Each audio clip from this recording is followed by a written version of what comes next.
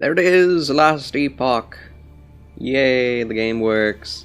I wonder if it has gotten another update. Probably not. Kind of wish it would. This game has some issues in early access, in beta. But it's a great game already. I'm very proud of the creators of this game for creating an excellent game for so cheap. Although they are also putting in microtransactions, which I despise. But you can just skip them, you don't even have to see them, if you are playing offline. So that's what I'll always be doing with Lost Epoch. Look at my shiny boy, Chunkles Q Bunkles, in all his glory.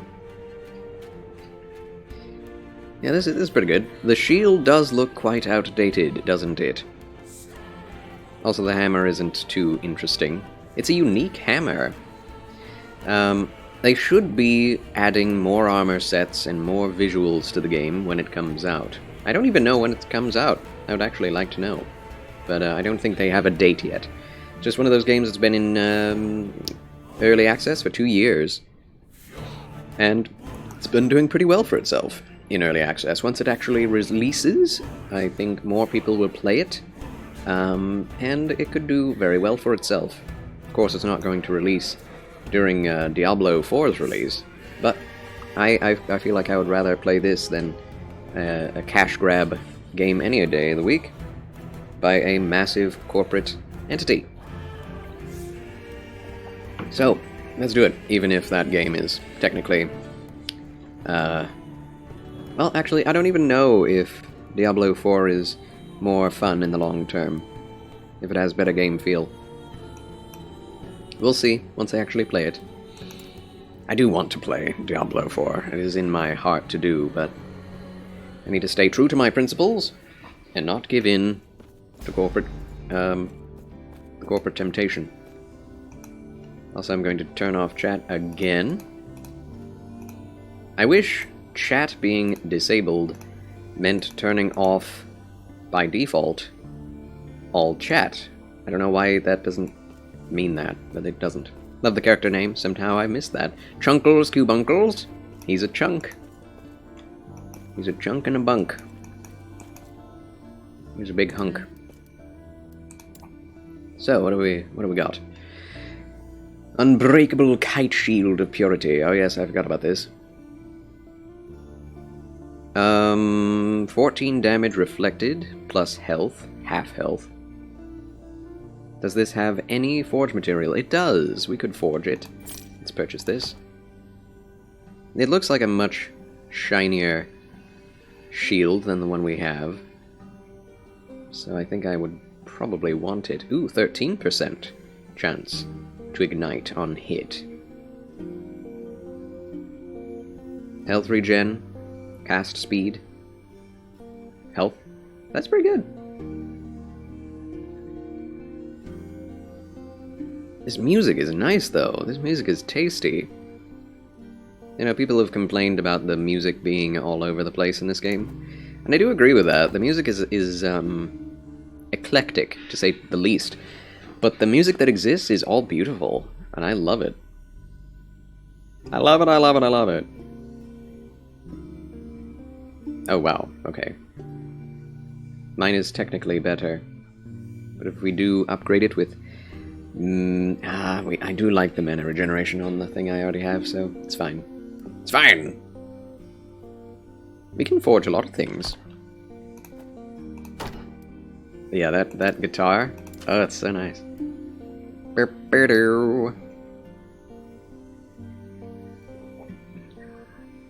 So, what is it that we don't have here? Health. I see. Let's upgrade the health. Glyph of Hope. We have 13 of those. Requires level 58 to forge. Are you kidding me? Snap. Alright, never mind. 58. This requires level 54. There is 7 forge material for this.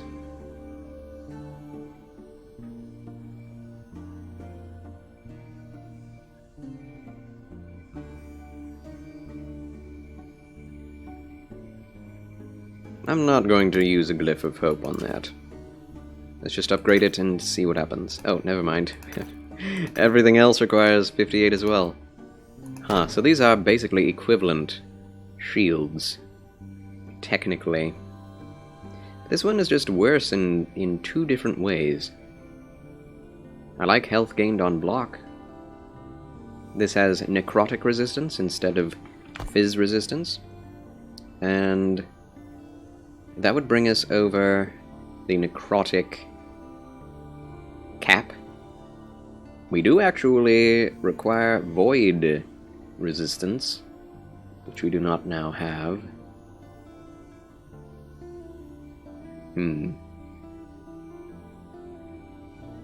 Yeah, the music is so cool.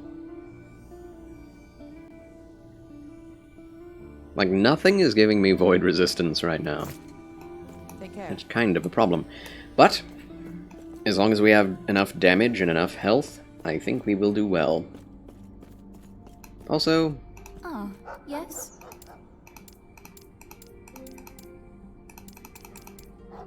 Is this something we can actually do? The Monoliths of Fate. We may have upgraded it to the correct level to do endgame content. This reminds me of that Souls-like game where you orbit a black hole. Not my favorite Souls game. At all. Level 80! Okay. Wow.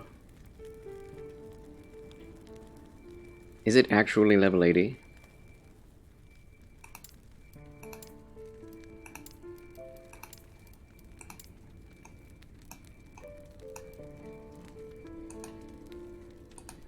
What is this? Your exploration of the echoes have restored and stabilized part of this destroyed timeline. With enough stability, you will be able to enter quest echoes, key moments in this timeline's history. Stability is gained by successfully exploring the echoes within the timeline, extending your echo web. Some echoes provide more stability than others. Is this game currently complete from a main story perspective, given its early access status? Just curious. Yeah, I don't know, actually. I've been playing it for quite a while. Probably over 40 hours, 50 hours. And, the end is not in sight.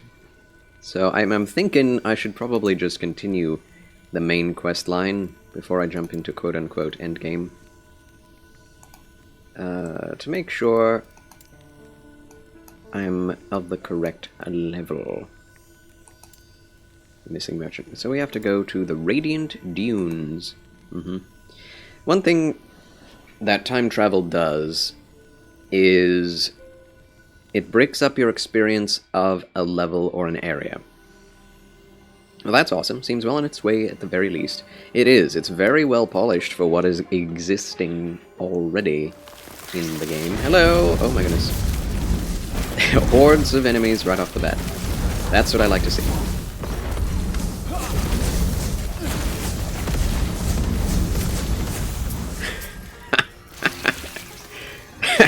Things are pretty ridiculous. It's true. At this point. I will say, the story as it exists right now is a little bare bones, but it's interesting. It's very... It's basically just Chrono Trigger, but set in a different time and a different aesthetic. But, like I was saying, something about time travel plots. If you haven't already experienced a lot of the real world as it already is, then the world being shattered and the timelines being all messed up doesn't really make much of an effect on you, because you don't know what it was like to begin with. So, oh my gosh, I'm dying. Oh my gosh. Okay, we're fine. Yeah, full health. You can just keep doing that, we'll be fine and dandy.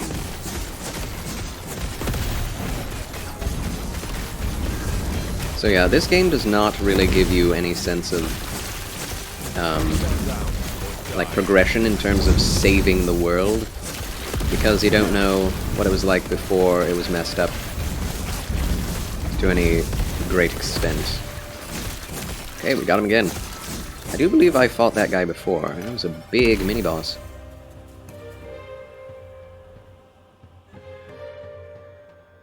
More endurance on this.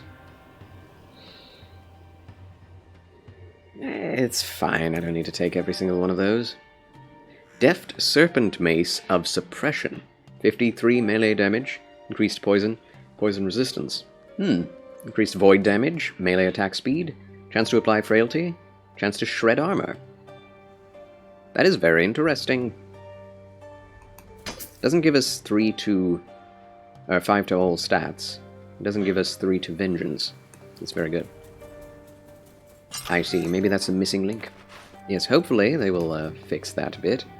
John Sinclair the 7th. Welcome to Charles Chill Channel. Oh, hi. How do you do, John Sinclair? Welcome. Also to Last Epoch and my Paladin playthrough of it. First time. I was in a bind, and you got me out of it. Right. This was where we were. Forget it. Zarek. Do you want to tell me why they had you locked up? I could have gotten out of it at any point. But I was choosing to wait until nightfall to slip out undetected. You happened to come by and made that plan irrelevant.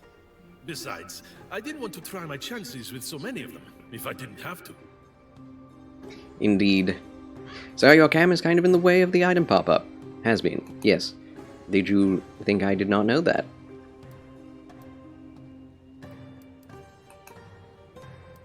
You happened to come by and made that plan. Okay, don't doubt it, but you're avoiding the question. Perhaps I'll tell you along the way. I presume you're headed towards Majelka as well, correct? I might be. Well, if you are, I may be able to lend a hand. You're obviously able to handle yourself just fine. But I know my way around the dunes, and I have connections in Majelka. You helped me. Let me return the favor. Fine, but you're going to tell me more as we travel. I can't complain about that offer. Walk and talk, yet again. Ready to head out then? Let's-a go. Let's-a go.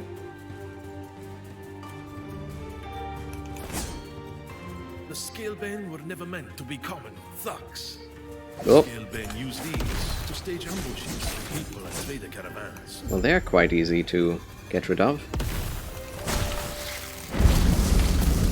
It makes me sick to see them exploit our people like this. Oh wow, leveled up already! Huzzah! Two-handed mace. Bleh. Bleh.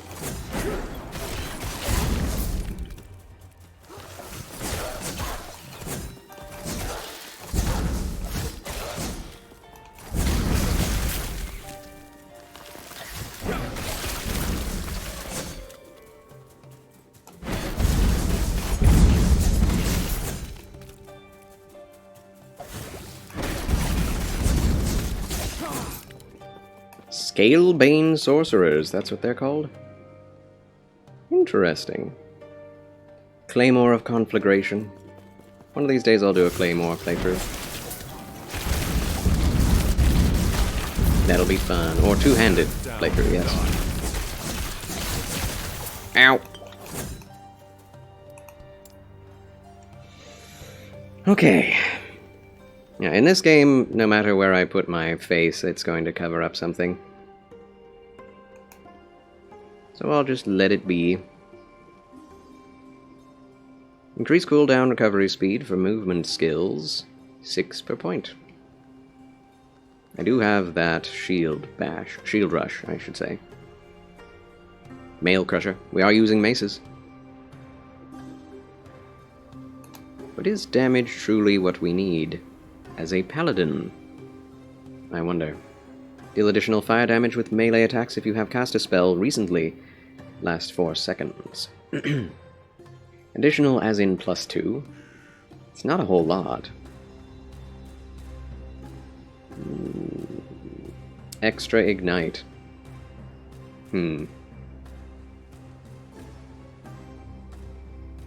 Additional divine bolts. Savvy the Warlock, greetings and salutations. Paladin is great when it comes to defensive nodes.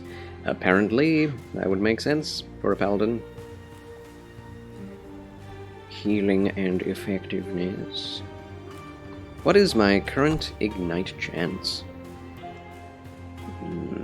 Does it show in here?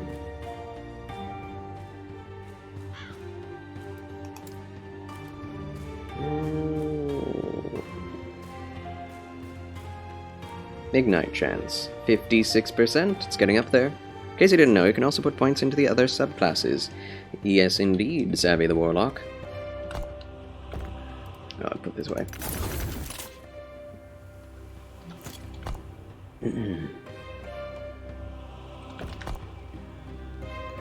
Yeah, I don't... I should change out what I'm... what this is. But what? I don't really want to focus on Shield Rush very much, just in case something else would be better, but I am using it quite a bit, just for getting around. Just not all the way to the end of the tree, just for the sake of having too few skill points when you get through the campaign. Makes sense, I suppose.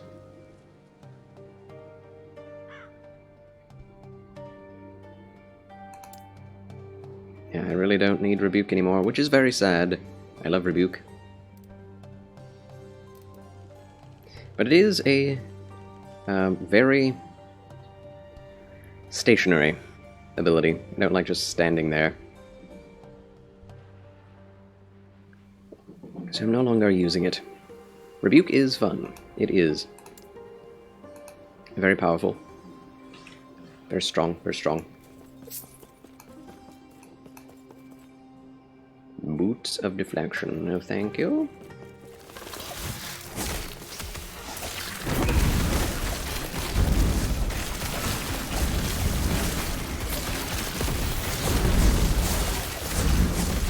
Wow, that went down fast. I'm impressed. Mr. B, welcome back. Hi. Hello, how are you doing? Art thou well? Mojo Master just had the weirdest experience. Was looking at a streamer in the last Epoch category while you were on break, and I decided to watch one of the streamers, and he had tags of the she/her in chat rules insisted to be referred to as she/her, but had the voice of a dude bro. Asked him if it was a joke because I thought he was trolling. Got mad and started cursing you as, "Is your face a joke, mother?" Then banned you. Yeah. People who are not confident in their identity are not going to take misidentification well. Or rather, honest identification.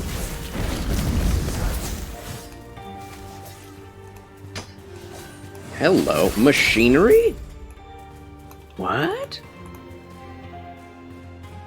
But yeah, I'm sure that that exists and has existed on Twitch for a long time.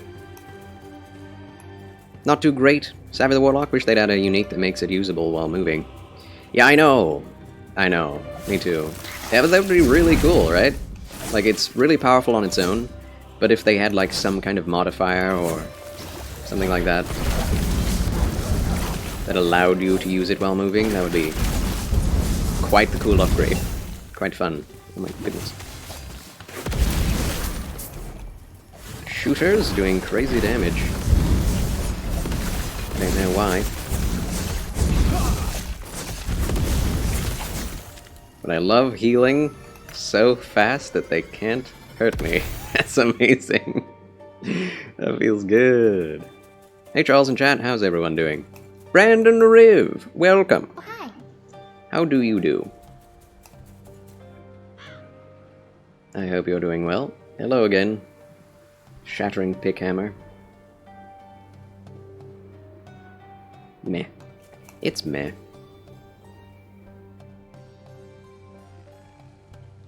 I don't like Frailty. I mean, I might like Frailty, I've just never used it before. It's only been showing up, like, after level 45. Ooh, they explode. That's fun.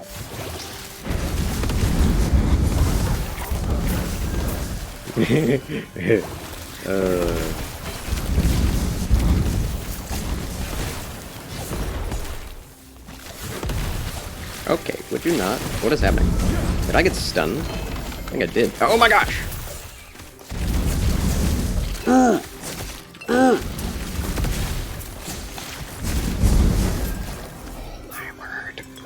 My word. Oh my word! Huh. I don't think I've ever come that close to dying without actually dying. What was doing that? I don't know, man. Whew. Whew. By the way, Charles, I need some prayers today. My girlfriend's in the hospital right now. She's not been feeling well, and they figured out what's wrong with her, and she really needs the prayers, Charles. Very well, Mr. B. We shall keep her in our prayers. If you would like to put that into the prayers section of the Discord, other people in the Discord would love to pray for her as well. May the good Lord heal her, strengthen her, give grace, and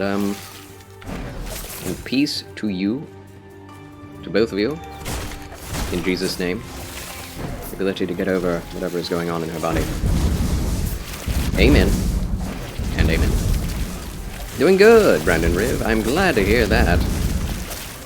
May it ever so be with you, my friend. Yeah, so I hope she'll get well as well, Hydra Master. Is it that serious?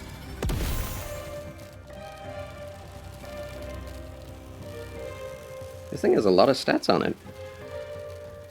Chance to chill. Just like the channel does, this channel does. A very high chance to chill.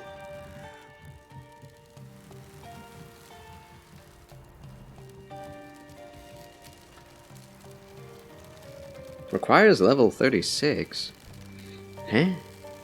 Very low block chance. I guess that makes sense as to why it would be so low. Giving me lots of shields. News isn't good, her illness is very bad. Oh my. That's horrible.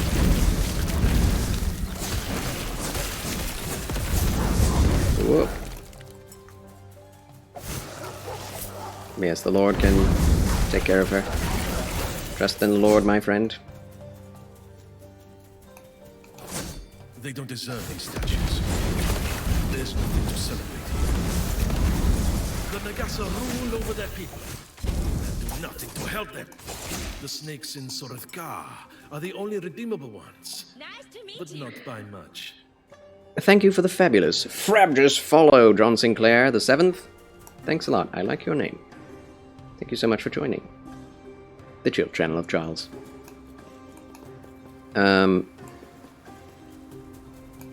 What was I gonna say? Oh yeah, lots of lines, lots of dialogue in this game that is not subtitled.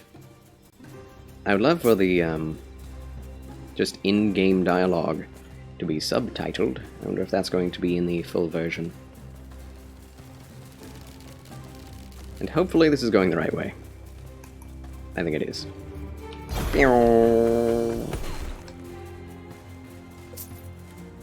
I use this as my speed boost. Is that a secondary? I really wish they had the names of things next to doors like this. Explore the desert tomb. These tombs supposedly hold untold levels of wealth. The royals of Nagasa care more about being buried with their wealth instead of Oh, that was fast. Oh. I get scared of my own ability. Getting lots of these things. Cryomancers. No.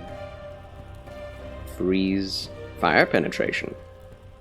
Interesting. Might as well take that and break it down. Break it down! Hopefully we get the fire pen. We got one fire penetration shard. Also, D. Greggs, thank you for the lurk, my friend. Enjoy the lurkage. Yes, indeed. So what was this? 104 armor. That's a lot of armor. Void resistance. Poison resistance. While transformed. Oh.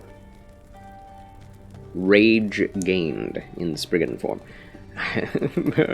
All the uniques I get are for other classes. It's so sad. It's so sad. I get scared all the time, too, when I get angry. My abilities are quite scary as well, Charles. Oh, I'm sure they are. I have no doubt, indubitable. What I really liked about this game is that it lets you use all the other master skills except for the main one. Masteries skills. I might be missing something. Except for the main one? Oh, like this. It's interesting to me that in this game the Paladin does not have a main skill. Right? I guess that's the one reason why I haven't run into that, is because the other subclasses do have a quote-unquote main skill. It's odd. But yeah, that's something that is really nice, is that Sentinel's just a really solid, like, class in and of itself, and then you can build on top of that with 3 other choices of subclass. It's very neat.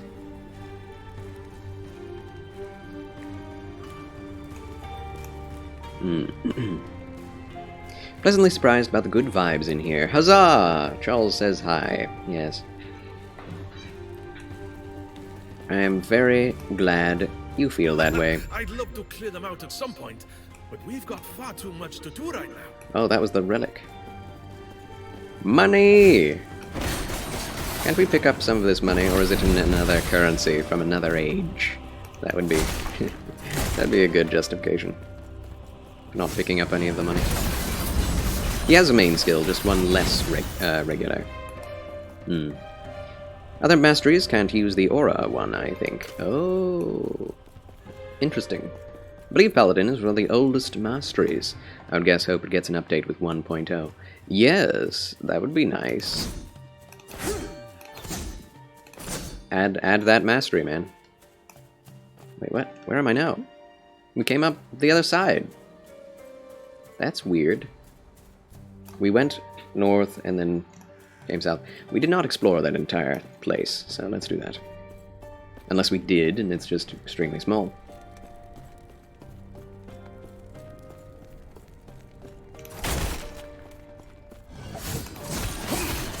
I guess also what I'm noticing is the character does have a light around them now.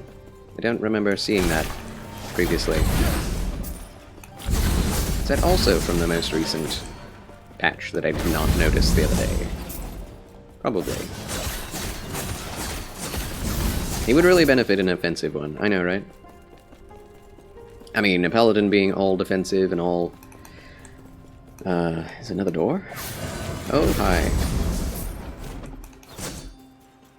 All defensive and all healing is fine, as long as there are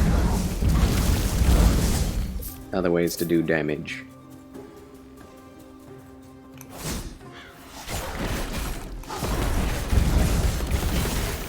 An active damaging skill should be to every class. Gatsui, good evening. Good evening, Gatsui. Oh, hi. Welcome back. How are you today?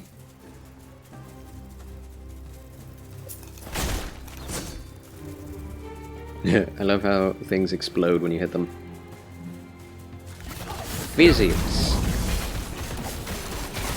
Yes, how has your day gone, Gatsui? Thanks for returning.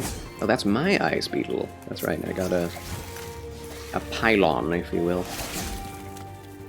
Oh, I've been here. It's been one of those days. We all get them. It'll be better tomorrow. Well, I pray so, my friend. Yea, may the day be even better now. We do not have to accept that a day is completely ruined, as long as there is time left in the day. Take it easy, my friend. Rest, relax, enjoy the show.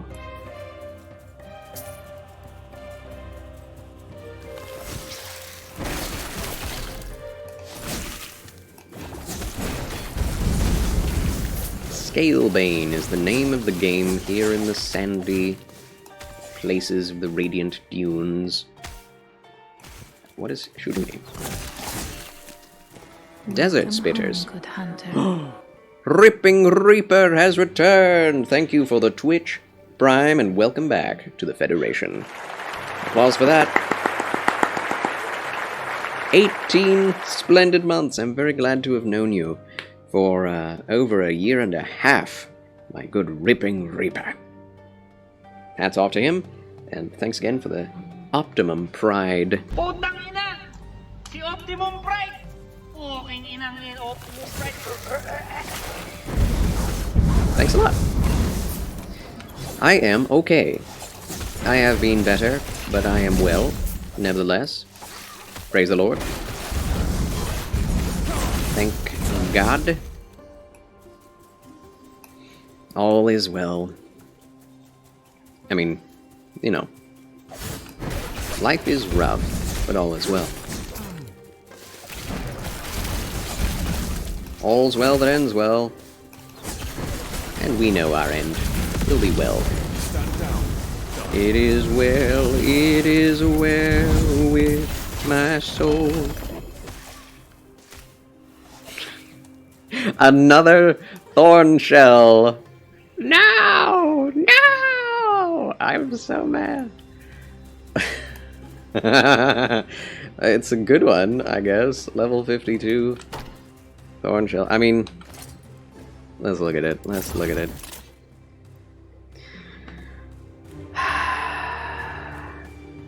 "72 damage reflected to attackers.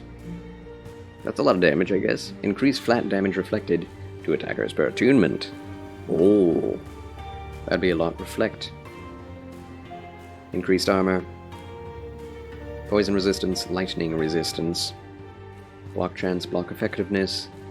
It's a lot of block effectiveness. Lowered block chance. Increased melee physical damage. Ho ho ho.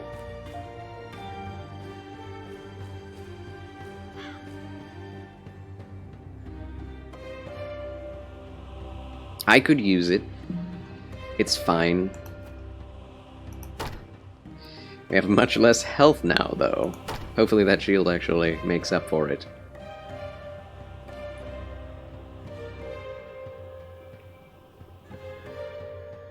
$774 block effectiveness for this thing. And it just looks so good. I want to use it. Okay, that is not at all what it looks like in the inventory. It's very strange.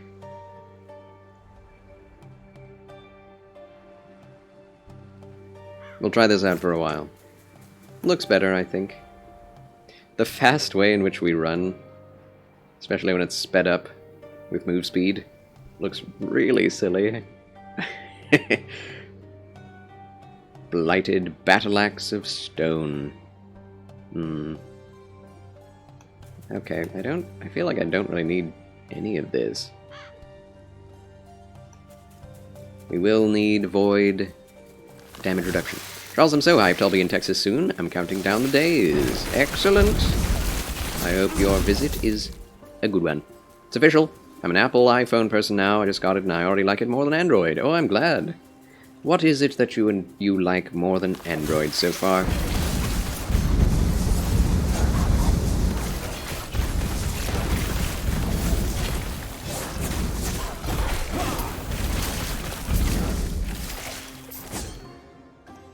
By the way, Charles, online has the benefit of shared stash with all characters, though it is annoying stutters and lag. Should be implemented in offline too, IMO. It's not implemented in offline? Really? There's no shared tab in offline mode. I guess that makes... well... no, Diablo 2 has that. Shared stash between characters, even though it's offline. So yeah, that is strange if it doesn't exist.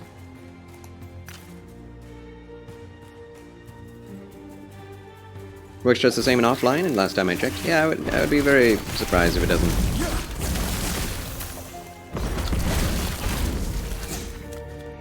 Okay, we're going back on ourselves now. Whee!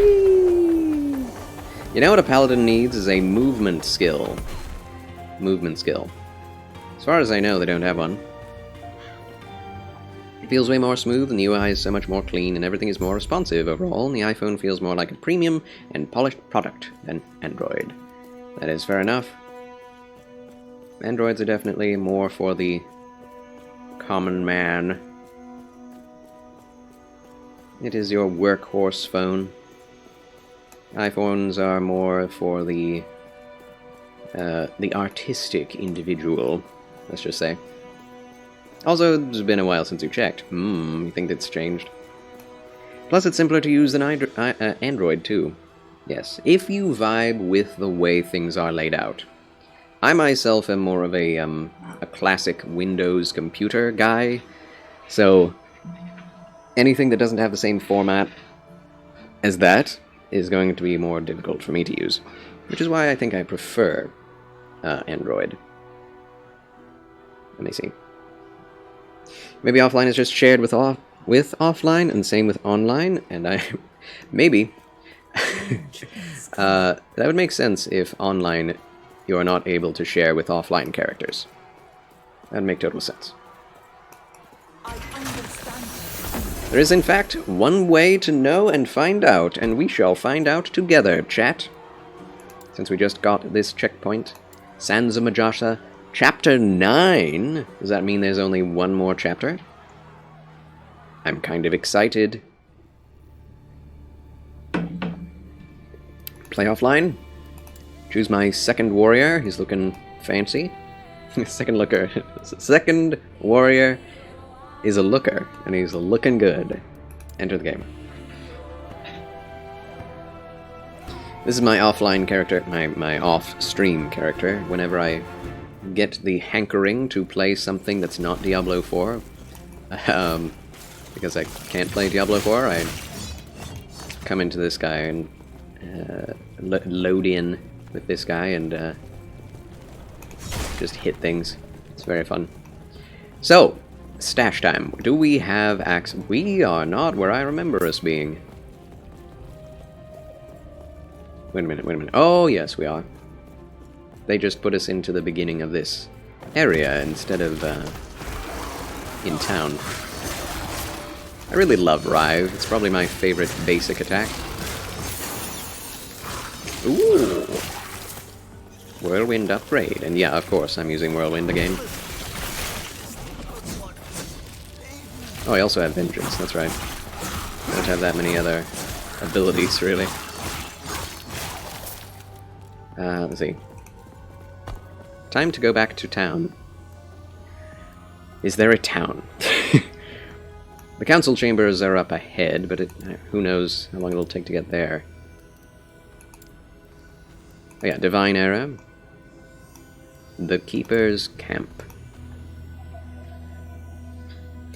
Also, the start of the game looks entirely different.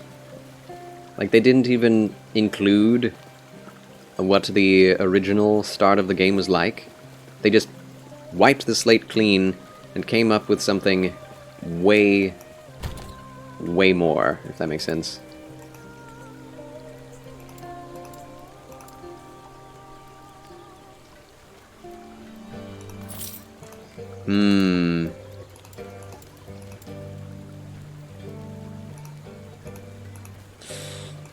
Yep. There is no sharing between characters offline. That's pretty nuts. Again, it's in early access, and I would hope that they would indeed give us an offline shared stash tab between characters, account-wide. That would be marvelous. Oh well.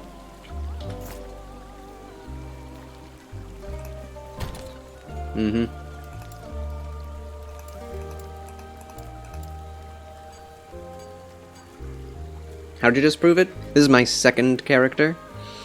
My first character has like 2 stashes filled with junk, and so I'm looking with my second character into this.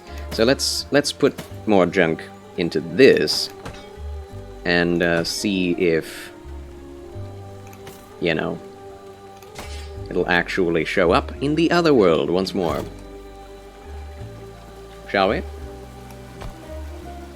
Leave game? Yes. This game is gorgeous, it really is. It's an excellent looking game, John Sinclair, especially since it doesn't cost $70. That's my favorite thing about this game, really, is the cost. And it has a lot of very similar animations and gameplay feel as Diablo 4, and that's another reason I'm playing it. May sound blasphemous, but it does look just as good as Diablo 4 from the gameplay I've watched of both games. Yeah, gameplay-wise, it's very similar. I can't say otherwise. Graphically, it is much less graphically astounding, but not that much less, you know? It's kind of scary how much just, you know, good coding, good polish, and art goes into making something look good. It's not all the money, really. So, we're getting into this guy's level 58 Paladin Chunkles to Bunkles world, and we'll go back to his stash tab in the same place, just to cut down on the number of variables between things. What happened to this era? Oh, it's just spaced out, I see. It's just spaced out. Spaced.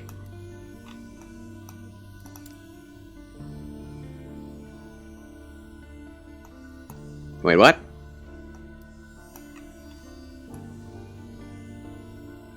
Can we not access it? Oh. Why is it not accessible anymore? You have to go through the old road and the burning forest to get here, so... What? That's true, there is a stash right there. I was wanting to cut down on the... you know... the things that could go wrong between... But yeah, obviously they are very different stashes. So yeah, no difference. No difference whatsoever.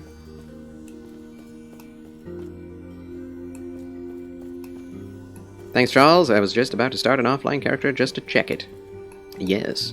Yeah, as far as I know, no shared stashes. That is definitely a disappointment. For sure. Alright, back to the game then. Back to Majelka.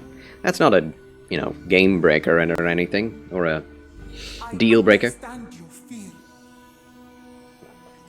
See, I would like subtitles to be able to tell what the heck was just said. Change is coming. This game is on par with Diablo 4 in most terms. I am loath to say most, because there are definitely a lot of things that I prefer in Diablo 4 to this game. I think the graphics are competitive with Diablo 4 in this, though obviously not to the same quality. Sound effects are also competitive, but again, not to the same quality. Gameplay feel is like right there. Almost the same. I would say the sound effects and graphics are both better, which does make for a lot. It does mean a lot to me. We have so many people to talk to. Along with who would seek to bind me, freedom will be our future. Who is preaching? My future, at any cost. Having a dedicated dodge button is a massive aid in gameplay feel, especially a sense of skill to be able to, you know, navigate around without having to use abilities like this that are part of your kit, taking up a key, bind for other spells or skills. Played a few hours in it already. Oh, lovely. Watched Diablo 4 and I'm like, doesn't really look that pretty in 2023. I'm like, I've seen better. Not impressed. Why do you say that? Maybe it's the compression? But yeah, my experience with Diablo 4 is like... The details are amazing in that game. Physics, walking through the snow, so many cool things. The snow having like multiple layers in front of the camera. I'm very excited for Diablo 4. Look at your character's armor and I'm like, why does he look like a Dragon Age Grey Warden? Maybe because it was an inspiration, who knows? Also, why is his neck just out? That's something I hate in any game where it's supposed to be medieval or high fantasy, and it's just like no neck coverage. Just another reason not to play offline.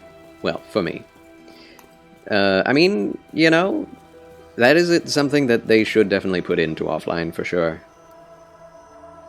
I myself don't like dealing with human beings or internet. Don't like being online.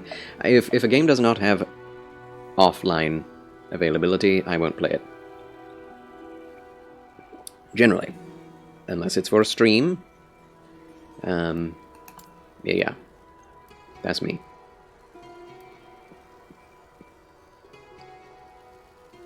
Zarek is a friendly. He's not a backstabber. Okay. Now, do I have to talk to him again? Let me just... After playing Dark Souls, I'm kind of paranoid. I need to talk to everyone multiple times, just to make sure we don't have any dialogue we're missing. Okay, Rune of Shattering. Rune of Shattering. Rune of Shattering. Boom. Boom. What is that? Ursine Maruna Shell of Hope. Increased melee physical damage. Increased minion health, of course. Oh, of course. Alright. What is that? That's an axe? Whoa. Interesting axe. I don't know what I'm doing with all this. But yeah, for me, I never have alternate characters, and if I do, like whenever I play a game, I always want to play it as it were my first time. Know what I mean?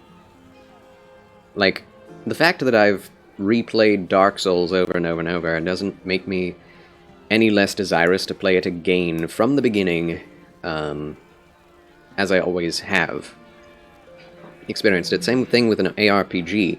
I'd never really expect to be able to share items with myself, because why would I? The point of the game and the enjoyableness... Enjoyableness? The enjoyment for me of playing through an ARPG is being self-found, is going and being a certain class, and finding those specific items that are perfect for me. Not finding them in one game and then keeping them and saving them for my previous character and then having an easier time after that. Like, that's kind of backwards. Basically the opposite of what I want to do. And I want to make the game any easier for myself. I don't want to make it so that I don't have to engage with game systems for a longer time. It's taking the fun all out of it. Your GF is a toxic multiplayer. She loves to teabag people. Watch her play. She tells them, "Suck it, nerds!" Wow. Again, perfect for you, Mr. B. Yeah, we might as well sell this.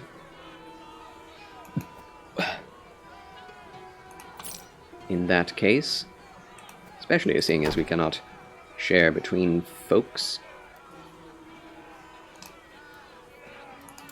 But yeah, with my other character, I never even checked to see if Yes? things could be shared. So that's one thing I don't truly care about. Ah, the merchant. Yes, he was killed. I remember this quest. I'll be heading out now, thank you. Yes, another quest, of course. Yes, more jobs. Tracking down another merchant. Actually, yes. Fear she's met a similar fate. On the off chance she's alright, I'd like to know. Understood. Where should I start looking? What is that supposed to mean, Charles? You saying I'm toxic? Maybe. I actually don't know what you're like in multiplayer games. Obviously, you can't be toxic in a single-player game. Especially just because you're not playing with anyone. The AI does not have feelings to be toxic against. Farewell. Don't play them multiplayer games? Yeah. Neither do I. Where? Was it just me, or was that speech Oh, hello, Yulia. unusual? It I don't was. know much about their customs, but it is the first time I've heard of their temple being closed. Who was that on the balcony? That was the vessel maiden, Apophis. She aids Majasa with little power of her own. The authority lies with Majasa herself and her diamond matrons. Apophis is a figurehead, and, according to rumors, a sacrifice. Ah, one of those. As the rumor goes, vessel maidens are sacrificed to rejuvenate Majasa's power. And if that's true, the sacrifices are older than the city itself. Ugh. Totally understand the motivation behind SSF, as I do share it, yet my passion for building aspects in ARPGs surpass it by far, thus I really like finding items for another build. Understandable, John Sinclair.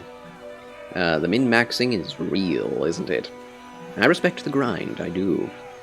It is not my If you played the place to game enough speculate, to, but if you know, the to want rumors to are true, do that, then you've probably already experienced the game quite enough as it is from the beginning. But I've never really gotten into the end game of ARPGs. It's generally not something I've ever found much interest in doing, but it is there for its core audience. Yeah. You can find ways to be toxic in single-player games, Mr. B. Yeah, that's true. Killing random NPCs. Blood on the streets! Yeah, reload the save file and do it all again and for fun. Well, that is why it's a game, not real life. yes.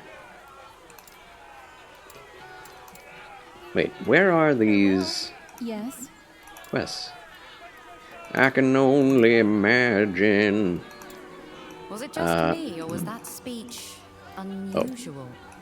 I don't know much about their Wait. customs, but it is the first time I've Is there someone else I'm supposed to be talking to? Farewell. Does this person have a quest? Oh, the relic! Oh! Oh, oh, oh. Oh, man. Oh, never mind. He is a secret grave robber himself. So whom else do I have to talk to? Wait, that's the wrong... No. Yes. Couldn't have been that bad. Sounds humiliating. Oh, wow. Farewell. Was it just me, or was that speech unusual? I don't know much there about is... their customs, but it is the Oh, first there he is. One is permitted Okay. inside the temple of Majasa. This is something that needs to be changed. The quest giver is too near the top of the screen to see that he is the one we need to talk to.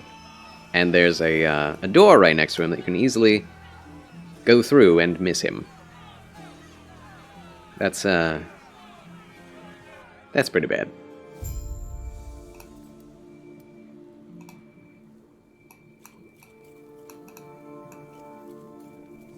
Can we go back? Yeah. Let's do that. Okay. No one is permitted inside the temple of Majasa at this time. When will the temple be opened up again? Could be days, could be years. There's plenty to see and do in Majelka. Scurry along. Seeking an audience with Majasa. It's The urgent. temple is closed. Leave. I don't want to see you here again. What warm hospitality. Ah! Rapped my knuckles on the desk accidentally. Alright. Who next? Oh. Was it just me, or was that speech Oh my gosh. unusual? If we're not... You have a... I am not sure if we can trust this friend of yours, but I trust you. Alright. It's fine. See, they should have changed their positions so that the serpent is here and she's there, so that in the natural course of doing this area should run into the one who is the quest giver first, and then the person who will respond to what the quest giver said. That would make a lot more sense. Especially in the given circumstance where the stairs are like that. Fancy a little extra work? It pays well, and you'll also receive the warm, fuzzy feeling you get from helping out a friend. Now you're just trying to be mean. No matter. You'll just have to direct those feelings towards a new target instead, because you're going to be working a bounty job for me. I know, Mr. B. Imagine that. That is how a lot of old-school retro games were. If you missed something and you went ahead with the main quest, you just couldn't do that quest line anymore. And while I guess soft locking is a thing that's always existed, people have always tried to keep that from happening, even in the retro days. But it still happened a lot more in the retro days.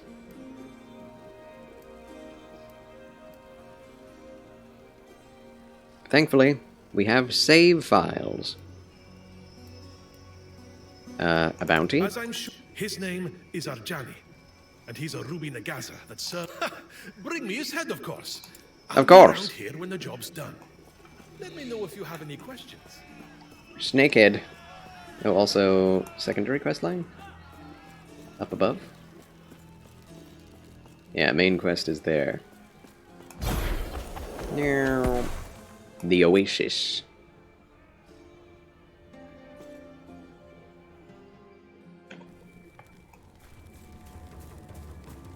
The one part of retro gaming that I hate was how brutal they were and how all games felt like Dark Souls. Yep, that is very true. That's kind of the point of Dark Souls, isn't it? To kind of bring back the retro intensity, feeling. And I do appreciate it. I was born and raised in the brutal retro days. And you always want to return and enjoy your childhood, if indeed your childhood was enjoyable.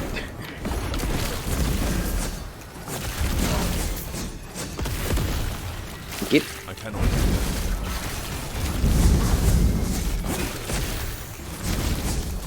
Stop spitting out enemies.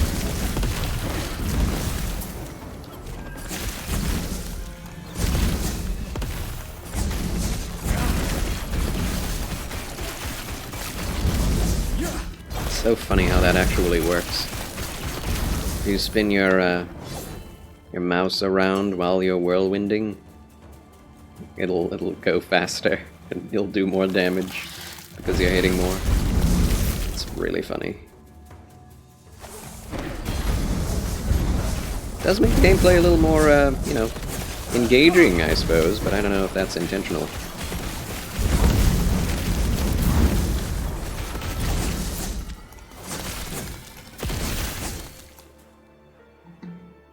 Two-handed, one-handed, 53, poison, so much poison.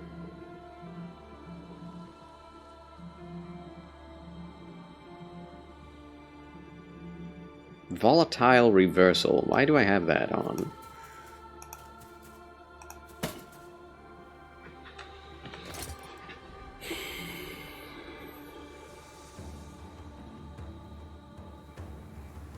Increased void damage.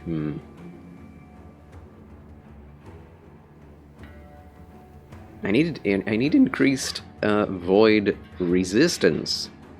That's what I chiefly need. This doesn't give us move speed either. I guess that's why I didn't take it before. Don't find that fun. I find it makes games a full-time job and massive chore to play when they're extremely hard. Well, it really does depend on you know, how much you enjoy the feeling of satisfaction from defeating something that you know is hard for you to do. Every game has that a little bit. And that's what Dark Souls does very well, I think, is a moderate amount of difficulty, moderate amount of punishment, that allows you to feel that sense of pride and accomplishment when you actually learn how to play better.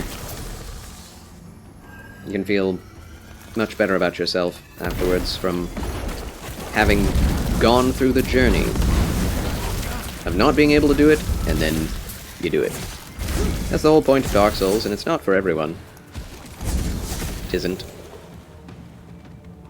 Going on the hero's journey and experiencing difficulty and the harshness of reality, and then finding ways to overcome it, like this. Feeling that sense of accomplishment. It's nothing like it. But I will say, I myself do not enjoy that when it comes to multiplayer games, because there is no way to gauge the difficulty level of fighting with other people. You can't really, you know, reliably play with the same person every time and learn how to beat them in a short time span. Unless they're just really not skilled, in which case it would be easy. But in most multiplayer games I've found, they're just going to be really over-the-top people amazing at the game, way more skillful than you, and they're just going to beat you. And you have to be okay with that. I'm not okay with that. The same sense of pride and accomplishment from grinding a multiplayer game. It's just like, well, if I do win, that will mean that real-life RNG dictated that I was fighting someone who was less skillful than me. Whereas in a PC game, that's, you're fighting against the computer, I can basically say, this computer was this hard and it does these things, and I figured out those things, and then I was able to beat it. It's a reproducible experience. And that's what I like. There is a Necro node that makes your mages teleport with you, but it also teleports golems and random other minions. Oh, that's really fun. I really like and appreciate it. That is appreciable. That sense of risk is always interesting. It's risk and reward, you know?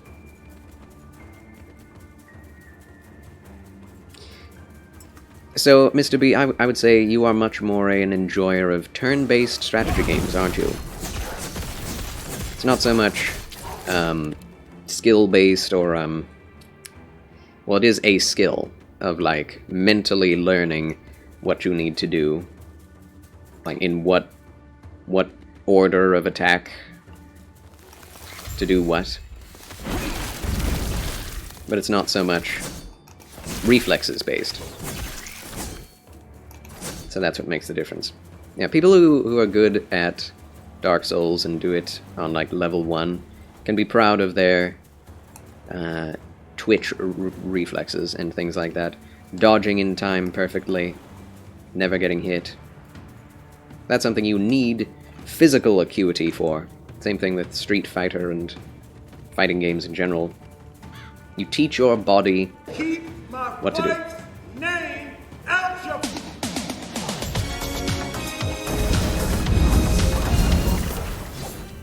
What's your profanity?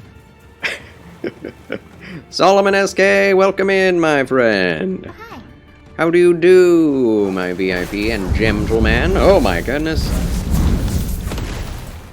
What in the blazes? Why'd they do so much damage? I accidentally hit the portal button. That scared me. If I was about to die, I could just portal away, I guess. My goodness. Hey, this isn't Dark Souls. Albatrax! Hi.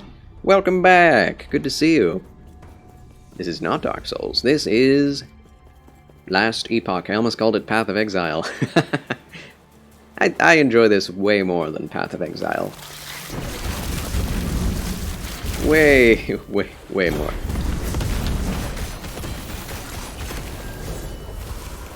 There's a lot more active combat in this.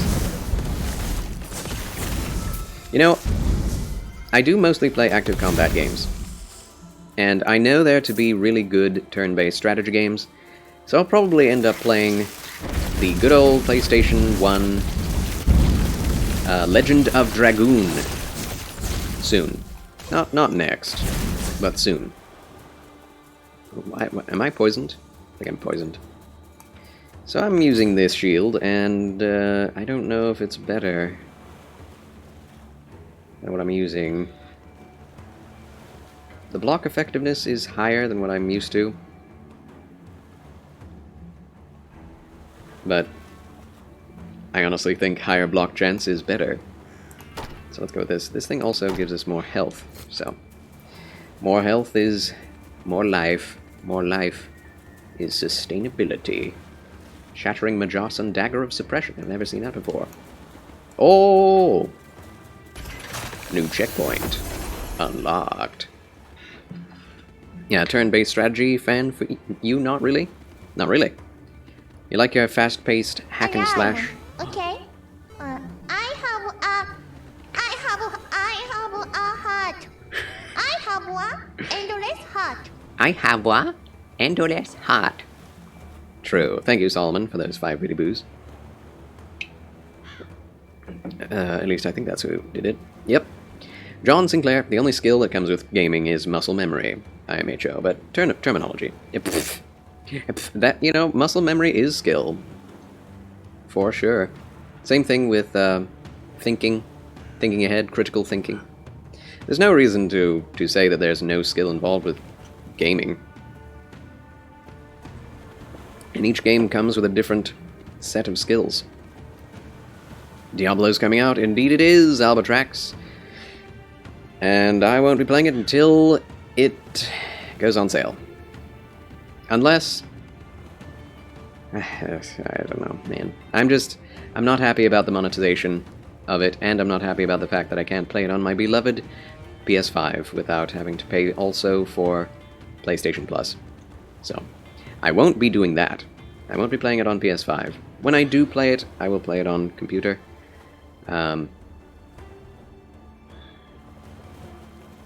I don't want to oblige you all to pay me to get me to play it. But honestly, if I do get more money, I'll be much more able to justify it. Because $70, I'm not sure I want to pay for a game that much money for a game that also has microtransactions. Yeah. Really want to play Diablo with a controller? Yeah, so do I. I probably will. I can still plug in my controller to the PC. It's fine. But that doesn't mean we get the better looking UI. The console UI is all squished into the corner. Doesn't even look like a Diablo UI anymore. And yeah, so I definitely prefer the PC UI for Diablo 4. I do. Either way, I'll be playing Diablo 4 on PC when I can justify paying for it. Okay. You must be the new hunter. You didn't have to do that. Solomon SK has gifted out 5 Tier 1 subs to the community. Thank you, Solomon, for those gifted subs. Thanks a lot. Welcome home, good hunter. Oh, Spine Hunter Alpha. Boss hype. You must be the new hunter. Charles wins again! Welcome home, good hunter. So 5 times 5 is 25. We're one third of the way there, right? Yeah, 1/3 of the way there to being able to play Diablo 4 this month. Actually, I'll still probably end up waiting until the payout to get it, because I'd had to buy some things already. Leeching Serpent Mace of Acid. 53 damage. Increased poison damage, poison resistance. Melee damage leeched as health. That's a really nice thing. 5 melee fire damage. Chance to shred armor on hit. 24 forge potential. I like it. Oh, melee attack speed.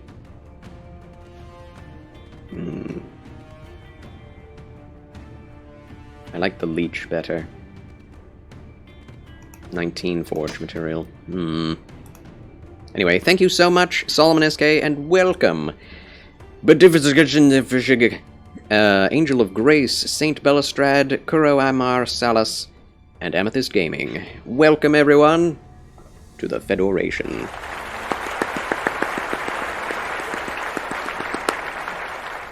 Thanks a lot. But yeah, if I get True international under pressure. Oh, Biden. Oh, Biden. What was I saying? Oh yeah, if we get... What do we need? So 5 times 5 is 25. 5, 10, 15. If we get 10 more subs from the community, I can go ahead and purchase Diablo 4 on the 15th. Yes. That's what we'll do. If we can get 10 more subs by the 15th, that will mean 78 subscribers. I'll do it. I'll do it. Void damage. I'm not a fan of void damage. Let's get rid of that. Hopefully it can give us leech instead. I doubt that's what's going to happen. Here we go. Upgrade and reroll. Fire damage. Wait, we do fire damage. Huzzah. Okay. Not going to try too hard and keep re-rolling it. Might as well just keep it. What is frailty again? Forget what frailty is.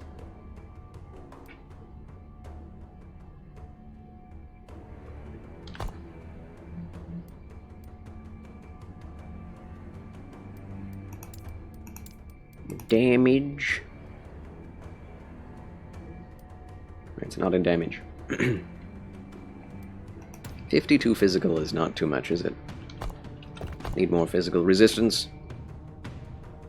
Either way, melee attack speed is, I think, the one thing I'm looking forward to using the most. Boom. Super fast speed. Okay. That's fine.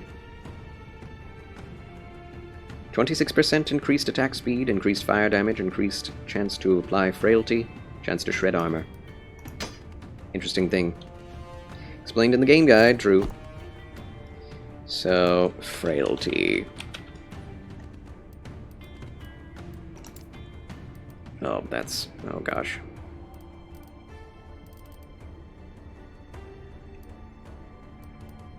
Frailty. Frailty makes the effective target deal 6% less damage. Lasts for 4 seconds. Okay.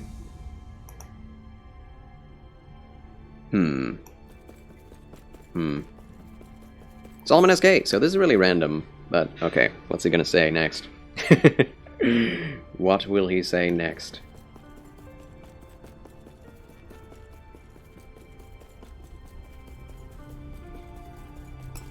Health potion. Nice. Should I use it?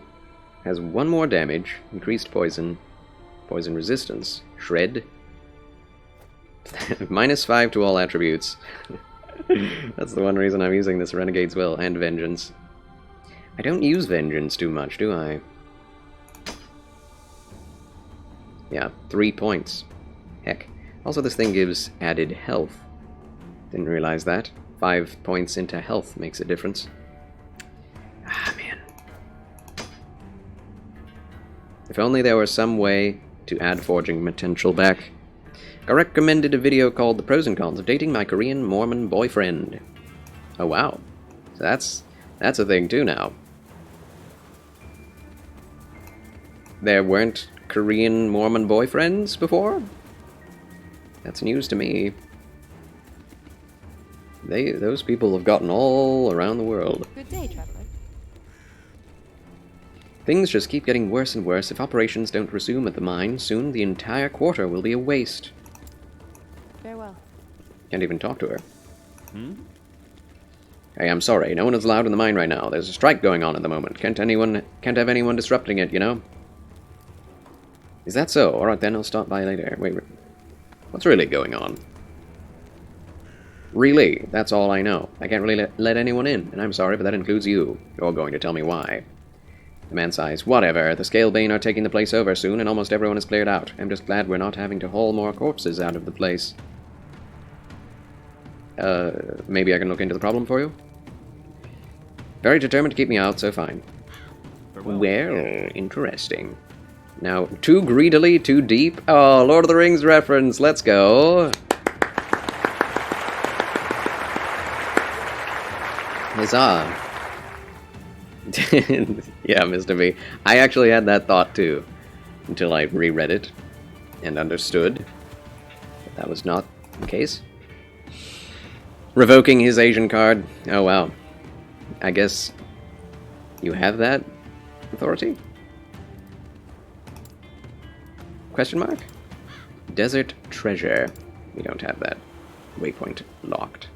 Okay, so let's go back to the Majelkan district. Yeah, we're at the crystal mines right now. No, we're at the oasis. The crystal mines are next, so that's where, yeah. Yeah, Majelka district. Boom. You do? Oh, okay. I see.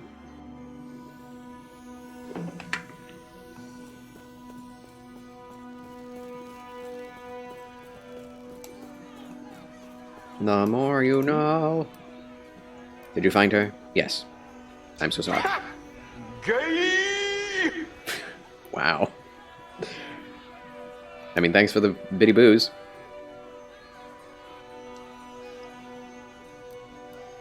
How did she die? I think the spine hunters got a hold of her. Wow. There wasn't much left except her journal, I'll say that instead. I mean, okay, so a lot of these dialogue options don't even have multiple different dialogue answers. It's like no matter what you pick, they always use the first one, or one of the two, for answers, and it's really weird, because I didn't say spine hunters, but he assumed it was spine hunters, so whatever. Just a bit of writing that needs doing. I wish you luck. Yay, we found multiple dead merchants and got multiple monies out of it. Huzzah! Fancy a little extra work? Now you're just trying to be mean. As I'm his name. Bring I already did that. I'll be around here when the job's Okay, where is the next side quest? Majelkan Lower District. Why are all of these previously unlocked portals no longer unlocked? What's up with that?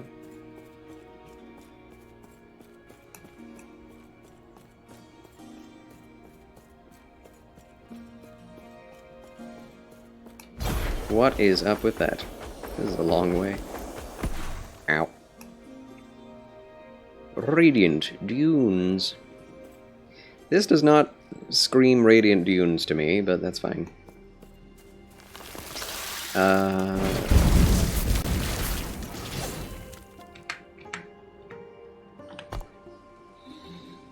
What? How do we get to the lower district? I guess there is a main quest line there. Schmeh. Going back.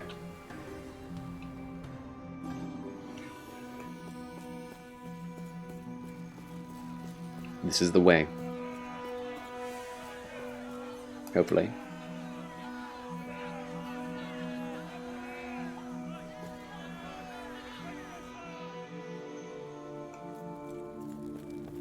Yes, lower district. Oh, I've not been here before at all. I thought I had for some reason. Never mind. Woo.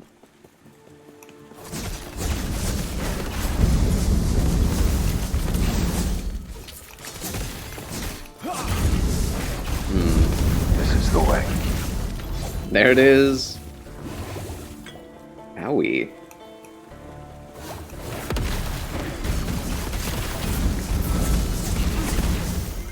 Lovely.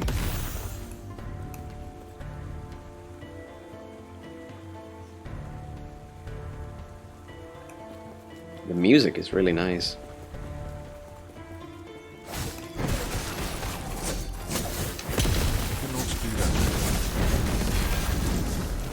Okay, these guys are almost killing me. Well, that was an elite, so I guess that makes sense.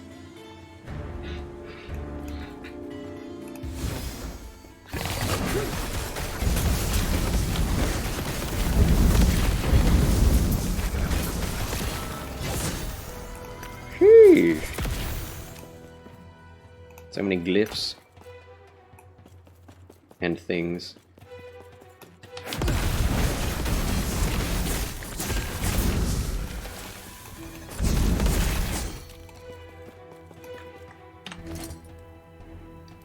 Ooh.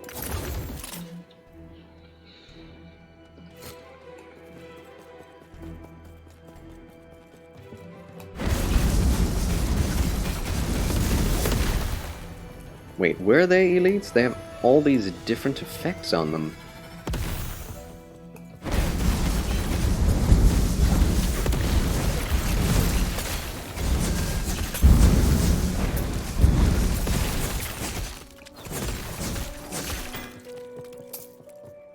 Clonk. Cooldown recovery speed. 1 to all attributes.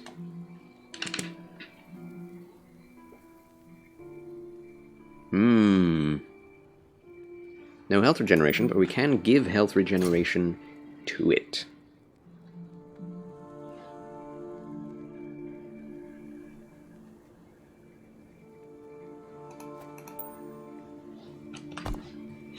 Josiah, thank you for the lurkage, my friend. Thanks a lot. Hope you're having a marvelous day. Marvelous. Monday. Charles' question. I got a random message on Discord from a member of your server. Do you know if you're named Mirakuru? I do remember that name. He doesn't say a whole lot. Was it a good message? Okay, so what do we want again? Health regeneration. Can we do that? We can add health. Or physical resistance. Oh, it has health, right. Void resistance, it has, so we'll put on, we'll put on, oh my gosh, I have so many things.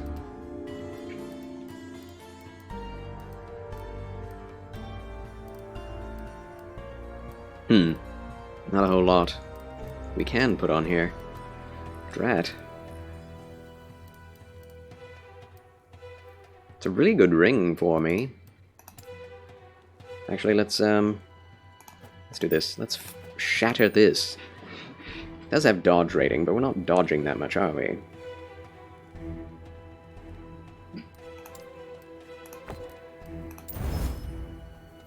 Okay, we got it. 1 health regeneration. I wonder if we'll be able to put that on now. Maybe not. Random wave emote thing for when you entered the Discord. Well, that's kind of nice.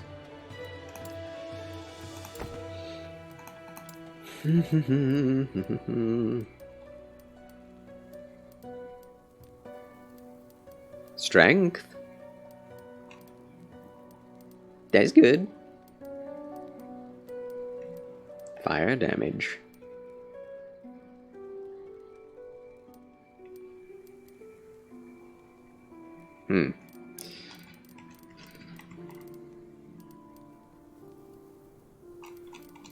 Not really what I was hoping for. But, okay.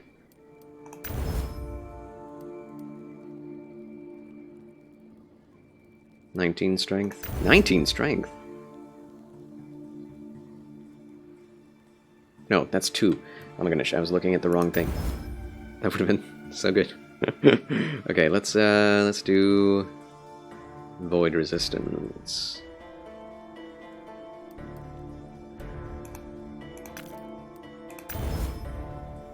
Affix is maxed. Oh.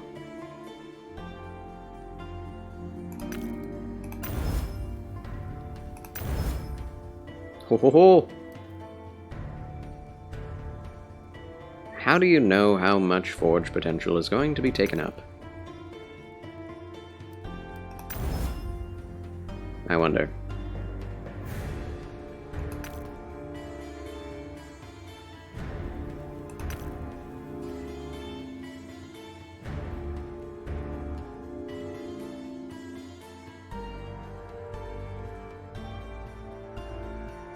Yeah, health. Health seems to be the most important thing in this game, from what I've seen. Okey-doke, let's do side quests first. That's how I roll.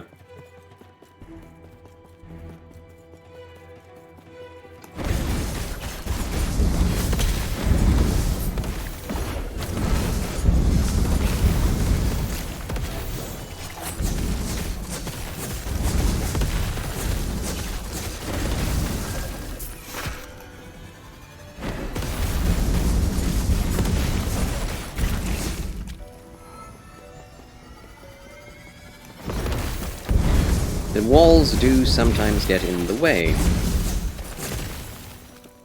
It's true. Woo!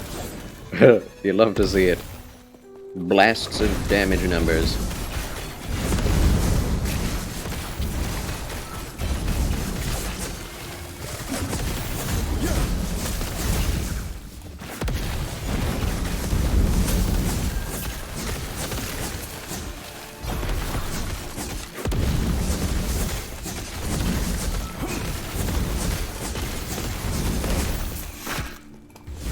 That's a weird sound.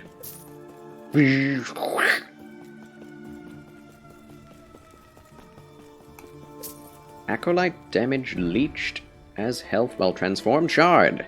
That's a very specific shard. Didn't know that was a thing that could happen. Class-specific shards?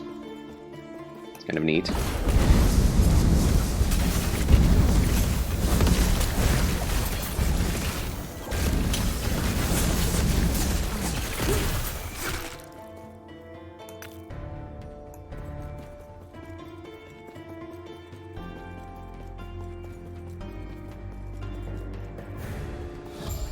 Oh, hello. Ruby Captain Arjani.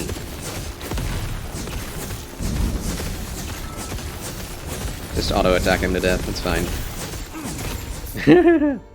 Charles wins. Again!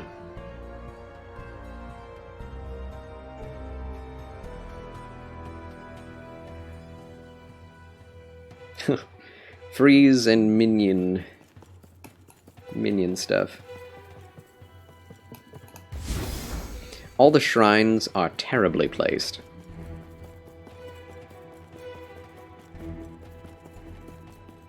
Awfully placed.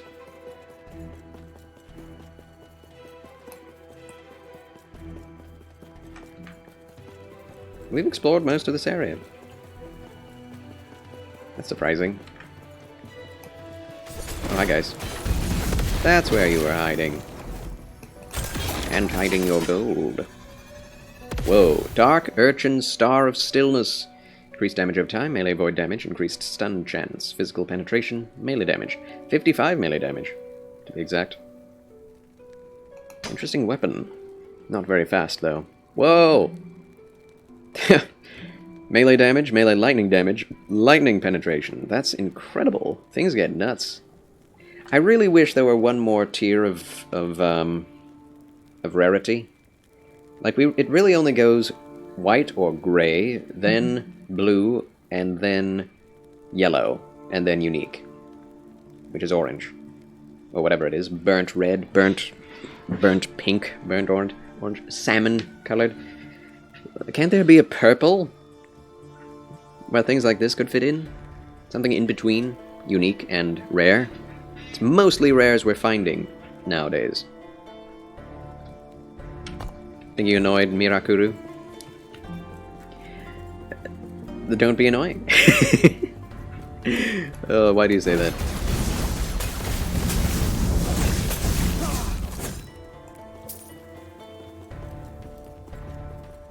What makes you say that?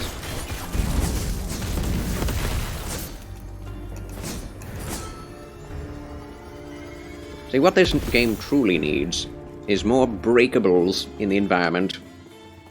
That's what I say.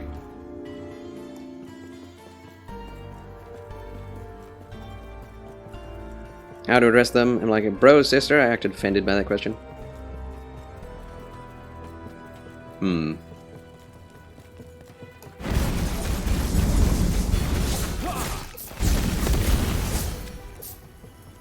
Well, you know, you can't know until you ask, right? People do get way too offended by that question these days. Just in general. If you're online, you don't know, you ask. What else can be done? But, you know, all I can say is, oh, sorry. I didn't know. Wow!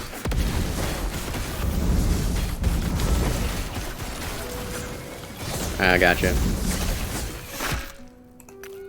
I guess it could make sense that some people would be offended by that if they want to stay anonymous. Because if people know that they're a female on the internet, things can get awkward.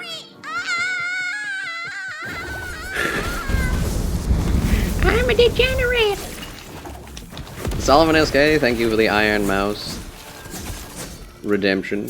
Thanks a lot. And for the bitty boost to play it. And again, thank you so much for those gifted subs. I really do appreciate it. Tortilla!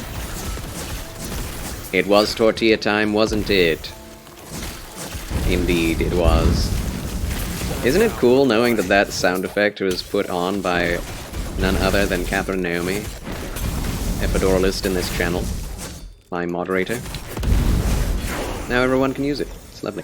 Level 59! Let's go! Charles Hype. Charles Bless. Charles Pog. You know, I saw Gootex, the guy who originally made the Pog face. He's actually, you know, getting some more attention, getting into Street Fighter 6. Got recommended to me, and I'm like, oh, cool. He's not gone off of the internet forever. Huzzah.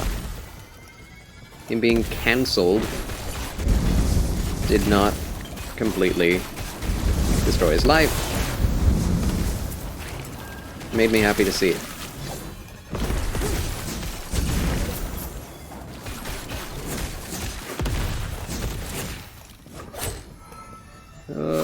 That man's face should be... This belongs in a museum! One thing you love about being a Christian, hardly get offended at anything anymore. Yeah, you gotta learn not to be, eh? It's very important. Oh, void resistance. 17%. Volatile reversal is definitely not something we need, but one to vengeance, though. One to vengeance.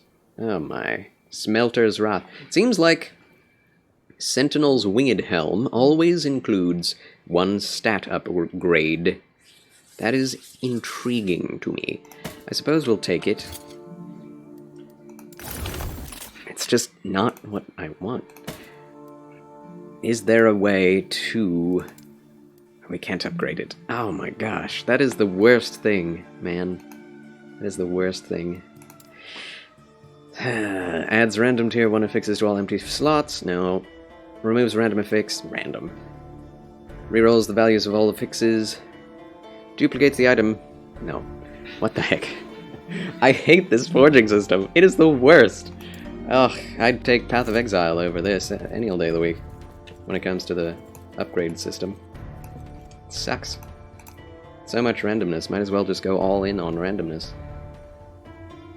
Man, I miss his face. Got banned for the dumbest reason. He did! I mean, a lot of people have been banned for the same thing. Having a political stance on anything that is not left is considered wrong. But, you know, I think we're coming into the days where less and less people are being cancelled for things because people are wising up to just that tactic. Increased fire damage on recent melee hit. Melee fire damage on recent a spell cast. Okay, so these are two sides of the same coin. Health plus 12, endurance threshold, haste on heal when below endurance threshold. Yeah, let's go with that. Prayer Ages. I like having higher speed and endurance. The only thing that offends you is when people badmouth God, Jesus, almost everything else doesn't bother me at all. Yes. Agree, cringe every time I hear someone take the Lord's name in vain. Yeah. As I've said before, it doesn't bother me much, but it probably bothers God. I guess I should be bothered by it, if it bothers God.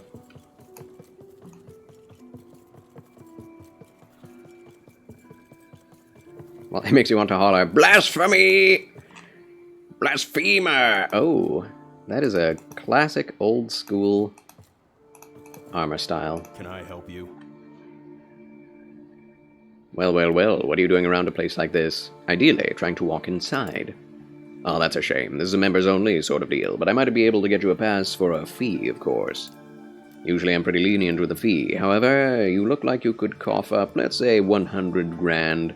We're all about giving back to those in need and all that. I don't have that. Wait, do I? Hold on. No. Wait. Where can you see how much gold you have? 88,000, I see. I'm headed inside. Feel free to stop me. Must not value life very much. Come on, boys. Let's teach this trespasser a little about sharing. Sharing is caring. Woo-hoo! Whippy! Yeehaw! Well, that was quick. Interesting that you actually have the choice. That's cool. In we go, Majelka Slums. GF's having a faith crisis. She's upset with God right now. Do you think it would help her if I invited her?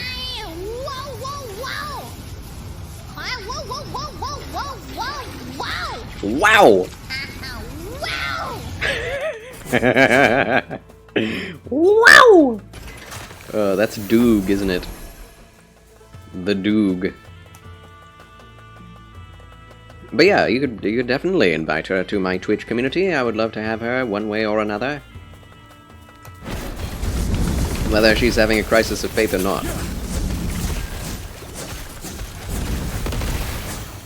But yes, of course, may the good Lord give her grace to deal with whatever she's going through. May she come out better for it. One thing that offends you is people that are too easily offended, because I'm offended by stupid people. Yeah. That's quite the funny oxymoron. Or, yeah, I guess that's the correct term. I'm not easily offended, except for by people who are easily offended. Which must mean all the time, because people are easily offended, really easily offended these days. And yes, it is specifically these days. For a lot of things I try to argue that things are the way that they always have been to a certain degree, relatively, but it's very true that people are speaking out against the most useless of things these days. The least offensive of things. Making their whole identity the fact that they are angry about something very, very small and mean. Light. Look at that big old beetle thing.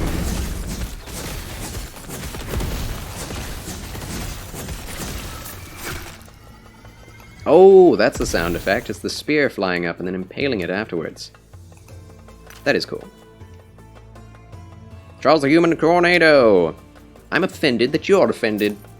What did you call me? What did you call me? Oh, Gamonite. That's what I thought of immediately, was Gollum.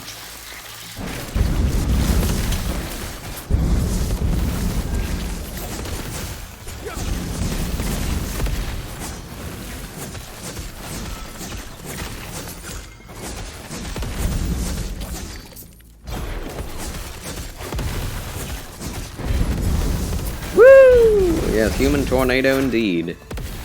My goodness.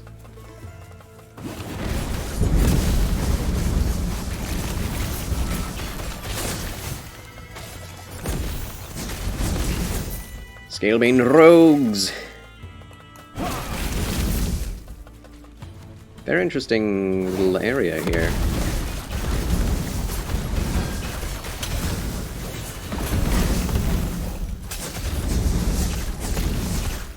Poison mages. You know, I don't think I've ever done a poison build in any Souls game. Isn't that crazy? I guess I usually just do the things that I love the most first. And then the things that I don't really care about the last. But one of these days, I'll have to make a poison build in Bloodborne. Based on poison gems. Things like that. I have to make a poison build in Dark Souls 1, 2, and 3. Demon Souls. See how well it does. I bet it'll be just a lot of waiting. Smeagol. Leave now and never come back! What did you say?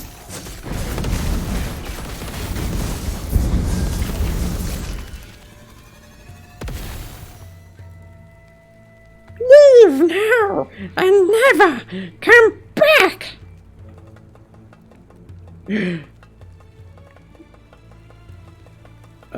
This one doesn't have vengeance on it.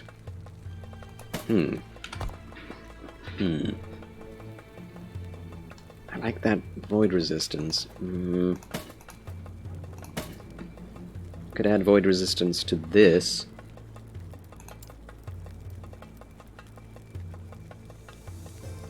Random tier 1 affix to all empty affix slots. I can do that. I can do it. No. Strength. Okay.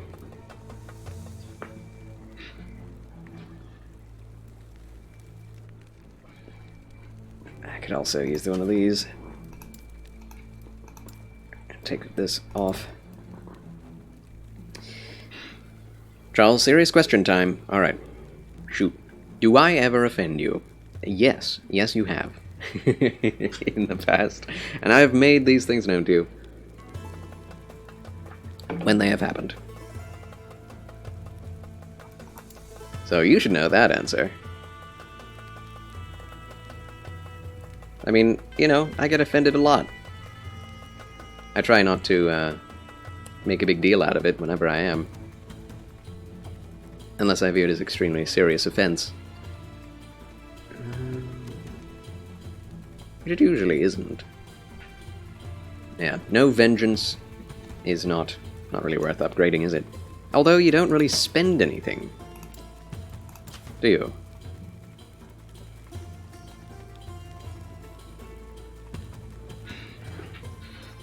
Mana, strength, armor, health. Increased health. Huh. Yeah, I don't know. The only thing that we would be increasing that we don't already have is health. I guess strength. Volatile reversal is useless. Ugh. I don't need these things. I guess I'll just... just shatter them. I really don't need things that don't have vengeance upgrades. I mean, as it is, we are getting 4 to vengeance. That's nuts. You offend everyone, I think? Then just take a bath.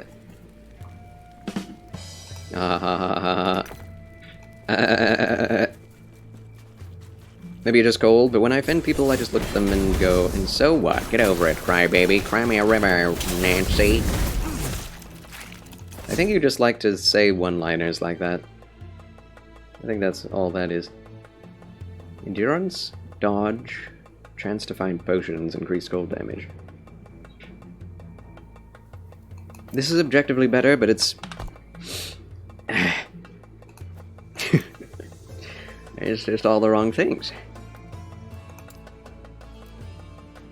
Can we re-roll everything at once?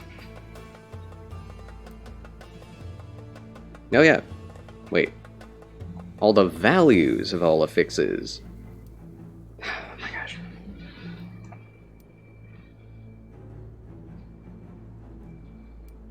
Oh my gosh. It's...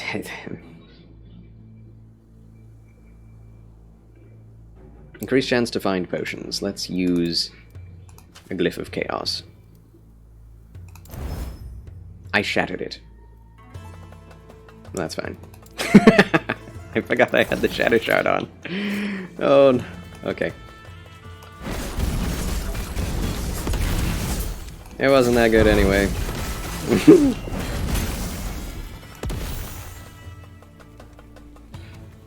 That's an old thing.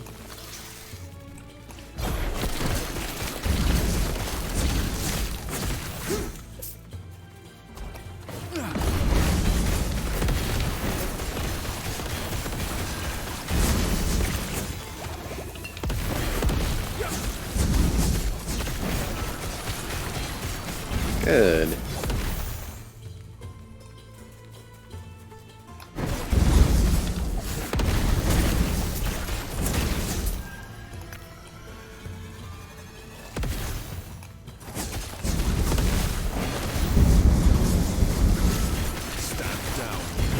I think I need more crit chance. That'd be good. That too, yes. Hey Charles, I know I act like a donkey's butt, but I still love you, bro. I love you too, Mr. B. Time and tide have increased the knowledge of one another, and I'm glad to know you, my friend. Oh my, I can tell by the sparkle in your eye you've got something for me. Would you please let me take a look?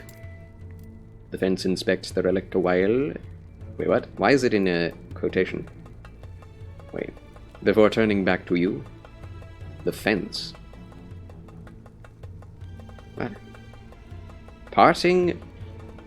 Would you be... Wait, what? Oh, it's the relic. Okay. I know low offer when I see it. Let's talk it over.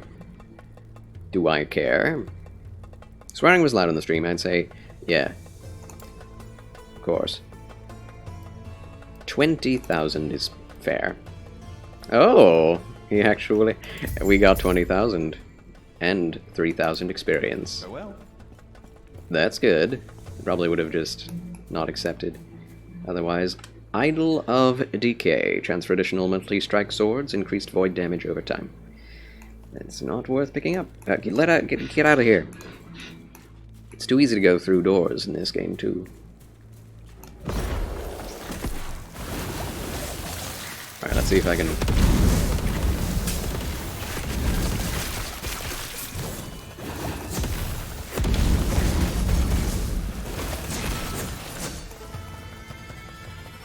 Good.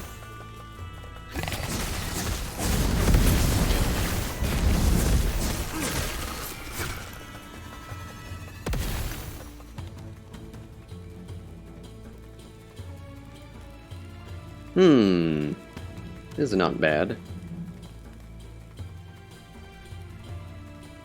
The block chance, though. Needs more block chance.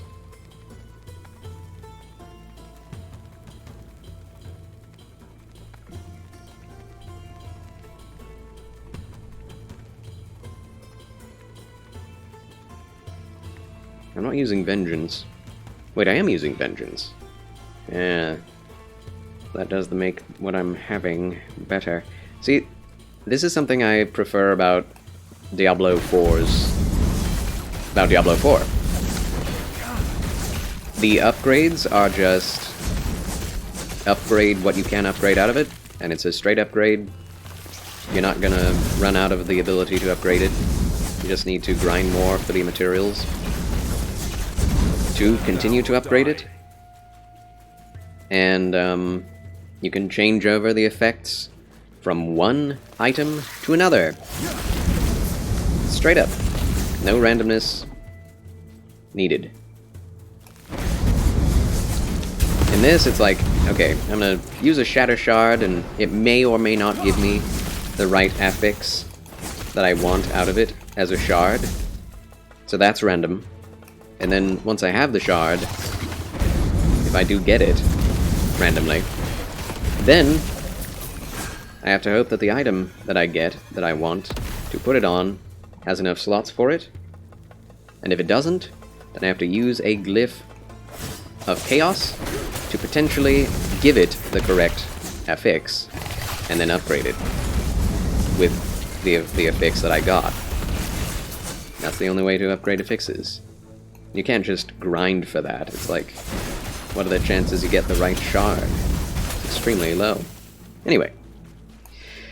Jonkel6, greetings and salutations, and Tarduck, welcome. Oh, hi. How do you do? Is it better to buy this game or Diablo 4? I would definitely say that Diablo 4 is... While it is definitely a finished campaign, I have heard the campaign takes anywhere from 12 to 20 hours to complete, whereas this game, it's already taking me a much longer time to complete the campaign, and it's $35, literally 1/3 of the price. So, or half of it, if you're not paying for the, you didn't pay for the early access, or deluxe edition. So, you know, if you have money on hand for an ARPG, but you don't like live service only, I would buy this game. If you don't mind live service only games that have microtransactions and requires you to pay $70 up front, I would buy Diablo 4. Because Diablo 4 is objectively extremely good. Very well made, but it is definitely getting a lot of patches. It's very imbalanced. Just depends. Just depends. This game already has one level of good endgame to it. Great game feel, really fun. But it's not exactly the same as Diablo 4. Like, while I'm playing this game, I still kind of want to play Diablo 4, but it's still extremely good. It's a good, it's a good time. Honestly, Diablo 2 is good.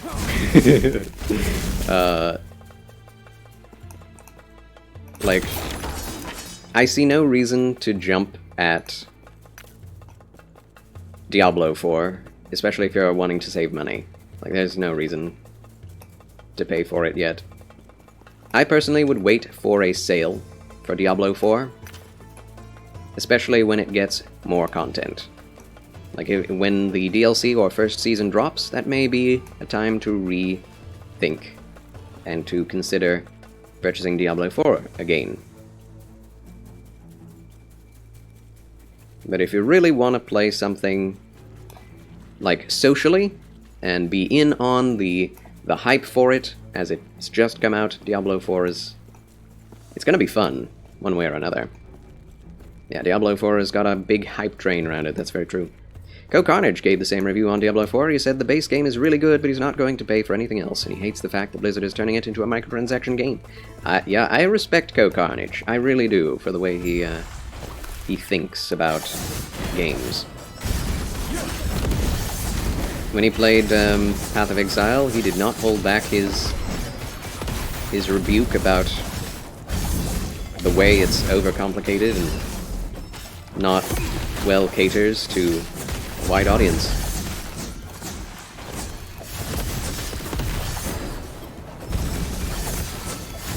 Okay, this is a boss. Scalebane Guild Leader.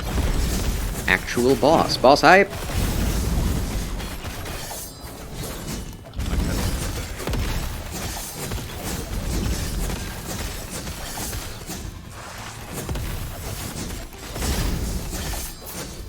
But yeah, something tells me that if you're an ARPG person... oh my gosh, I'm going to die. You definitely would play both of these games. Diablo 4 and Last Epoch. Indubitably. Because they're both good, just for very different reasons.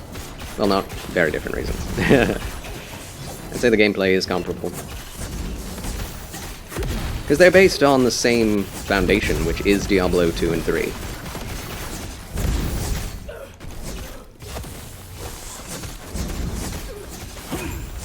Like, if they didn't put...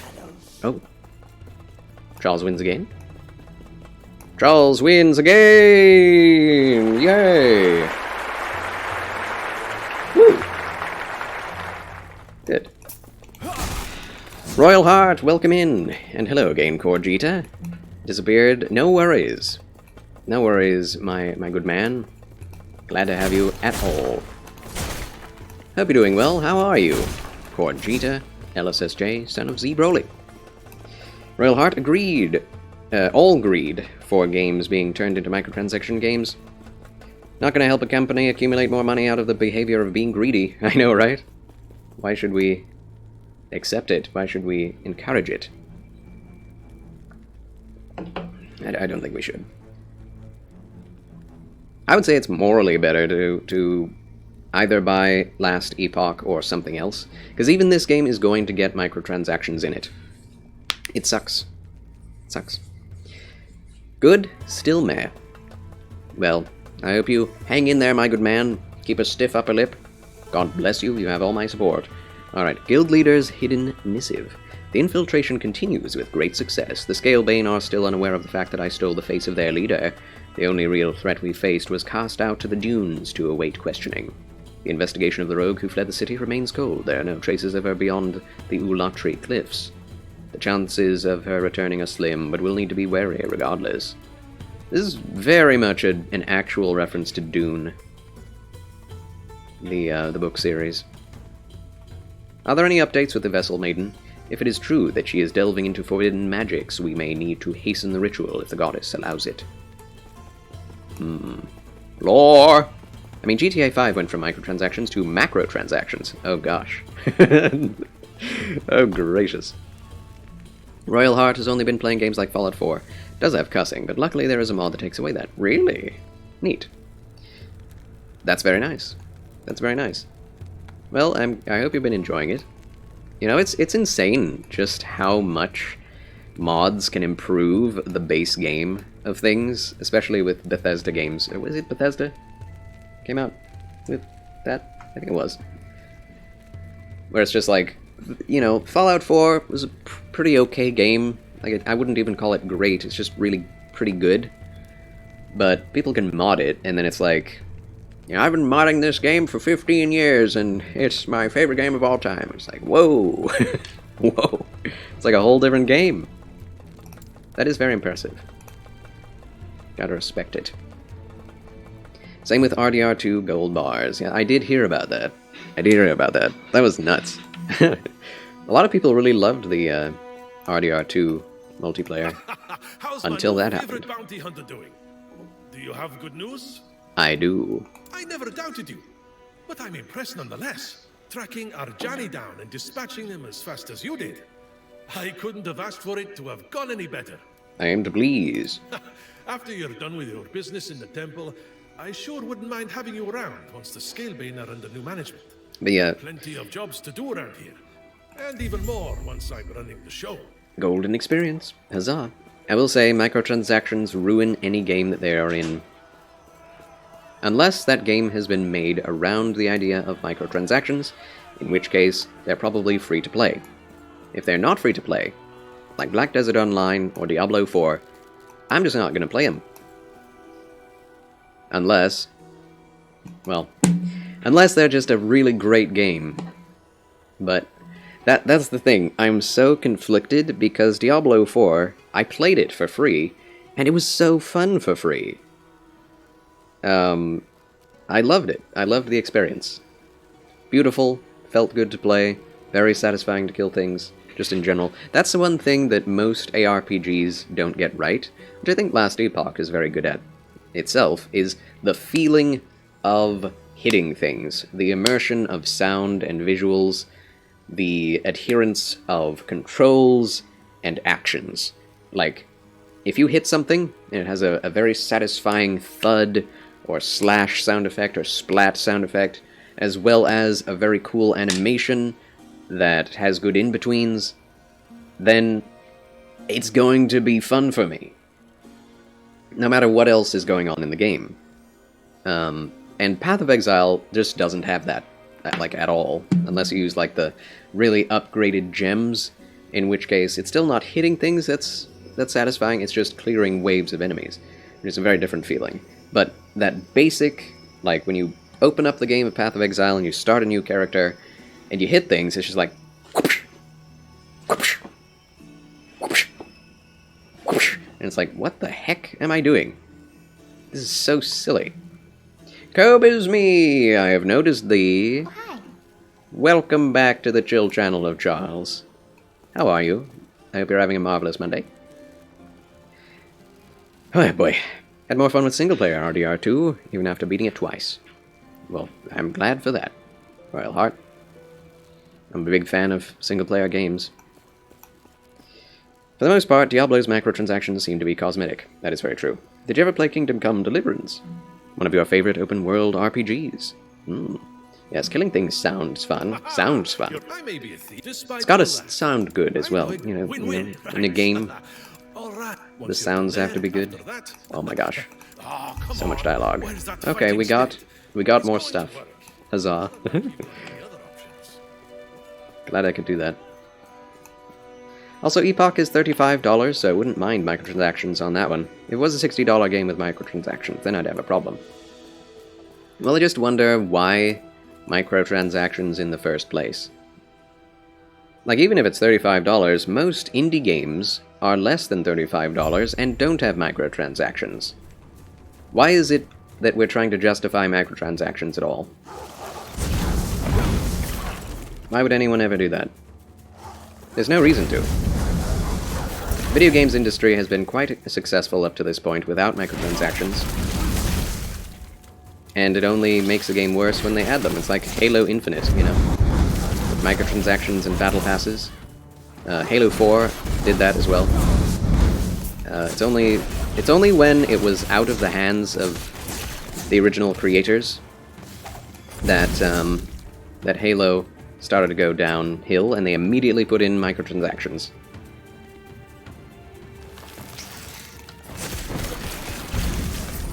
Like, if you want to make money on a game, and you're wanting it to be a quality game, just put a good, high-quality, high-value price tag on the front of it. There's no shame in that. If you know you don't have the means to make it a quality game, then sell it for less. Microtransactions just feel bad in the mouth. It just feels like you're trying to be taken advantage of. Because guess what? You are. Microtransactions cosmetics do not have any objective value, and you won't be able to keep them if the game goes offline. Plain and simple. At least with purchasing a video game, you have access to that video game, especially if it's offline, whenever you want to. Anything that you buy through online service will go away one day. It's just the way of it. And I don't value that. Something that I do value is accomplishments in a video game. Like, if I have beaten a really big boss that was difficult and I got a really nice, you know, armor piece out of it, or a weapon, then I can rejoice in that and say, hey, I got this thing, I did this in this game. It still doesn't have any, you know, objective value, but at least it is connected to a valuable experience, rather than just, here you go, here's this thing I can now wear and show off.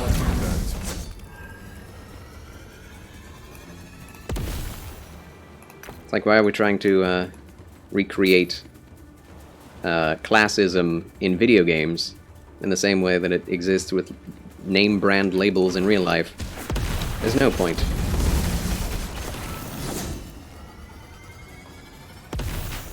And that's the thing, is like, early access, $90 for early access just creates a multi-tiered system where it's like, if you pay $70 and you wait, you're in the mid-tier of fan of Blizzard.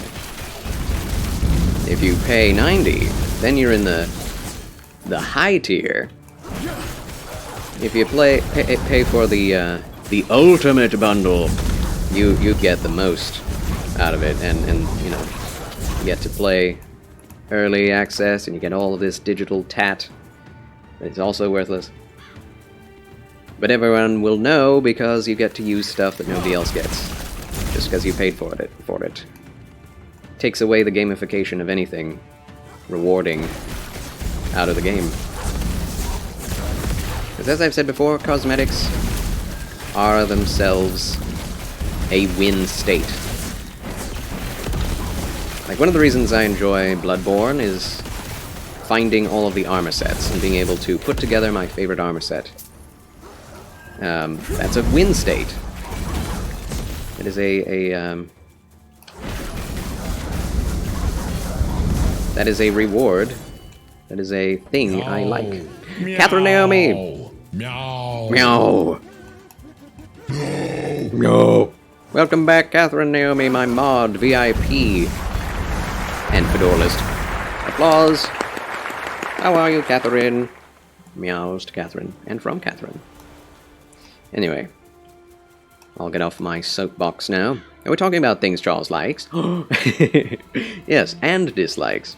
Diablo 4 releases to the poverty-stricken masses, those who can only pay $70 for a video game instead of $90 to pay for early access. And so we've been talking about that, and how Diablo 4 has microtransactions, and Bloodborne doesn't, and yet you get all kinds of excellent cosmetics out of Bloodborne that you don't have to pay for, and it's really exciting to get the armor sets you want in that game, whereas getting cosmetics and armor sets in Diablo 4 will just be less impressive because you can just buy good cosmetics anyway. It kind of devalues the experience if you don't buy everything. Anyway, that's what I was talking about. And I do love Bloodborne. I love Souls. I love the old school ARPGs. I even liked Diablo 3, although it's a less quality experience overall. At least you get the cosmetics fair and square without them being, you know... Of course, they did have seasons, and sundowning is a thing. Oh, hi. Another Spine Hunter Alpha. We did defeat this one last time very quickly, so it'll be fine. Yes, Charles wins again. Again. Huzzah. And anyway, I don't want to make people feel bad who have paid for Diablo 4 and are really excited for the microtransactions, but it just does encourage a very negative death loop of games getting greedy, games putting things into... game companies getting greedy, putting things people don't want into their game, and then being encouraged to do it because their pockets got filled, even though people didn't like it, because enough people paid for it that didn't care. And the only way that game companies will ever change is if we don't buy what isn't good for the consumers. So it works in the free economy, or should anyway. Hello. Splat! Oh, that's fun. So yeah, this game is $35 and does give you very good value for your money. I don't even know how long I've been playing this game. I think at least 40 hours in this game, and still getting a lot of enjoyment out of it.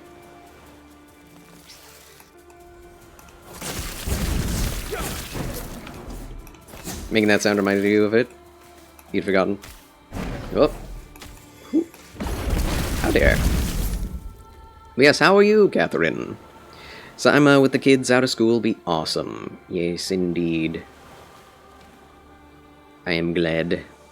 Free time is way different, so you can't be here as little as you used to be. As much as you used to be? A lot of debt to pay off, need to get your car fixed. Yes, may the good Lord give you grace to and providence to pay off your debts, my good man. Oh, replace for free. Oh, that's nice. I guess. That enemy doesn't even see me.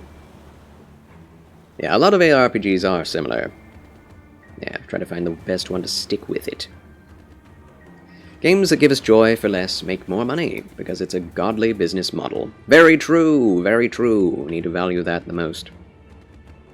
Don't tell me Fortnite will leave me one day. It will, Kozumi. I'm sorry.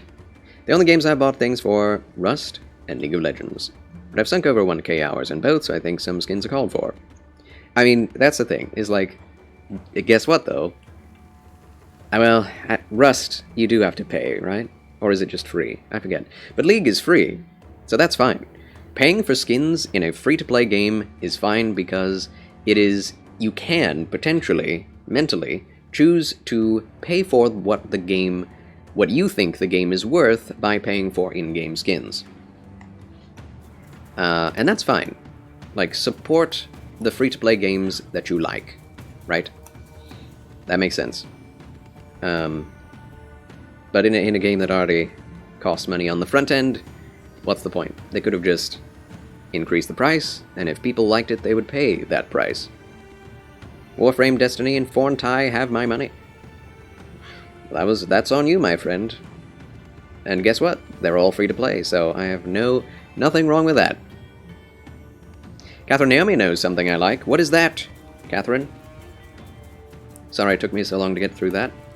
Is this open now? Yes, it is. Let's go. Tortilla! Tortilla! I do like tortillas. Specifically that one. Did you see the new meme that I put there in anime and such? Another Bochi meme. Oh, more spiders. Oh, gracious. You were waiting patiently. Thank you for your chance to strike. What the heck is this? It's a crystal golem. There are crystal golems in every game I play, it seems.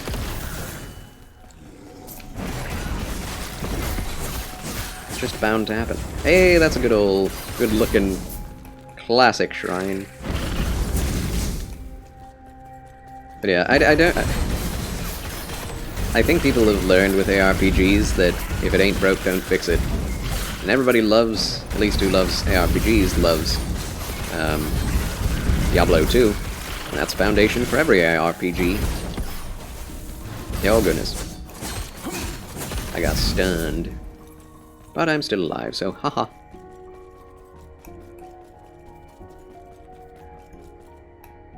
Really bad case of microtransactions seems to be Lost Ark. Didn't get to endgame, but I saw people streaming it, and you can buy rerolls on equipment or something. Oh gracious. Is there no other way to reroll items? Because that would be so scummy. Oh my gosh.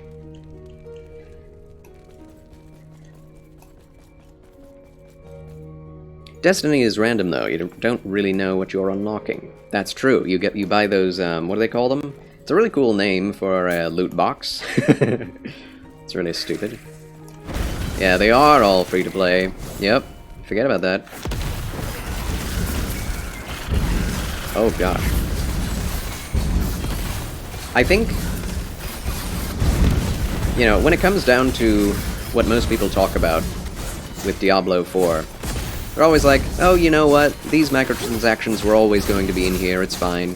The $70 is just what games cost nowadays, but they very rarely put together just how bad it is to have both.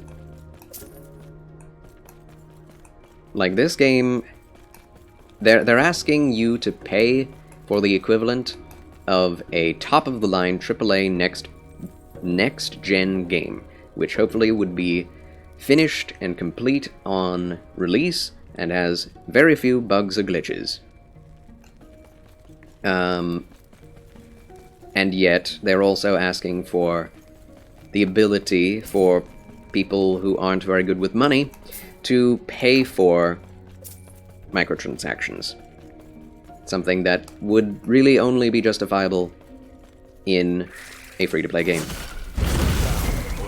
Either one, on its own, is okay, as long as the game is good. But both is like, no, I see what you're doing. You're trying to to take advantage from every angle.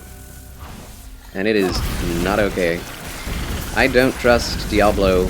I don't trust Blizzard with my money. As far as I can throw them.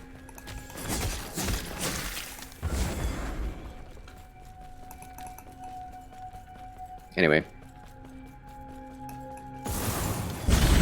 Also, thank you for the lurkage, Catherine Naomi. Do tell us what you get for a snacky, if you can.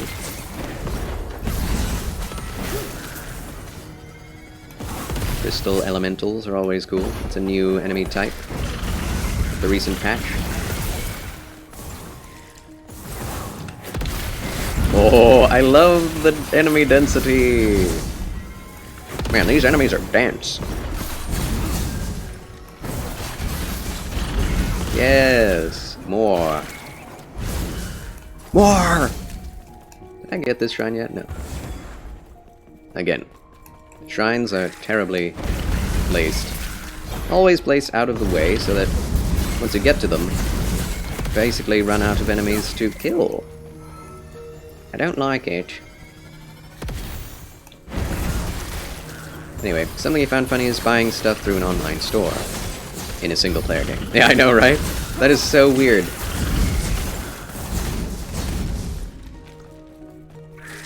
It was Assassin's Creed? Oh, yes! The entire Assassin's Creed open-world series of games all have microtransactions, don't they? That is unacceptable. You're a Saranai.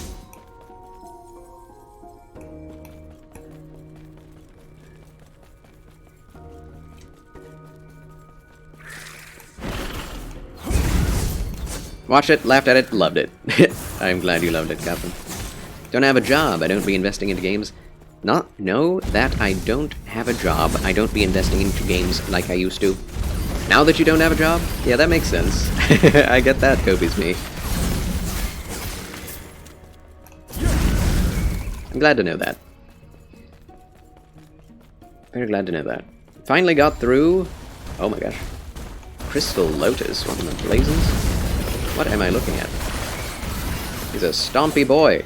Oh, I see. It's like one of those lotus creatures from the surface in the jungles that's turned into a crystal creature. That's really interesting. This game really has amazing enemy design. I am impressed with the visual variety. Gotta hand it to the artists and developers. But it still looks really good.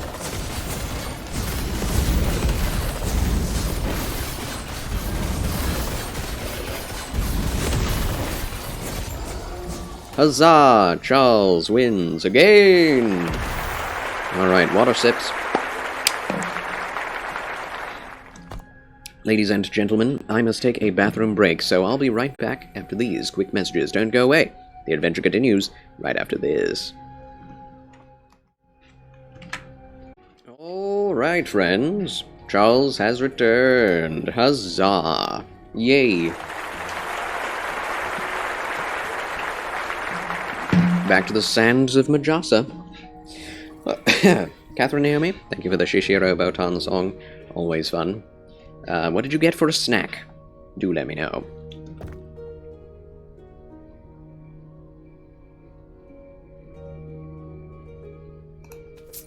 Free gold. One of these days I'll do a leeching playthrough. I was going to make this one a leeching playthrough. But there are no weapons that are maces that do leech, as far as I know. Unless they're uniques that I haven't gotten.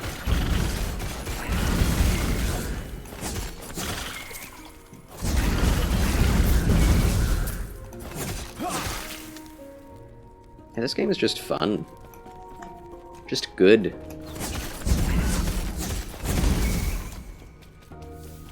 The game has been going up in my estimation over time. Gamer Knight knows a guy from... I know a guy from Majasa. Do you? Gamer Knight? I don't doubt that that's actually the name of something. Somewhere. IRL. Oh look, is here with us. Hello, cat, says Mr. B. Got a frozen burrito bowl. Oh! Should have gotten something else while I was at the store, because I was full of bell peppers. It was full of bell peppers and your body can't handle them. See, well, I definitely relate to that. Throwing out a third of the bowl because of that. A third? That's a lot of bell peppers. Moly. Holy moly. Increased crit strike chance. Void resistance. I like fire pen. I like health regen. I like healing effectiveness. Oh well. Crit strike chance. I need more of that. But it was still yummy. That, well, I'm glad it's still yummy. But did it hit the spot, though? That is the question. Don't know of any Majashas near you, unfortunately. Yes. It sounds like you're talking about a warehouse or something. Have you been to Majasas? Oh, no, I haven't yet. It just opened up on 35th Street.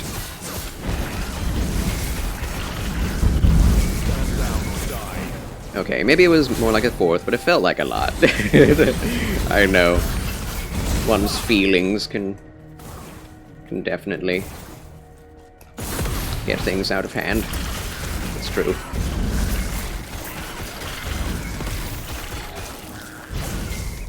Swoosh. Sadly, no, but it was supposed to just hold you over till supper time anyway. Yes, a snack, as you said. Let's hope dinner actually does tide you over. As an actual meal. Do you know what you're having for dinner?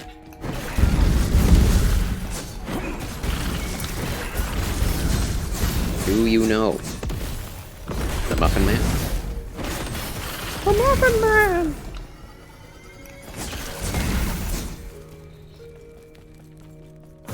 Wanna know how much money I've spent on Fortnite skins? No.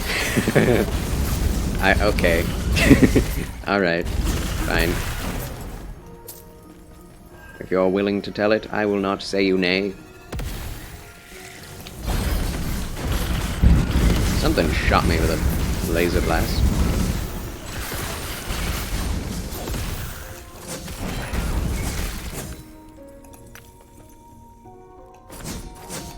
Oh my goodness. Even if you don't hit anything, attacking with vengeance gives you mana. I think that's a little ridiculous. That's a little broken, I must say. Wow. Nope, probably throw together whatever is in the fridge or cupboards. Okay. Well, I hope it's a good one, my good Catherine. Around $2,600?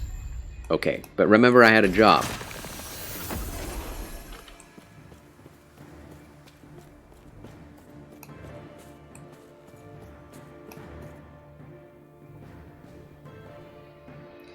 You can buy 1, 2, 3, 4, 5 PlayStation 5s with that. That's 5 PlayStation 5s. You could probably... You could buy a very well kitted out PC with a 4090 for that. Money is tight this month, so trying to calculate the groceries wisely. Yeah, think about how many groceries you could buy with $2,600. Gracious! Why, bro? Why? Do I hate games? What? He loves the one game way too much. There you are. Is that a big bird? Is that what that is? Is that a Muppet? Is that a Sesame Street character? Big Bird has changed. This is fine. Doesn't count the money the kids spent on skins. Oh my gosh. Could buy everyone groceries with that kind of money, I know, right? Good gracious. Well, praise God that you've been taken out of the out of the situation where you could spend that kind of money on Fortnite. Huzzah. Oh, please. It was to get you prepped for this. Welcome to the war camp. Looking for a great eagle, right? I wonder where it is. Not just any great eagle. We're looking for one named Talon. Why are we looking for Talon, actually? She dumped me off Exactly. the first 3 times I tried flying her back when I was selling weapons to the Ospreys. We want her specifically because she and I are familiar, and she'd likely still let me fly her. Okay. If we tried to hop on any other Great Eagle, they'd probably rip us to shreds. Fine. Let's go thin their numbers a bit, shall we? Let's go. That's what I like to hear. Yes, praise God that you still have money after that. At all. Dev learned better money management. Thank God for that. Oh my god. Ascendant Ember Mages. Are these new enemies again? Oh my word, I'm just spoiled for enemy variety. Oh no. Not going to be happy with any enemy variety in any game anymore after this. Every single new area we go to has like 5 new enemy types that we've never seen before. That's insane.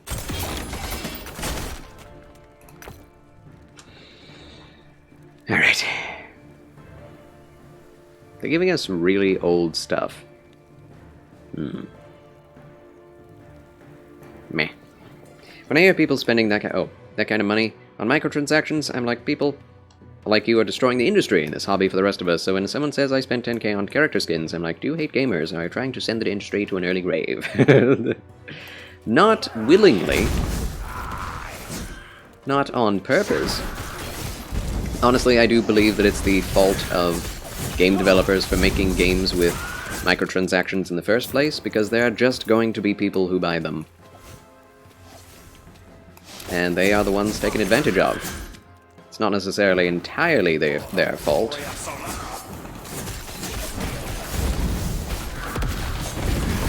Like, I heard Asmongold... Oh, I'm dead. Heard Asmongold say the other day that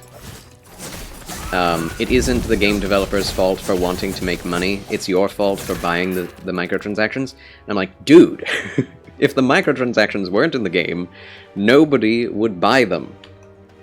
There would be no one asking for them. Hey, can you put microtransactions in a game so that, you know, I cannot get them without paying for them? Can I have Can I have cosmetics that you can't get any other way than me paying you more money, devs? That's what I would love. You, like, said no one ever. So it totally is the fault of game devs for being greedy, and... because guess what? It's also not cheap games devs, it's not indie devs who are putting microtransactions in video games, okay? It is massive corporations who have billions of dollars in capital behind them already that are asking you, hey, can you chip in a little bit more? These cosmetics are really cool, so if you pay for those, we can keep supporting the game, please. Please, we're just such a little tiny person. I'm so small. And meanwhile, they're making literal millions of dollars on literally every release they make because they are a big corporation that can actually support massive marketing ploys. So no matter what trash they put out, and mark you, there is going to be some trash put out by AAA games. Even if there's one gem in the bunch, they are going to have some games that are just duds, that are put out for full price and will be microtransaction heavy. Anyway, good gracious. Like, I've said these things in the past, but I'm so much more passionate right now because it's happening in a game I actually care about. Like, Diablo 4, it was so fun. So stinking fun. And honestly, I probably wouldn't be half as mad if I could play it on PS5 without needing to have PS Plus to play it. But, anyway. And the fact that I've heard that the game only has, like, 12 to 20 hours of campaign is like, huh? It's an open world game. Hogwarts Legacy had way more than that with the base campaign. And that's single player offline only. So... Oh! Level up! Level 60! Huzzah! Woo! Woo! Anyway. Oh boy.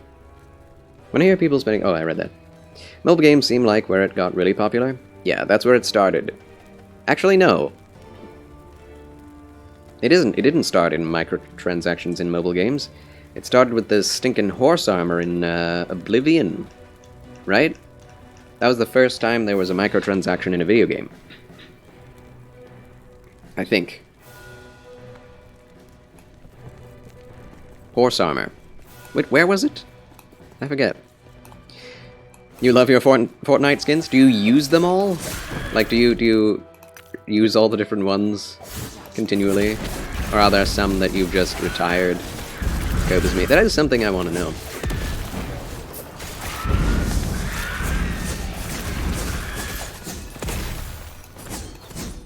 But yeah, the reason why Fortnite is so popular and doing so well is because there are people that wail on it.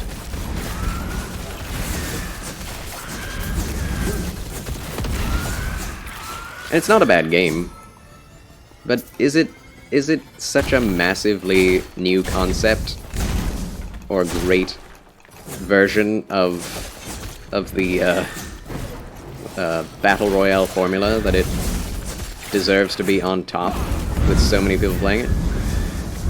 Probably not. I'm gonna be honest. Oh gosh. I'm actually surprised Apex Legends isn't more popular. Because I do think that's the best iteration. Although I do myself enjoy watching people play PUBG, even to this day. Which is weird, but you know, I'd never play it. But I like watching people play it. Cough, Darktide, cough. True, Dencon Zenith. Oh, I have a lot to read now. After dying, you can buy a second life, for example. That's true. Mobile games are the worst. But because mobile games are generally free to play anyway, people don't really care.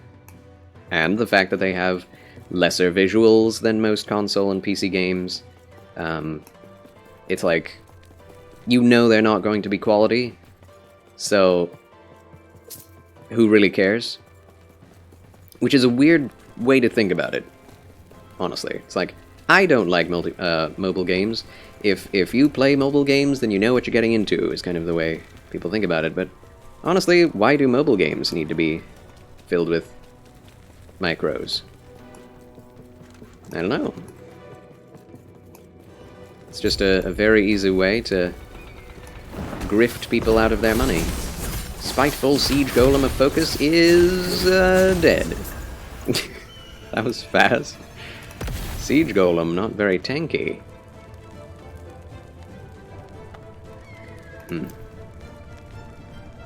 Interesting. Anyway. It's both. If either one were moral people, it wouldn't be an issue. True. Grim Dawn, with all of its expansions, is notably cheaper than D4. That, I do need to try Grim Dawn, Dencon Zenith. It's true. It's true. It's my opinion to just make the transactions cheaper, like less than $1. Why have microtransactions if you're not going to try and make lots of money out of it, Kobisme? If they're less than $1, then yeah, people are going to buy them, but you're not going to make half as much money. And why require that? Why not just allow people to play the game and get it anyway? And then the question is, if they're going to play the game, why not try to make the people play it for as long as possible? Which is then, you know, it's like, okay, we have to make it so that they don't get it easily. But that's not good either, right? Making forced grinding in a game is, I would say, tolerable, more tolerable than microtransactions. But, it still kind of doesn't feel great to be forced to not be able to do something that you want to do or have because you have to play the game for 90 more hours. It's like, ugh, it's gross either way. Which is why, again, single-player experiences with, you know, a beginning, middle, and end cosmetics that you get throughout the game that don't harm your experience because they're not part of an online shop. That's just the way to go. It's just the best way to do it. And multiplayer games, if you pay for them up front, you're not going to have microtransactions in them either. Because the fun of the game is just playing it with people. That's why a lot of old games, like Street Fighter games, are still played to this day.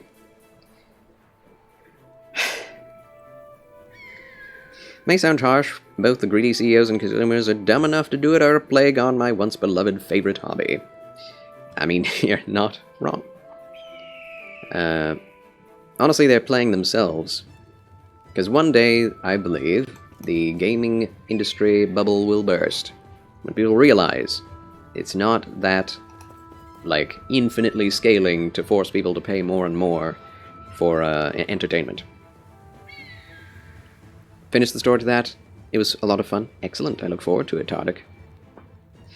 Almost 200 hours into Grim Dawn and still not done. Woo! That sounds great. Again, no microtransactions. Just beat the base game with the Aretha Ray nonsense character. Near there with the Frostbomb Spellbreaker. Lovely. Yeah, thanks Bethesda for destroying video games. I do think it was... Oh, it was EA? Bethesda tried to build a self-fungible platform for selling and distributing player-created mods. That's true. That's true. EA in which game, Dencon Zenith? Yeah, they get retired after a time. That's... yeah. See there? There's no objective value that stays around with anything you've bought as a microtransaction. Nexus mods, yes. Except not as evil. True. Very catchy, though I played very little of it. Video games used to be so amazing, and today it's a bunch of trash with only a few good games every once in a while. I mean, honestly, that's always how it has been. Although, you don't really realize it, because most people don't play the old bad games anymore. There used to be, like, 99% of old games were barely running trash. It's true. Like, you go to the game store in 1998, and half of the PC games that you bought were point-and-click games that would break after an hour or two, and you just couldn't play it ever again. Because it just had horrible coding or something. Or it just looked terrible, and who would ever want to play that game? Or, you know, really bad tutorials so you never could get past the first room. That happened a lot with games I bought. Only thing you're offended by is when the cash shop is so prominent in the UI. Everywhere you look, it's the cash shop. Yeah, it's terrible. Got into competition, Apex Legends and PUBG? Yeah. It's, you know, those games do have a lot of value to them in terms of fun and watchability. I think a lot of people got into watching streams because of games like Fortnite and PUBG and Apex Legends. It's true. Blizzard is trying to weld the $70 PC price tag to the transaction markets in mobile games. It's awful. It's the worst. If I used microtransactions to keep a game afloat, I would have a month-over-month funding bar on the store page. Yes. I mean, that works. Petit Trianon.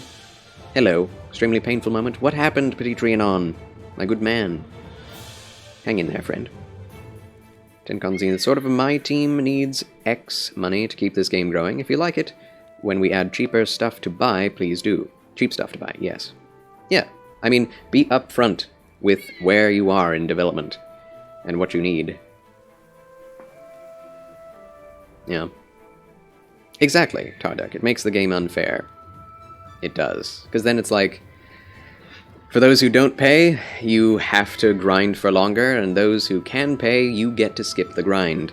It's like if you're trying to force grind on anyone, like, why have grind anyway? Like, why just get rid of the grind. True, Deep Rock Galactic and Space Engineers do DLC extremely well. I've heard that as well. Very good game, very good monetization strategy. You get a base game, you get to play with friends, get to play alone, if you want, right? I think you can. It's mainly co-op. And they add new levels, new content, new enemies all the time.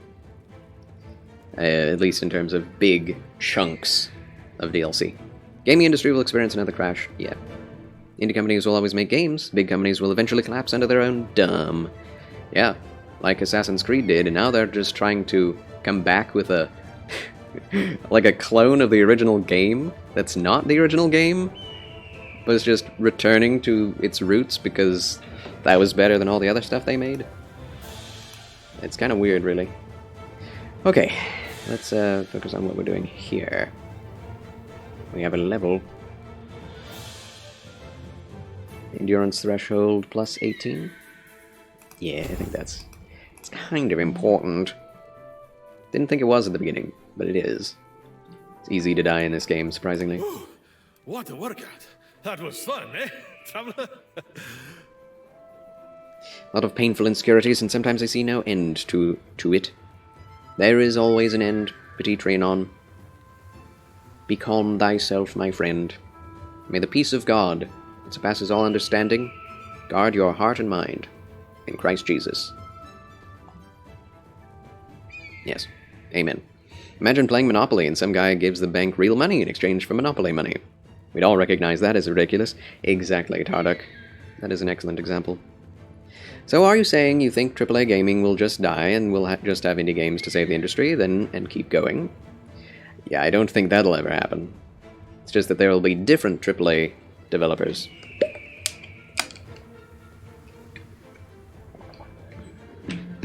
Like, Ubisoft is not on top anymore. It's still incredibly lucrative, but it is not anywhere near as powerful or as successful as it once was. Yeah, we'll just keep seeing mega gaming companies show up, sputter out, and collapse in an entertaining blaze of fire. True. Wish God could shield you away from those issues. Well, the reason he doesn't is because this is a crucible, this life. And we need to learn how to get through them ourselves. Yes. And of course, praying to God to relieve them or to help us through them is part of that learning process. CD Projekt Red was a nothing and nobody company, blew up because Witcher and is flaming out hard. And they're still trying to keep Cyberpunk afloat. Like, there were teasers and things for Cyberpunk at the recent showcases. And I'm like, why? Why? Let it die! Yeah, Cyberjunk 2077. Don't keep up with this stuff, but indie devs with some level of success financially got butt up quickly, is what it seems like. Well, it depends. It depends. Some will just continue indie until they find a reason to be bought out. Like, if it's lucrative enough for them, then why wouldn't you be bought out? But, yeah, at least that talent is going somewhere. And generally, AAA games do put out a good game from time to time, and you guess who is that owing to? Well, it's those, AA or single A indie devs who got bought out. Makes sense.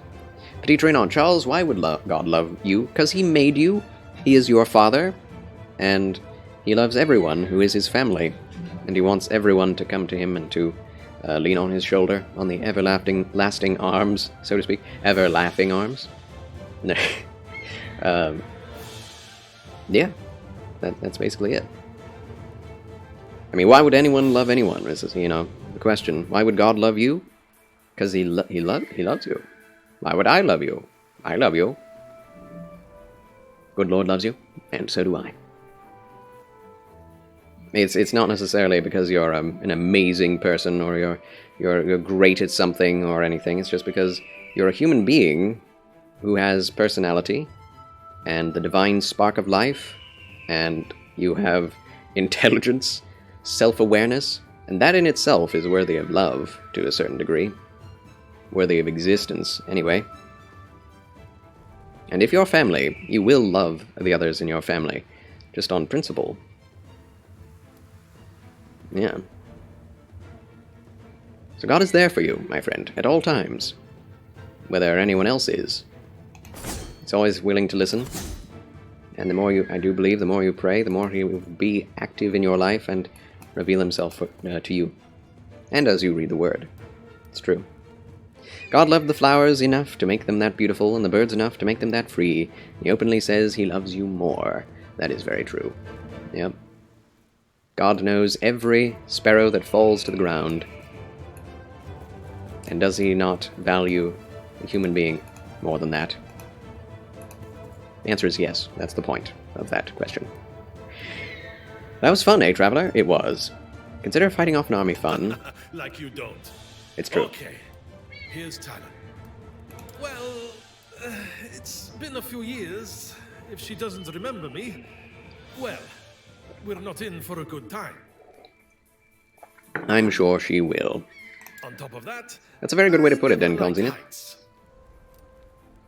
The infallible Zarek has a weakness. Oh. Hey, plummeting thousands of feet may be a good time for you, but I prefer to have my own 2 feet on the ground. Let's hop on. This is the only character in this game I care about, because he's the only character with any characterization at all. he's a little proud, he's a little mischievous, and but he's a sweetheart inside. Try not to fall off. All we got to do is steer Talon towards the temple, and she should take care of the rest for us. ARPG have long and storied history of making irrelevant characters. It's very true. It's like NPC, skip, skip, skip. Okay, quest complete. Majosan Heights. But you know, that means that good characters are able to stand out even more when they are good. Whoa! Oh, this is cool. It looks like the Ospreys weren't a fan of us borrowing their bird. Get ready for a fight. Cool. That's pretty cool. Oh, wow.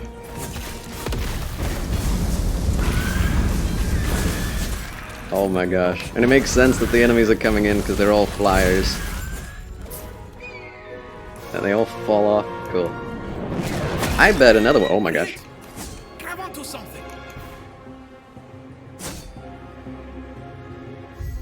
Was that it? Oh man. Come on, man.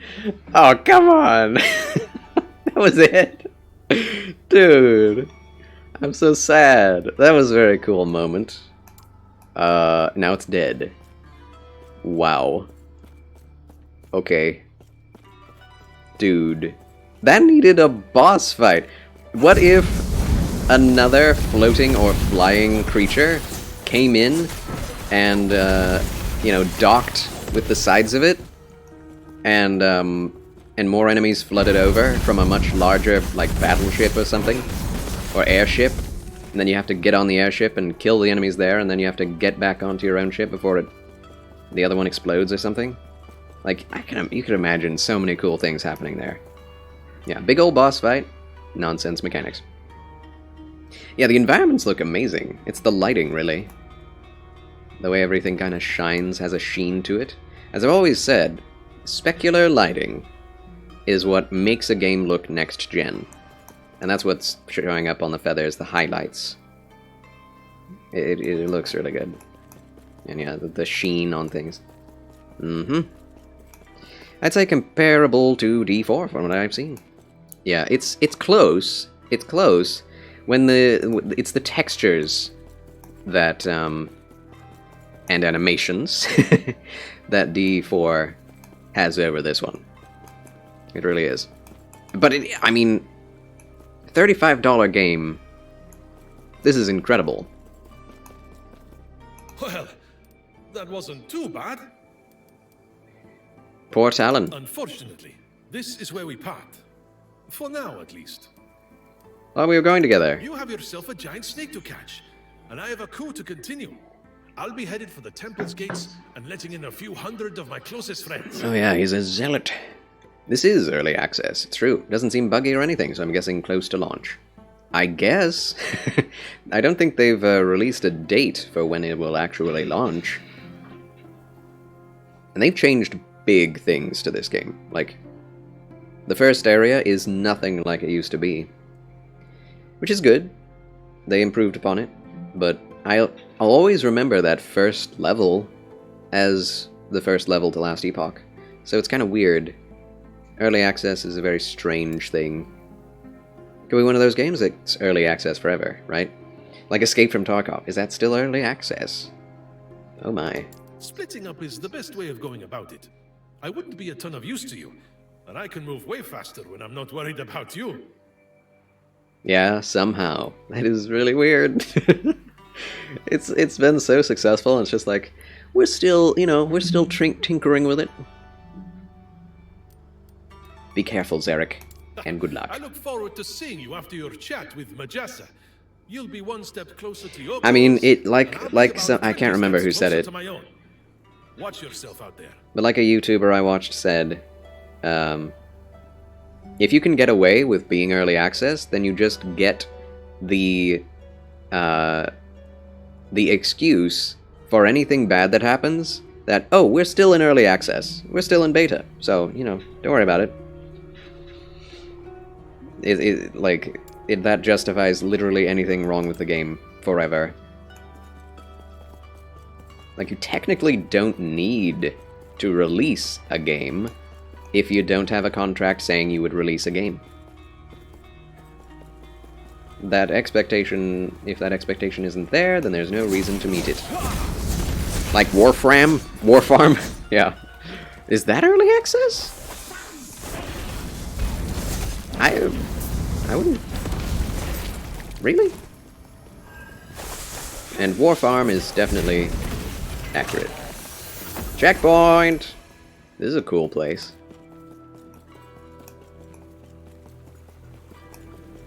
I like how the acts are, like, not entirely attributed to specific areas. Not entirely. You can experience multiple eras in multiple places. Look at that those flag physics. Look at that flag. Look at that flag. That's pretty good.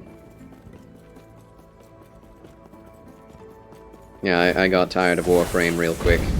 I'll say real quick. I probably spent, I don't know, probably 400 hours. But yeah, I got really burnt out. Got tired of the grind.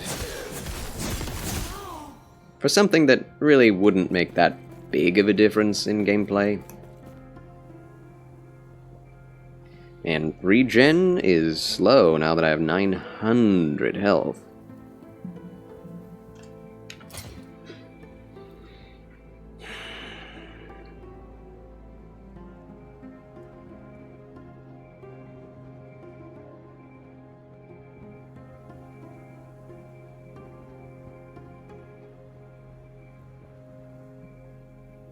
Whoa, look at all these shards we have, oh my gosh.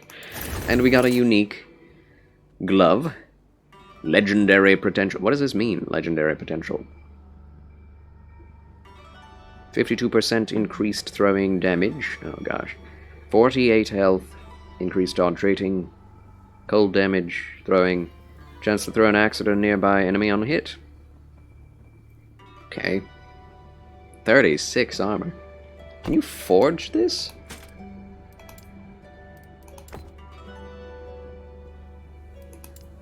Zero forge potential. Those are really wet looking.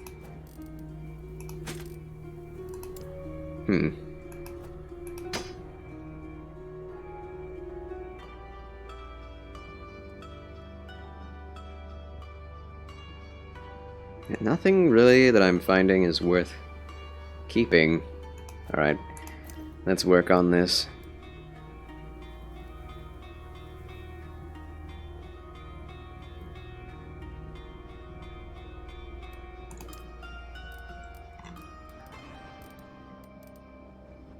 Void damage.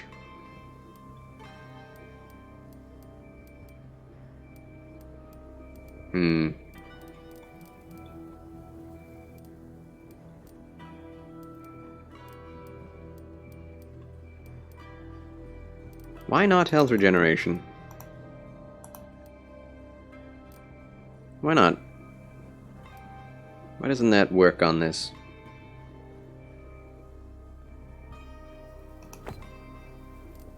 That's probably not a good usage of it. Let's see. Cold damage.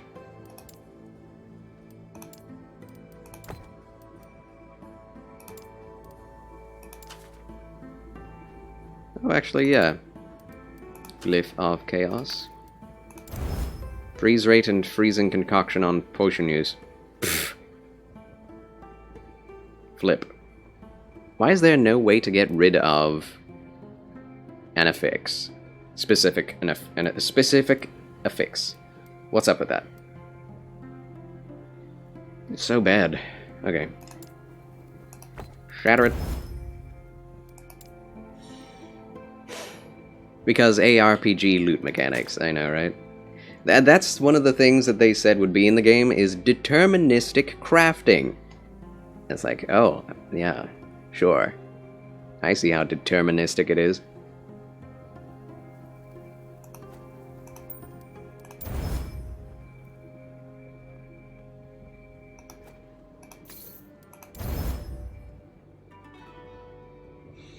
Fat Shark said the same thing about Darktide. Oh, really? Is there even a crafting system in that? It's been a long time since I looked into that game. Yes.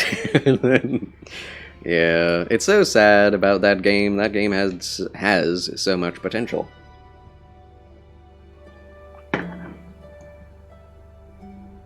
Life Leech.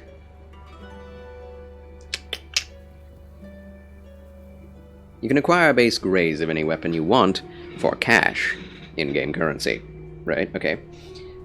And then you're able to random chance upgrade it, I'm guessing. Void resistance is good. I'm not doing any cold damage, and I don't have necrotic damage either.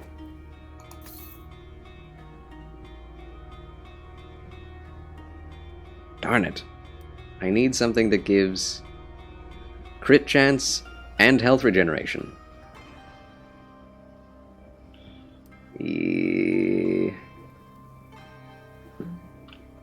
Minion damage. I don't even want this. Just get rid of that. Oh. The problem is they have an item score. It's RNG and averages pretty low. You can then pay materials and more in-game cash to upgrade it. Upgrades are RNG. Yeah. Right. Yep. Why does it have to be RNG all the time? There are some things that are fun to have RNG. Specifically, loot drops from normal enemies. Deterministic loot drops from bosses are fun, because you know what you're about to get. Maybe you can, roll the random, chance of the highest roll on a specific boss weapon, right?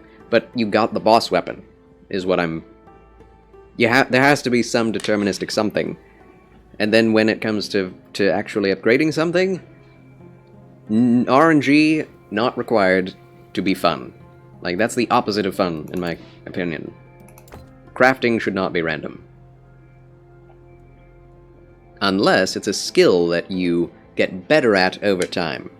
You have a, 5% chance to succeed at upgrading the item 5 stars instead of 1, so it only gets upgraded by 2% or something. But the higher you get at doing that, the better it is until you finally max it out at 99% or something. In which case you'll always be getting almost the most out of it, or something like that. But it's like you got better at it, rather than it's always RNG. But still, does it need RNG? Really? Maybe not. Maybe not. Alright, we can forge this. What can we give to it? Health on hit?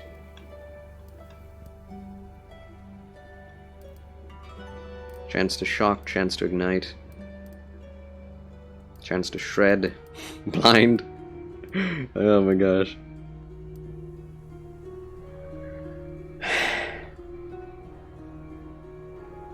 Well, it's not giving us any normal, like, stats. No attributes. So, I don't even know if it's worth it.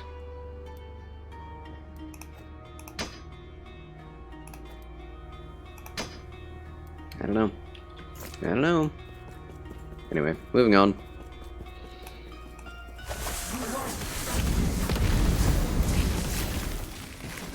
You then pay materials. Oh, I read that. You can collect gear and strip off certain upgrades and apply them to upgraded weapons. 1 of 2 per weapon. I see.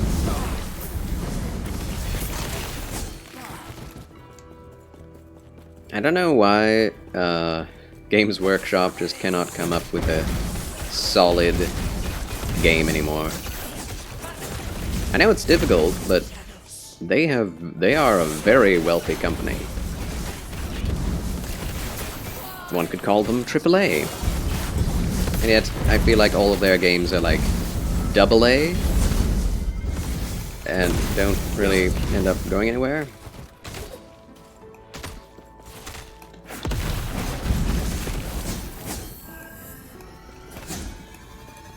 If I find 3 chest pieces with a perfect health roll and a base chest piece I like better, burn the 3 to put the same life roll onto the good piece. Yes, loot spew is fun. Back that up with a capable salvage crafting system, you have a top-tier loot system. Yes, there's a bunch of good Warhammer and 40k games out there. Darktide is not one of them. Yeah. True. Bolt Gun is wildly good. I did purchase Bolt Gun. We are going to be playing Bolt Gun on this channel soon-ish. Soonish. Sooner rather than later. Woo! That's a lot of snakes.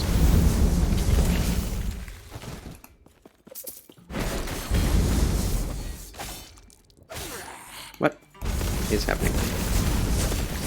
There we go. Did I get stunned? I don't know. Space Marine's good. Warhammer 40k Inquisitor Martyr is reasonably good. I do have that as well. I've heard different things about both that and Chaos Bane. I have that as well. All on sales, you know.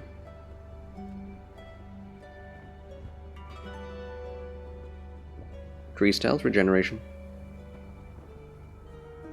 Why don't we just take this and put it on? Hold on, the one I'm equipping, or the one I have already has forge potential. Oh. What can we can't upgrade anything. they're all maxed out, I see. That's funny. Well, yeah, let's do something with this. Health regen. I did that! Oh my gosh!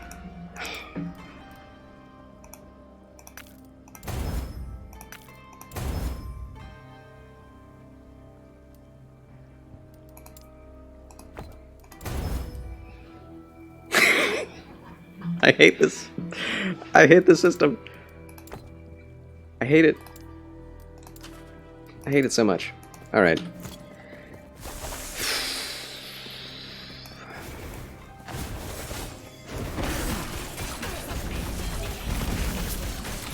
I keep expecting it to default to having nothing equipped in the forge station, but it always keeps whatever you put in last in the forge area. So the fact that I had a shatter item, or not a shatter, a chaos glyph in there before meant that the next time I put something in there, it still had the chaos glyph in it. So instead of upgrading what I wanted to upgrade, I randomized it and made it something else. It's really bad. But it's, oh. Not that it was a great armor piece, but it was like equivalent to what I had and just did different things. So I could have used that, but in different situations. Two-handed staff. Not even gonna pick it up.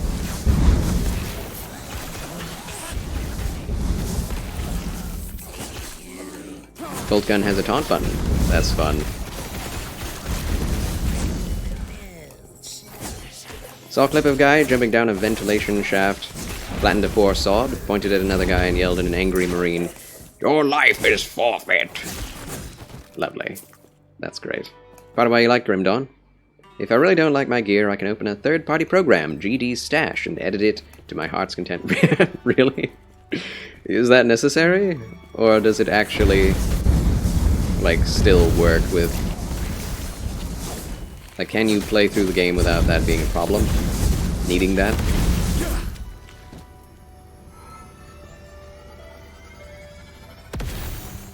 Meh. Meh. Once in a great while, like I'll have a level 12 headpiece at level 70. Okay. Just because I haven't found anything better. I see. Gotcha. Interesting. So not tons of loot. Tons of good loot. Which, you know, I can appreciate. But that means it has a loot system. That's interesting, too. I would not expect a Doom-like to have, It's a looter shooter? Got a lot of loot, just RNG sometimes causes gaps. I see. Also, how the heck am I supposed to get down here? Am I supposed to get down here? Is that a dead end? I guess it is. Like, if I didn't have that ability, I would be so sad. This game would be so boring.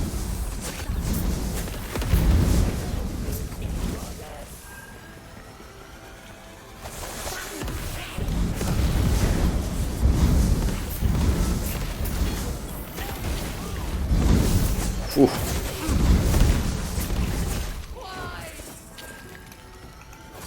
Familiar Emerald Nagasa of Rending. I do like that the enemy names stay up for a while after they're dead, so you can actually see who you just killed. It's nice. Last Epoch seems a touch slow for more ARPG, for most RPG. I don't know, I wouldn't say that. I'm playing very slow, as I enjoy doing so. But it doesn't have mobility abilities for everyone. So, this is a dead end too. Like, we are near endgame, and I have pretty high move speed. Oh, here it is.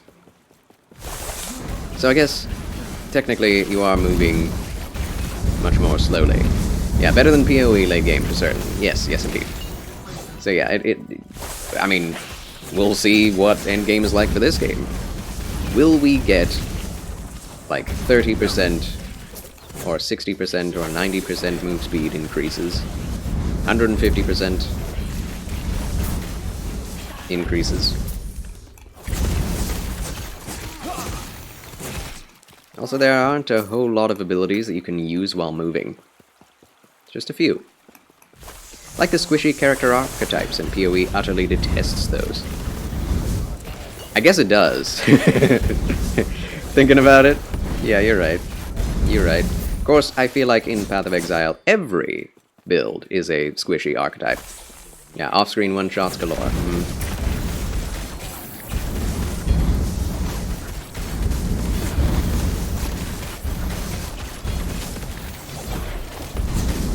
And I really like it. I like being a tank. So, you know, after a certain point, you just can't be that anymore in Path of Exile.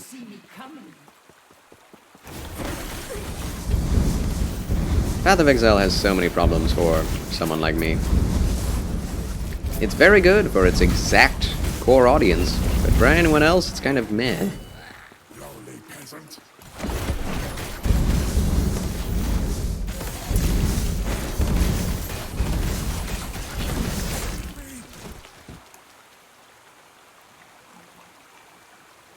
Also appreciate the smaller numbers in Last Epoch. Yes, that is something I do appreciate as well. At this point in Diablo 3, we would be doing literal billions of damage. That is, if I kept it increasing the difficulty. Which you have to do, or else the game just stops being fun. In my opinion. Diablo 3. Cabbages! But yeah, I'm quite surprised at how well this game runs. Really. Like, I have a middle-of-the-line PC, and it looks fantastic. I'm not sure if I'm ready to call it a next-gen game in terms of graphics, but it looks really good. Better than Path of Exile, at least. Looks better than Diablo 3.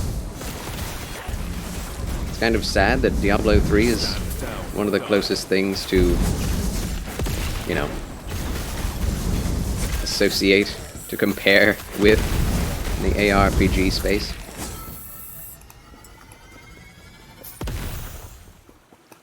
I'd be a Diablo. It would be a Diablo killer if people weren't blind brand seekers.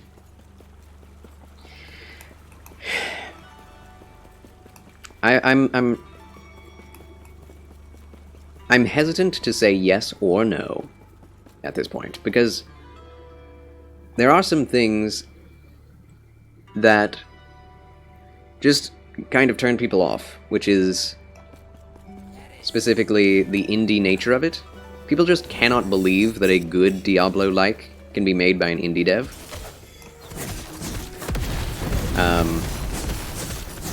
And I don't think the marketing has been very good either for this game. Not at all. Like, the game looks... I mean, the game feels way better than it looks to play. And they didn't give very good gameplay out when it came to marketing, to teasers and things. Whereas, you know, Diablo 4, it's like, the first thing they put out was, in terms of gameplay, was like, you know, jumping across a massive chasm as a barbarian, using Leap Slam to smash a whole group of skellies, mounting up on your horse and going across the Scottish Highlands with the waving grass, you know? Whereas this game, it's like, it shows a bunch of not in-game cinematics with some kind of shoddy-looking character models moving around, and then the in-game, like, the marketing was just very bad. I'm just gonna say that. It just did not show enough gameplay, and the gameplay that was shown was very bare bones. So it makes sense that not as many people are trying this game out.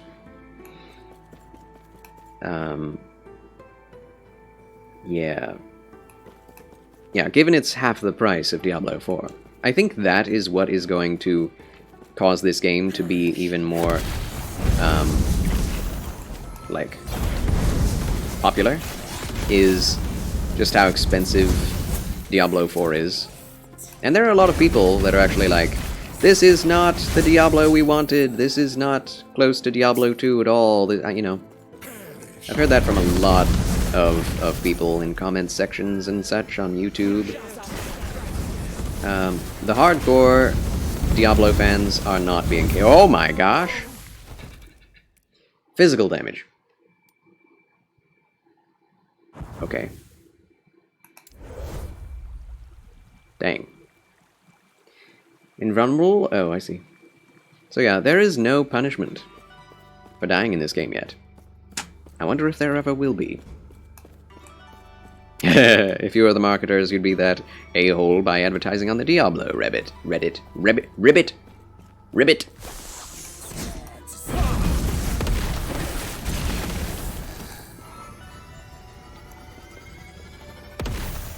Like, until I see the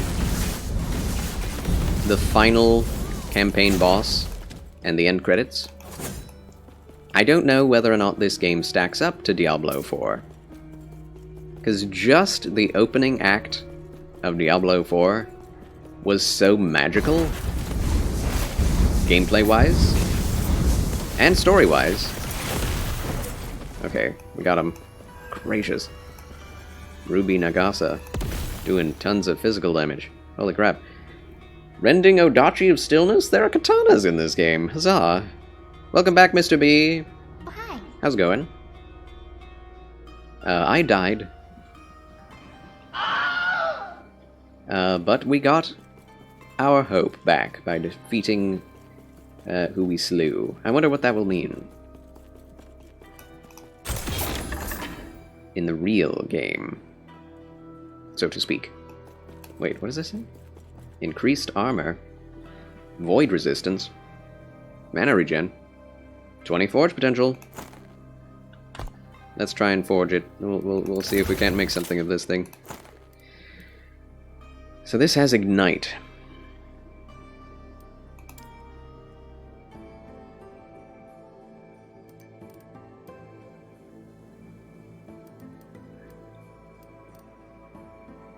This has baked into it void resistance, right? 7%, yes.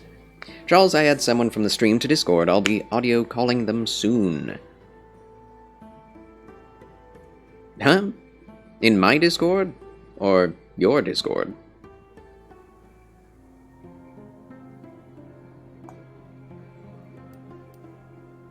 Making friends from your chat. Oh, good. I'm glad. Just trying to be respectful.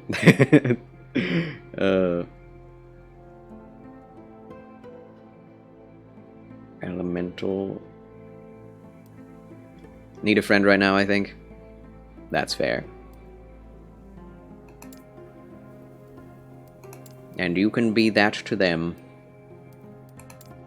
my good man. Okay, so we have mana regen, attunement. Both of those are good for our build. Friendship is magic, after all. Friendship is the friends we made along the way. Take that to the bank. The Charles Q's banks.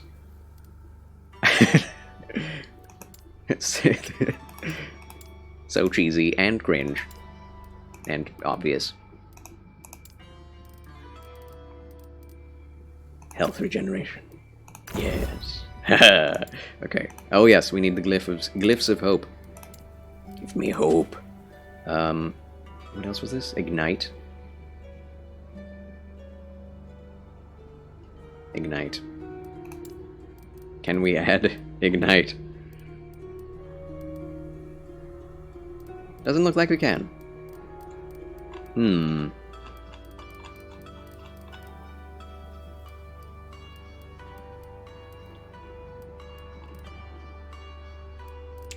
Okay. Might as well add even more void resistance. That's fine.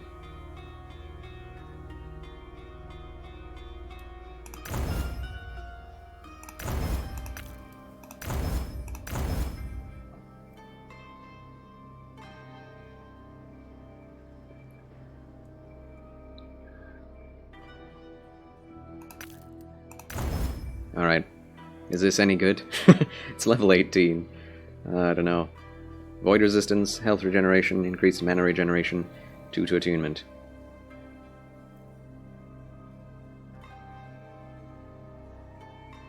Ignite on hit, though. It's pretty good. Given the 3 shelves of MLP stuff you have. Friendships are the most valuable thing, and it's free. True. The best things in life are free outside of video games that are free to play. Which, you know, even that doesn't have to be the way that it is. I feel like Genshin Impact could be such a better game than it actually is. And doesn't need to have such aggressive microtransactions and loot boxes.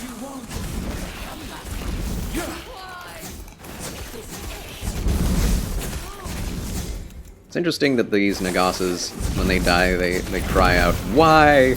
It's an interesting choice. I cannot do that.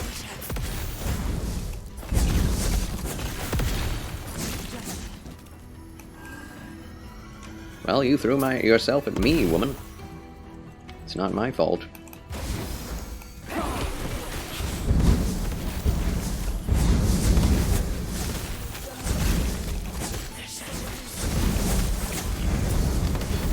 Okay, that's physical damage?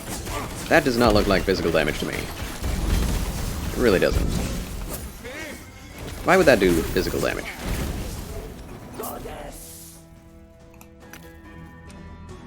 These are some angry people we're fighting.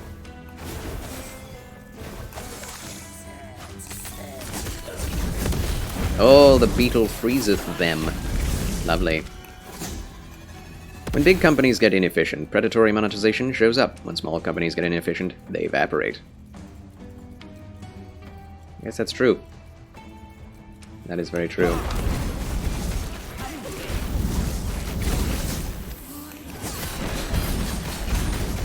I've been thinking about this a lot, but it's just kind of obvious that when a church or a game company or just a company in general gets too big, it's then time to split up.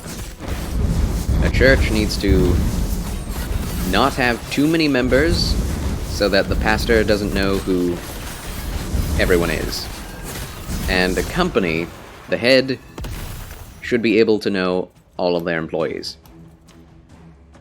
And if it starts to get too big, too lucrative, then it's time to start, you know, branching out and having multiple corporations run by other people who you turn into management over those other gaming corporations that are in cahoots, and not everything is determined by the CEO, but that, you know. It's like, instead of making them just management, make them CEO of a separate company. Of course, then how could you make more money off of all of your little offshoots? You couldn't, and that's the point. And yeah.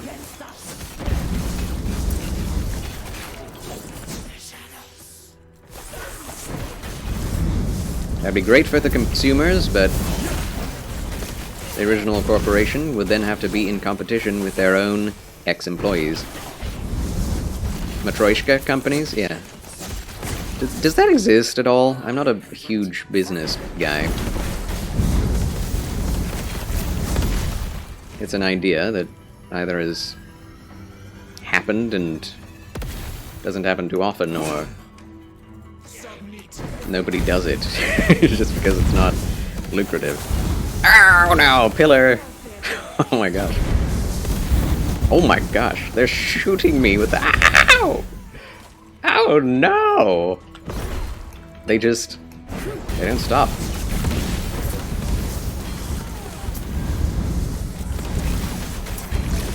What is this, the Hammer of Dawn?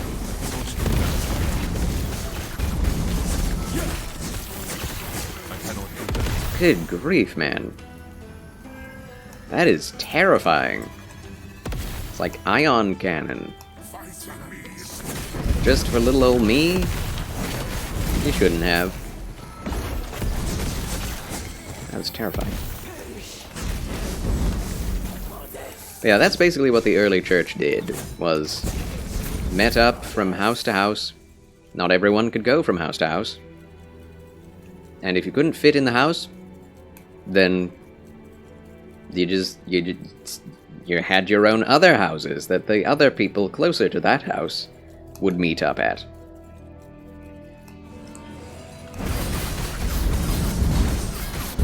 And sometimes you'd have a big speaker like the Apostle Paul come in, and then you'd get a more wealthy person with a larger area at hand, a larger building,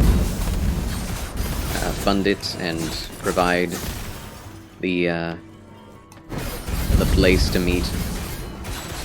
But it was generally not the same place back to back. That way, it kept the meetings nondescript, and they did not get persecuted too hard for that.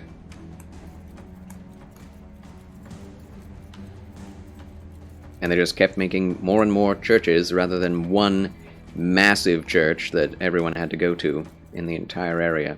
The megachurch did not exist in the early founders' days.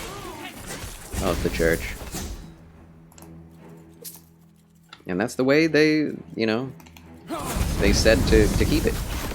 And the same thing, I think, can be true of corporations. I love seeing those flyer bolts flying out. Yes, much as the Catholics would... yes, Catholic people would like to think otherwise, it's true. Centralized church government is not exactly Church Fathers' original intentions. Woo! Also treating the church like its own... Was that the... Ooh! Ooh! The oof sound effect? Was that the oof sound effect? Where did that come from? Oof! I think I heard the oof. That's hilarious. Gotta get sound effects from somewhere. Watching Mike Winger and inspiring philosophy pull those theories apart. Yeah. There's the Wilhelm Scream in Guild Wars 2. That's true. I need to get back to playing Guild Wars 2 on stream. Not that I have ever done it, but I technically have it downloaded. I loved playing Guild Wars 2. Although I did retry the... was it Daedric? Or Spriggan? Tree-ish people. And that felt awful for some reason. Not all races are created equal in Guild Wars 2. I was surprised. Because I played as the like, warg people, I don't remember what they're called, in my first playthrough, or attempt to playthrough. My first foray into Guild Wars 2 was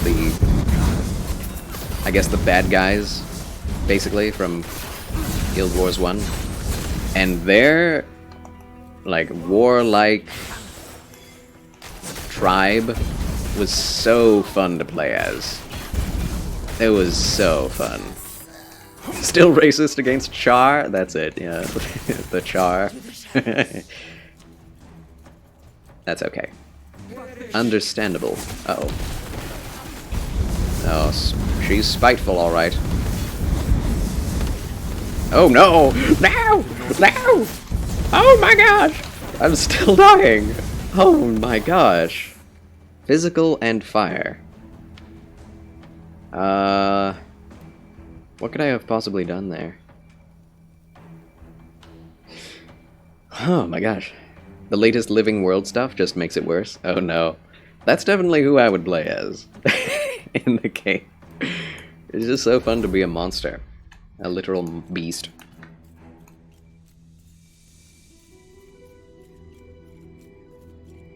I wish well, I could try the what do they call them?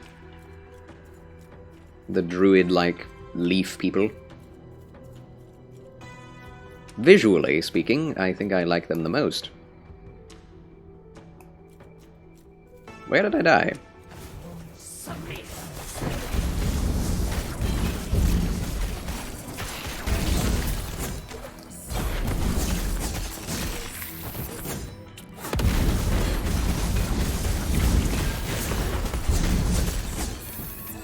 Okay, so it is clear that I require upgrades. We have 65 fire defense, 52 physical. That's not the issue, is it? The issue is don't stand in the area. But I don't have any ranged attacks, so what the heck? Head of the Char armies decided that murdering a tied-up prisoner in the middle of an exchange was a good idea. It is hard for them not to murder someone constantly. It's just part of their very being. Oh my gosh. They can do that from all the way downtown. I did do quite good damage to her. Sheesh! Okay.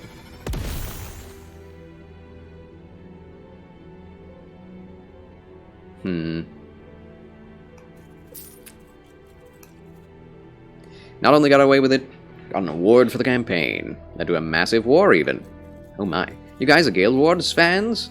I am. I've never beat it, and I've only tried 3 races. I tried the humans. I think... well, humans. Norns, was it? Start in the mountains. I didn't really like the area of the mountains, but it was fun. Like Hammer Paladin, two-handed Hammer Paladin. Pretty fun. But yeah, the Char quest lines are the best. I don't know why. Played the first one long ago, because it didn't require a credit card. Exactly. On a bit of a burnout hiatus, my group and I usually run fractals regularly. Oh, I see. Yeah, the multiplayer in that game also seemed pretty fun. I actually got involved in the multiplayer off stream myself, and although it was terribly imbalanced, the not fractals, but the like PvP was actually really fun. It felt like old school Halo to a certain degree. Know what I mean?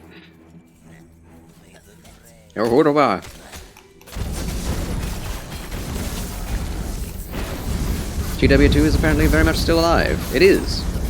It's not top-of-the-line MMO in terms of numbers of people playing it, but it is alive. I think it has more people playing it than Lord of the Rings Online,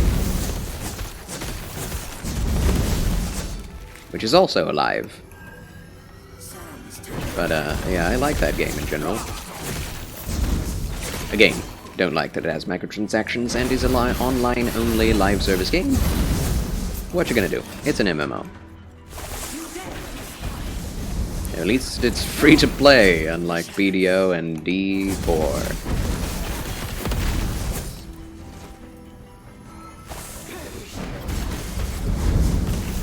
Blizzard is going to make just every badly monetized piece of software look angelic.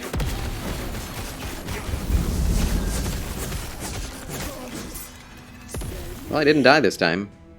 Huzzah! MMO, so it's got regular cooperative play, exactly. And that's something I don't really care about. I don't care about PvP, but even that. Even when I did get involved in the PvP, it was still fun in Guild Wars 2. Which is really rare. Of course, would I play it again? PvP in that game? I'd probably not. Guild Wars 1 had like an arena PvP thing, which was cool. Remember trying different builds? Gamer Knight plays GW2 solo on and off. Neato. Yeah, it's a good game. I don't know why people harsh on it.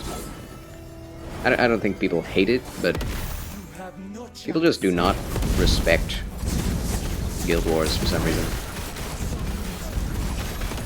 At least certain people that I've heard talk about it.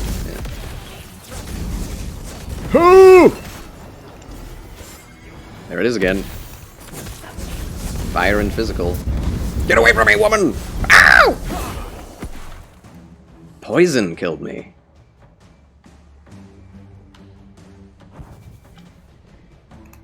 I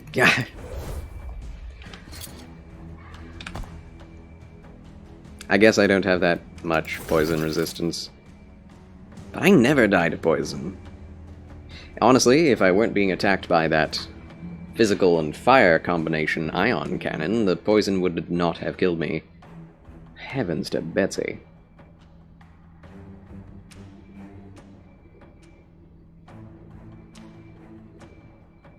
Excited for the League of Legends MMO?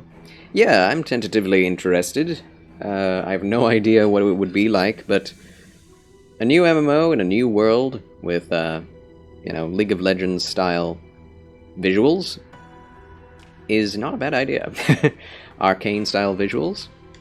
I'm willing to give it a shot.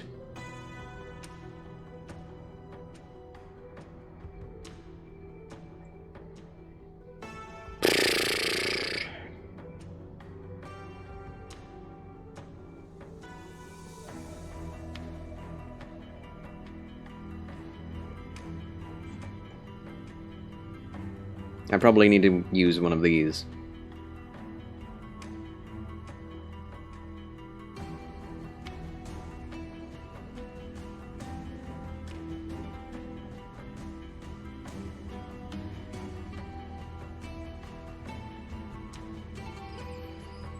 I'm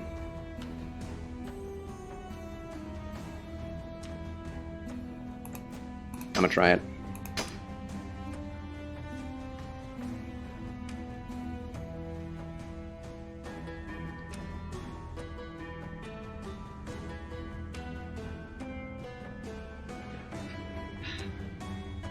Yeah, I think that's all I can do. Surprisingly.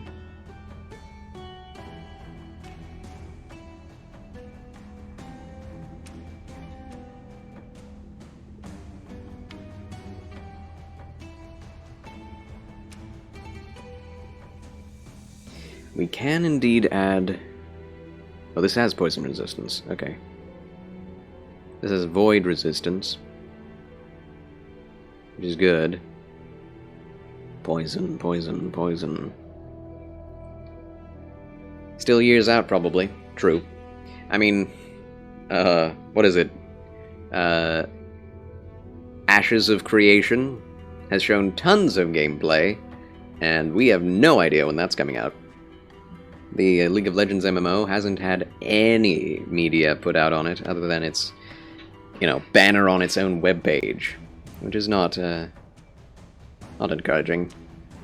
Surprised to find I liked Arcane. Yeah, Arcane is technically good. It's extremely edgy, and I think a bit too dark for my liking in some ways. But heck, I like Attack on Titan, so... But, yeah. Anyway. Yeah, Attack on Titan... Not Attack on Titan. But yes, Arcane definitely was made by people who are passionate about writing. It's true. It's well written. Has connections between all the characters, all of the side stories weave into each other very nicely. It's very well written. And that's the reason it's good. Not because of the crazy art style, which itself is quite shocking and interesting and highly artistic and creative. But, it's just written well, man. And well acted. Did you know Shield Rush has a skill node that makes it not require a shield? Dang, that's awesome. That is awesome, Mojo Master. I should probably spec into that, shouldn't I? I was kind of not wanting to, but I guess I should. Hunt R02, thank you for lurking now. Have a good day. You too. Marvelous Monday to you, Hunt R2. Thank you so much for coming. Appreciate your lurkage, my friend. Dencon Zenith, can't say anything about Dark. Got into the webcomic. Jack. Webcomic Jack. Is that part of Arcane?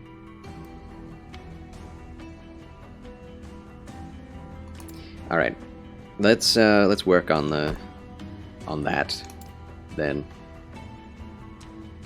Respec.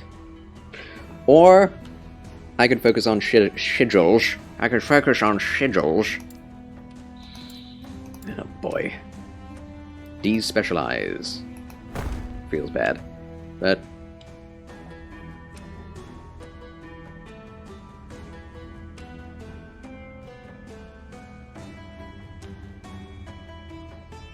Heaven and Hell type comic. The seven sins are represented by people who indulged in said sins in hell performing functions. Jack was Wrath and the Grim Reaper. Ah, interesting. Interesting. Cosmic comic.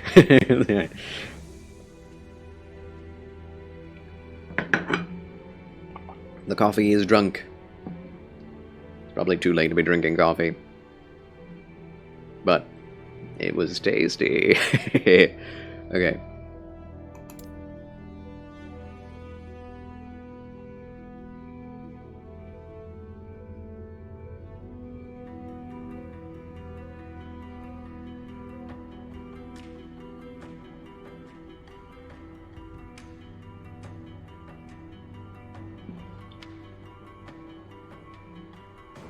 What do you think, chat? Shield Rush or Sigils of Hope? I'll be moving around a bit more slowly without Shield Rush. But Sigils of Hope will give added health regeneration and added damage.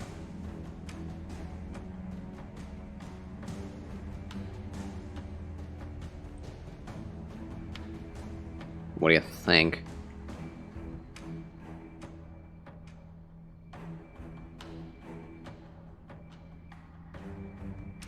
Healing Hand is kind of useless, isn't it? It's just a heal. Although, it probably has a lot of stuff to look at and do.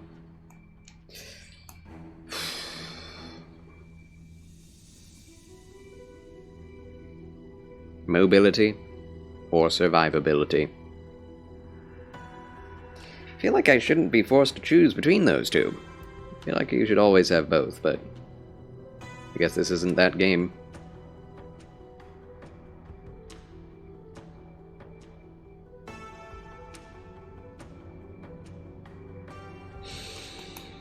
I'm going Sigils of Hope. I did it. I did it. I did it. Sigils increase the damage of you and your allies. Grant you and your allies additional endurance threshold. Sigils last longer. Grant you and your allies increased healing effectiveness.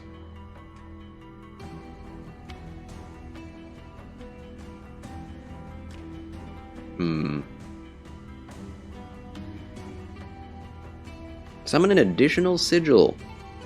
Wow. Okay. Sounds good.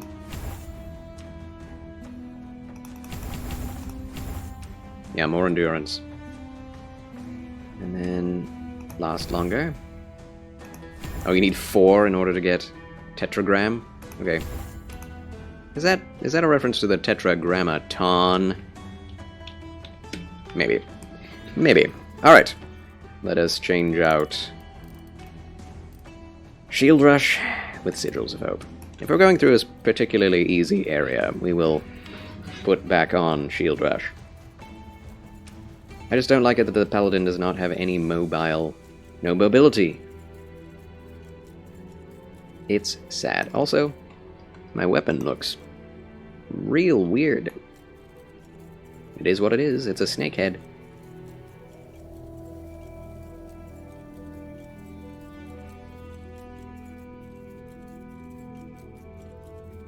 What a lavish place. Not a bad weapon. Why? Should have asked yourself that when you started attacking me, woman.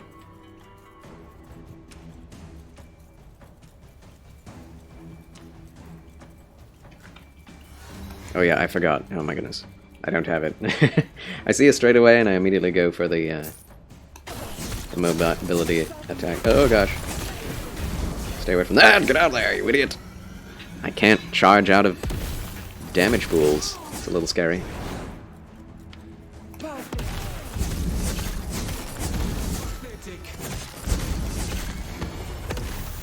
Run.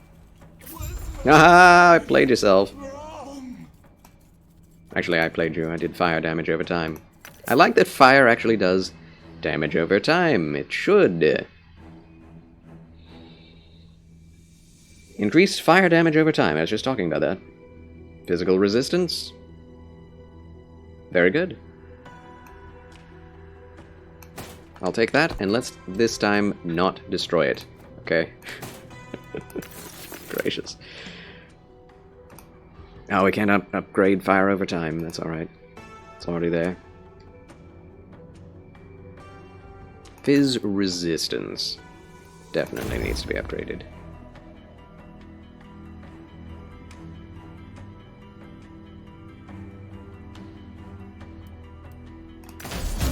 Oh! 1 tier to dodge rating, that's random. Literally. A fix is maxed. There it is. Now to vitality. Don't really need to upgrade anything else, but I guess I will. Let's take this off. No, actually, let's use a Chaos Glyph, because I don't need dodge. The music is real nice. Stun avoidance.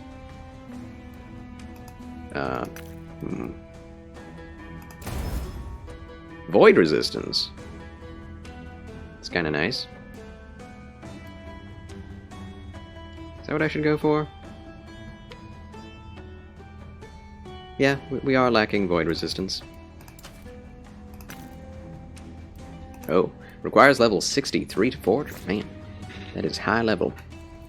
That is high level. Oh, we didn't put it on. So we will be losing out on reduced armor?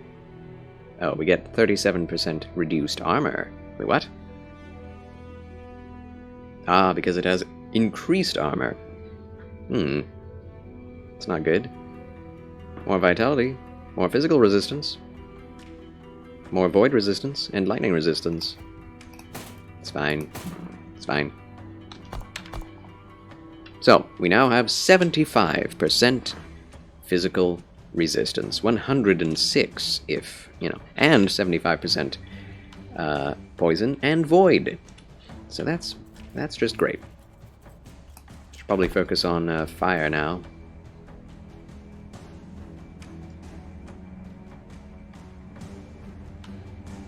If we can. I want a new belt. Honestly, the lower temple. We are entering the lower temple. Were you hoping to find Majasa human? Oh. All you will find is your death.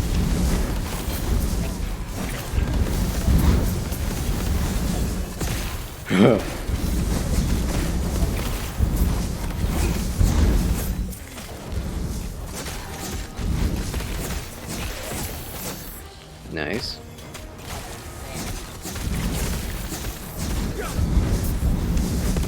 Sigils are nice.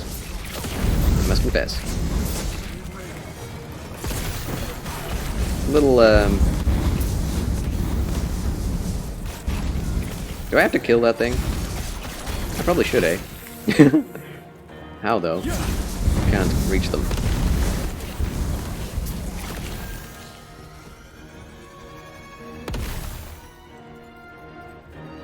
Okay. Hello. Oh, get out of that. Oh, I can't move. Oh my gosh. Okay, that was close. That was a little too close.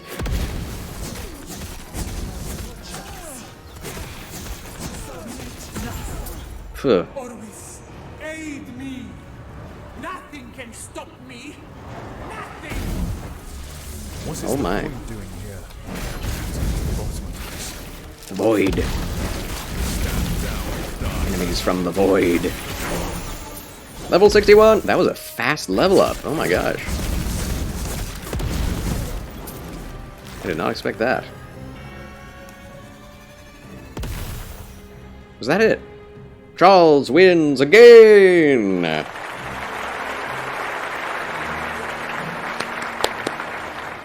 Huh. Increased health, damage, healing effectiveness, and mana. Holy cow! That's real nice.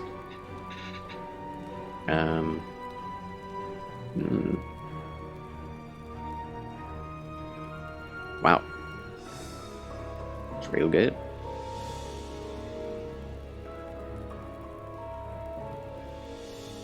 Haste on heal when below endurance threshold. Sounds good.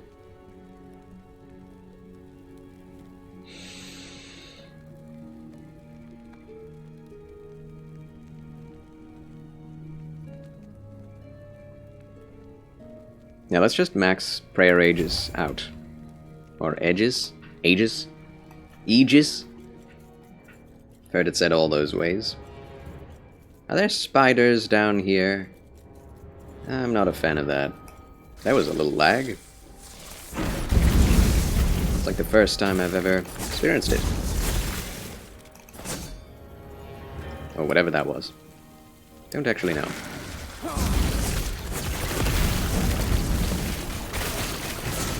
Yeah, we have good void resistance now. Everything will be fine. Alright, time to upgrade this. Sigils lasting longer sounds really nice. Next time we'll get Tetragram. Lovely. Moving on! Feel like we're getting somewhere, chat. Feel like I've seen this place in a dream.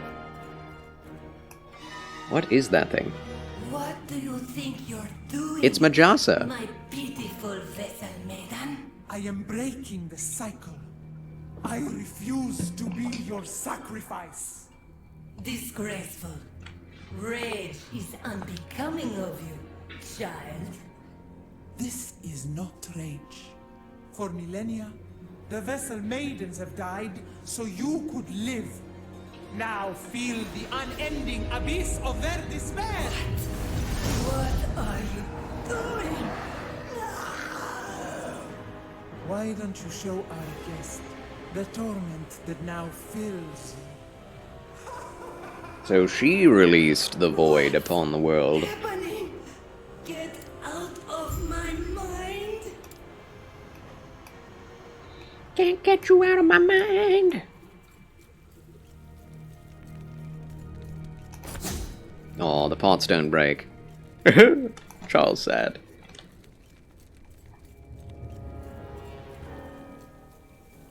Well, that's weird. Having those items... Can we pick them up from here? No. No, we can't. They're underneath us. It's cool that they actually made multi-tiered levels. But that is kind of a glitch. Hello! Miss me. Yes. Don't stand in that. Don't stand in that either. Oh, ba ba ba ba. Is there any reason to not have all the sigils up at all times? I don't think so. Oh my gosh. Ice? He does ice damage.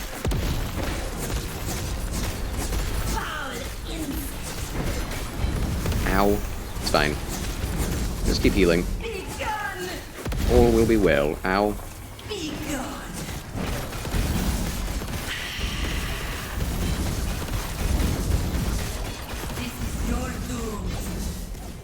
Oh dear. Destroy the things!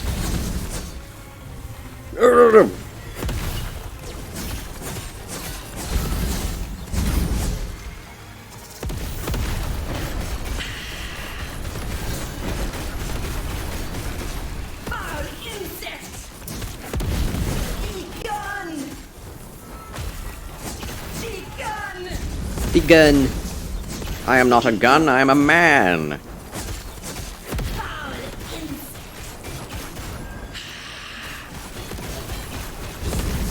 Hit her!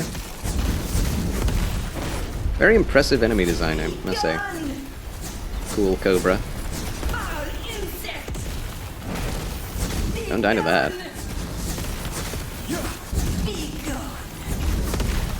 Will she ever stop saying that? This is your doom.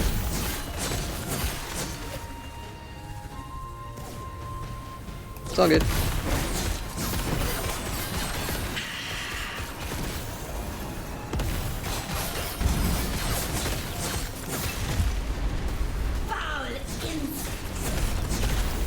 Oh my god.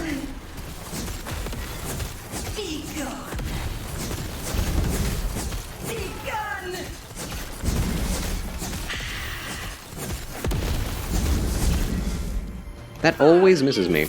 I am stunned.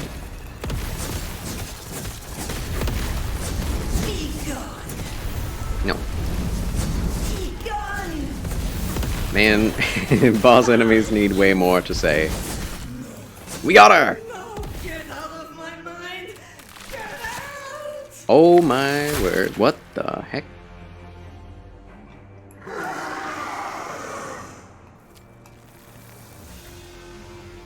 Oh, sheesh. That's surprising.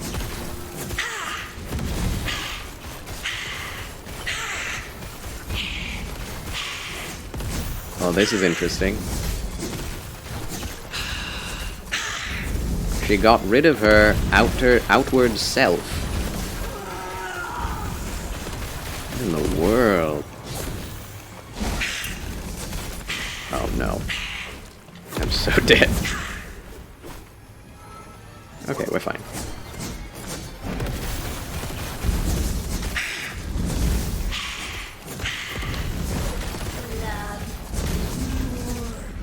Dung balls. Or something. It's a spicy meatball, Majasa, goddess of avarice. Oh no. No way. This is a multi-phase fight. This is definitely the best fight in the game. so far.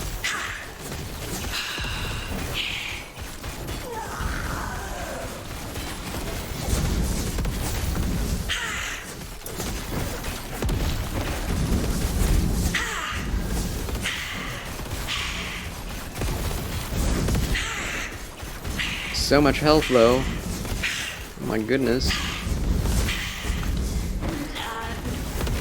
Oh boy. Okay, I got away. Get unstunned, please. Oh, gracious. That lasted a long time.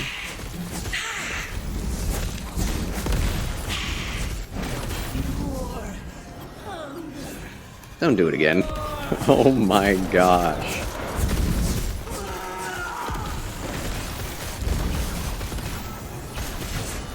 Are we in the... This is the 4th phase. She gets very angry when she first does this.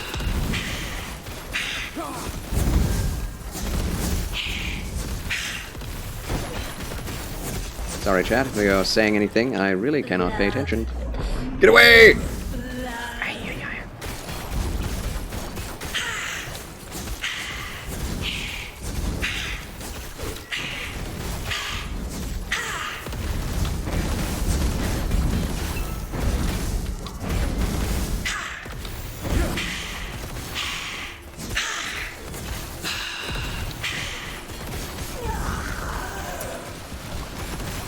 We've almost got her, chat. We've almost got her.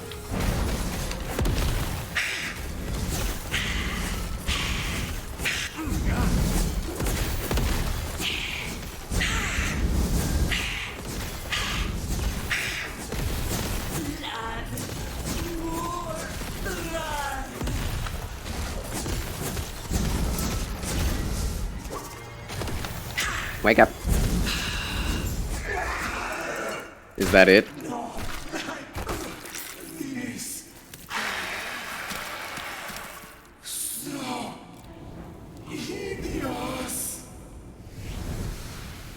What did you call me?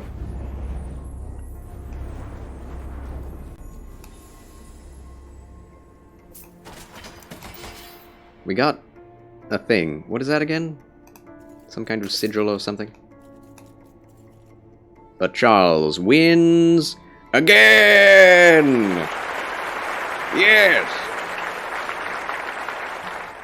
I thought she called me hideous. So hideous! But deus? Is that true? I am not a deist. I believe God is ever present in everything that happens on this earth. That's a good one. Endurance, chance to block attackers, increased fizz damage, increased melee damage, a damage shield. I wish the block chance could be upgraded on that baby. That would be very nice. That was a real fun boss fight, I gotta say. I enjoyed that. Definitely the one that required the most activity out of the player. And mechanics. That made, you know... The boss goes around and does things. That's nice. I rather enjoyed that. That was amazing. You there. Whatever it is you are trying to do, it ends here. I know that voice. Wait a minute. Who is that? The Paladin's voice is someone I know. Who is that? You think this is over? Orobis showed me the power of despair. And with his power, I will not die. I cannot die. You can feel the Epoch's power fading as though it were being drained somehow. What are you doing? Don't do that. You think this is over? Orobis showed me the power of despair. Oh. And with his power, I will not die. 4,500 experience and all of attributes. Huzzah! To infinity and beyond.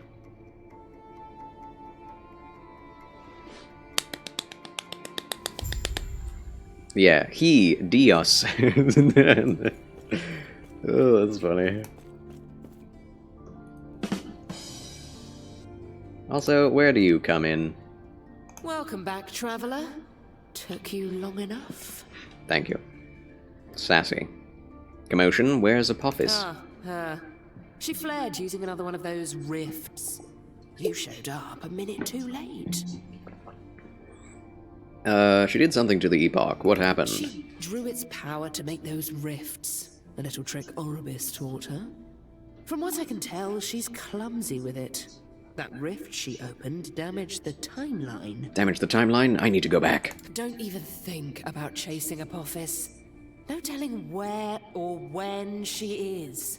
What can I do now? It can't mend the main timeline, but it should still help some of the broken ones in the monolith. Stay safe. What? Stabilizing timelines will help it heal. Tell me more about the monolith? Oh, wait. Is this the end game? No. Just no. Farewell. Hopefully, restoring the Epoch won't take long. Maybe just an eternity or two. Thank you, I guess. Okay. There it is. That's the end, ladies and gentlemen. We have beaten what exists in the early access version of Lost Epoch's campaign. Huzzah!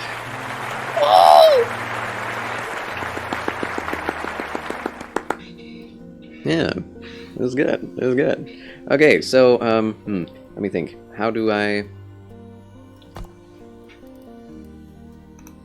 Let's leave game and see how long we've been playing, and we'll see just how long this campaign truly is. Now you ready to do it 14 times over again? Okay. Can we actually see that? Does it actually say? No. No. Drat. I want to know. I want to know how long it's been. Huzzah, gamer night! Yeah, I would be okay with playing this game over and over again with different classes. Like, I do want to play as a paladin with two-handing. I want to play as a druid. Definitely. Sorcerer would be fun, I think. Necromancer, if you can go full melee Necromancer. I'm not a fan of minions. So I'd be willing to play this game maybe 4 more times, but just for the sake of extra rewards, kind of like Diablo 3, not at all. No. But we can now do this, actually. Yes. Limitless possibilities and infinite worlds, this is the Monolith of Fate. Yeah, 14 times because there are 15 subclasses. Oh, there you go, Mojo Master. Well, maybe. I'd be willing to play this game again, sure. How would I do this? Let me see. How to see how long you've streamed a game.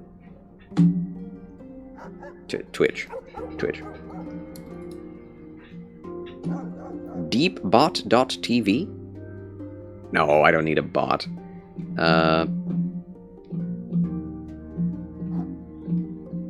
Stream summary analytics.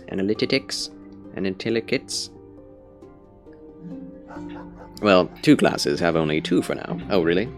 Which ones are those? Necro has some ways to be more of a caster, but not melee acolyte. Melee is all lich. Okay. Lich, that's right. Yeah, I'm thinking of Necromancer as like old school Diablo terms, as in the whole overclass of Necro. But yeah, Ganny Games and Glory, thank you for that. Welcome to Charles Chill Channel. So Lich is what I would go for then. Acolyte, Lich. Oh, Acolyte and Mage only have 2 subclasses? Okay. Well, 2 subclasses, that's pretty cool though. 3 is just the icing on top. Farewell. So let's go into the endgame and see what this is like, shall we?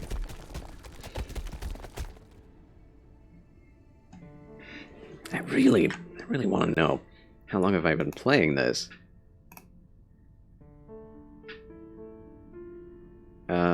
Analytics, maybe?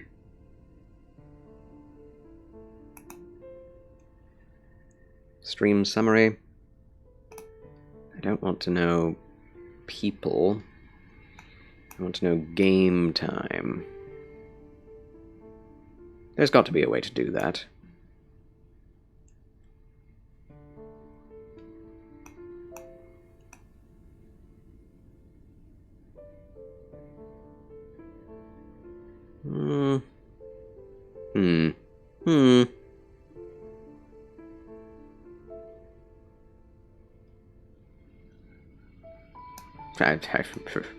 I don't see that in analytics, so... Overview? No. Oh, here we go. Yes. Okay, I would just need to read off and add up all of the stream times on Last Epoch. That sucks. There must be a better way to do that. Look at how much time I've spent. Huh. Only 31 viewers watching Last Epoch? That is a crying shame. 59.9 thousand followers, though. At least 60,000 people like the game.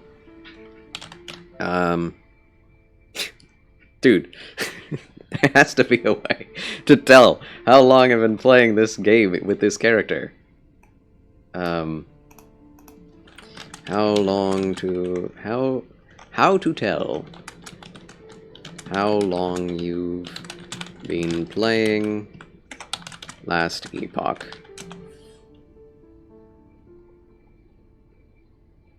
Not League of Legends. Okay. Time played per character on Steam. Steam-related discussions. Currently not tracked in-game. I hope they do that.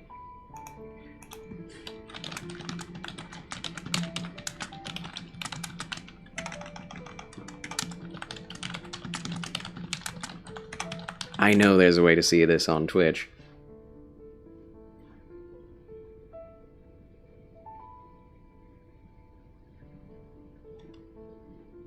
Twitch tracker? Maybe? No, that's not it. How to tell how many hours you've streamed a game on Twitch. Oh my gosh. Oh, I'm going insane. I've seen this before. How to check a streamer's game time. Scared Kid 93 has raided. Welcome in, raiders. Thank you, Scared Kid, for the raid. Welcome to Charles Chill Channel and the end game of Last Epoch. We just beat the last boss of what exists Good hunter. of the early access version of Last Epoch. And welcome back to the Federation, Scared Kid. Applause for that as well. 6 months, you get a spiffing top hat. A spiffing green top hat. Hats off to Scared Kid 93. Welcome back. So glad to have you. Almost, well, literally half a year. Thanks a lot for 6 months of Federated Federation support. Let's go, amigo. Let's go. Let's go. Okay. Alright, content maybe? No. Dang it. Dude, this has to be a thing you can do. Anyone in the chat know how to look up how long you've streamed specific games on Twitch? There has to be a way. There must be.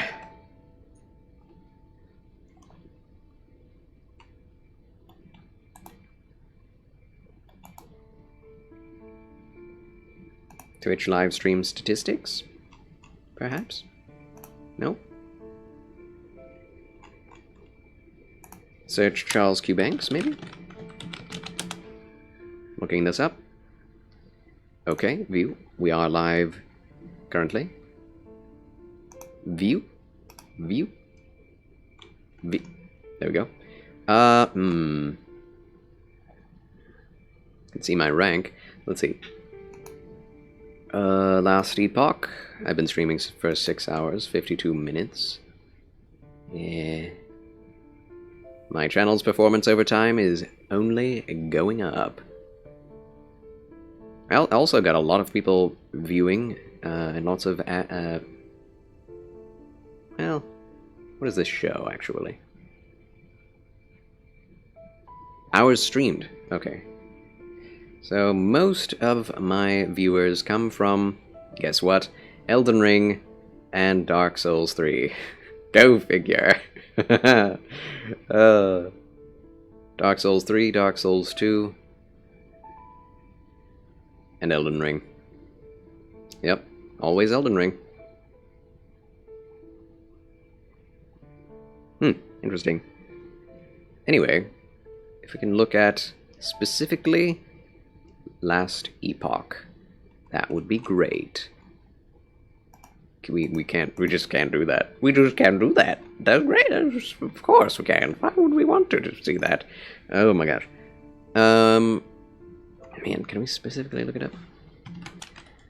Last Epoch. Come on, man. Come on, man. I'm going insane. Can we see this? Yeah, see all. Now, find Last Epoch. There it is. 45 hours. Alright. I did it! Yes! I've been playing this game for 45 hours. Gracious. Took 45 hours to beat. Not bad. 10 more hours than number of dollars spent on it. So I'm pretty happy with that. I'm pleased. Okay.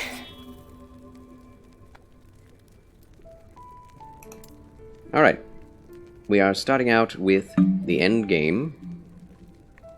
Echo, number 1, Forlorn Streets, level 58. We are level 60, aren't we? Let's try. This is it. We're in it, chat. End game it is. I'm so happy. Forlorn Streets. Have we been here before? I think so. Yes. Giant scorpions weren't here before.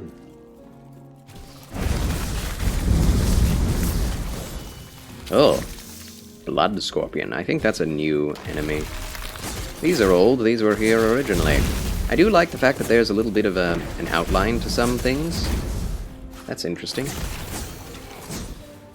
That's a very close tree. Bonus stability gain from slaying enemies. Cool. Destroy the blood spire. Oh, this is fun. 45 hours is still enough content to justify the price tag, IMO. I believe so. Your game should, in my opinion, always have about as many hours of content potential as the dollar price tag. That's just my way of valuing things. It's not always going to be one-to-one, but, you know, it's like I paid $20 to play, or was it 30? Probably $30 to play, what was it called?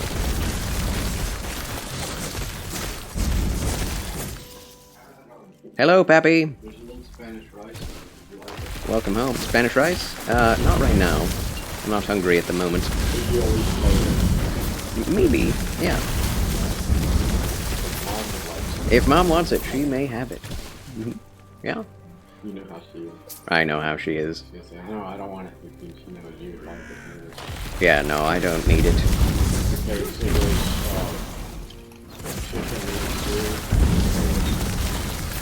Yeah. Yeah, I'll come up for dinner after stream, I think. Okay. Thank you, Pappy. I love you. That was Charles' father, Mr. Banks. He is gone now. Do you believe in, like, $1 per hour then? Yes, I do. Definitely. What was the game I was thinking of? There was an indie game called Hell something. Something. Hellblade Senua's Sacrifice. Yeah, I paid like $30 for Hellblade Senua's Sacrifice. I got 7 hours out of it. Total. And I tried to find literally everything in the game, do everything in the game. And 7 hours. I was ticked. I was ticked off. And some of the game was repetitive. 0 enemy variety. It's the same like 5 enemies throughout the entire game. It looked beautiful. Looked like a AAA game, but it did not have like any content. And I don't think the story was good enough to warrant that money either. So that's the way I am.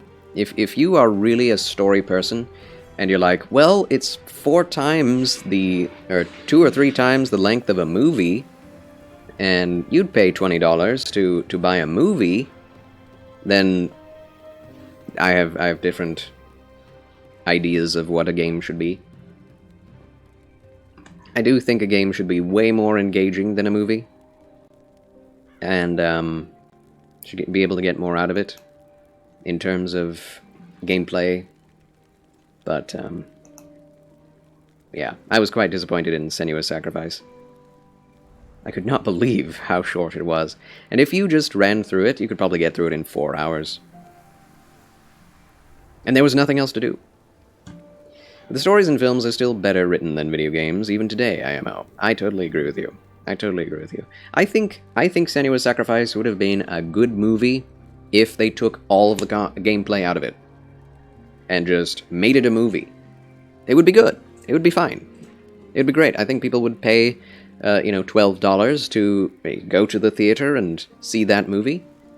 In fact, I think that's probably what it should have been priced as originally, in terms of what you get out of it. But because of the fact they wanted it to be next-gen, pushing the edge of the envelope of what a video game could look like and do, it just wasn't that fun to play, and there wasn't that much to it. I enjoyed the first, 2 hours of it a lot, as much as a Dark Souls game, but then I realized there was no more to it than that. Than what I experienced in the first 2 hours, all of the gameplay, that's all there was left. And it was an interesting ride, but it was not worth my money. If I had paid $12, I'd be happy with it. But I don't really care about games that don't have replay value at all. And that game definitely doesn't have any. There were people, I remember people saying, that should have been a $60 game. I was amazed at the quality and blah blah blah. It still had frame rate issues, because the game's visuals were so high. But, anyway. Tetragram max sigils, +1. And we still need to max out Enduring Hope.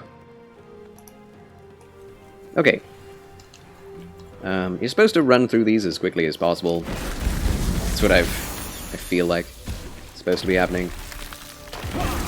But that's not how I roll. I like to savor the experience. Are there no other enemies other than blood scorpions? Let's see. Oh, we got it. Okay. Enduring Hope, +5. That was fast. If you want really good plot, there's this magical place called a library where you can go to read these things called books. Probably the best place to get a good narrative. Agreed. Yeah, what's the point of games having gameplay if you're just going to spend all this time and money making it a movie? That's the thing. You have to have way more than most movies are made for to build a game that is also the quality of a AAA game, that is also as high quality as a high quality movie and a high quality book. Because guess what? A good movie is only good if it has good writing. It has to function well as a readable script before it even has a chance at being a good movie. If you want a good story game, buy a visual novel. That is true. That is true. That is very true. I never play visual novels. Well, that's not true. I have played a couple of visual novels in my time.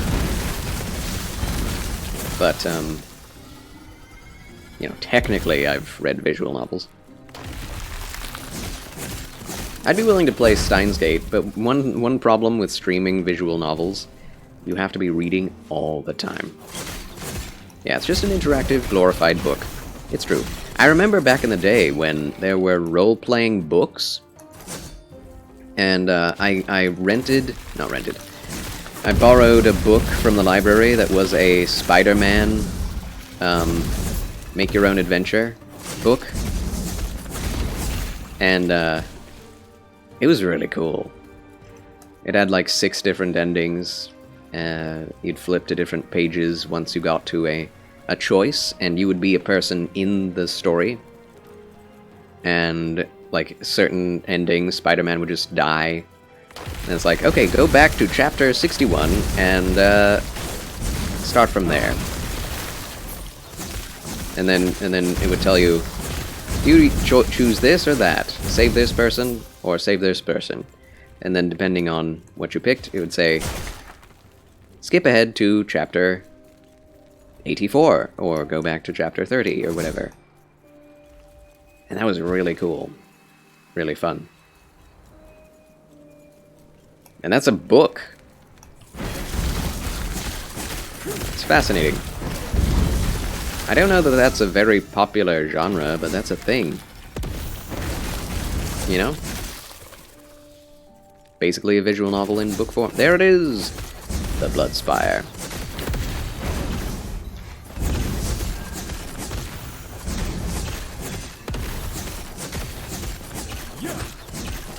This thing has some health. There we go. Echo conquered. That was it? Okay. Lightning resist, chance to shotgun hit. Very good. What is this? Oh, teleport. That's right. Leeching plated gauntlets of sparks. 75 armor, endurance. 2% of melee damage leached is health. Necrotic resistance, lightning resistance. Okay. Okay. That's pretty good. I like leech. Ursine Cavalier Shield of Deflection. Is that good? It's okay, it's not that great. Cleric's Tower Shield of the Turtle. Wow.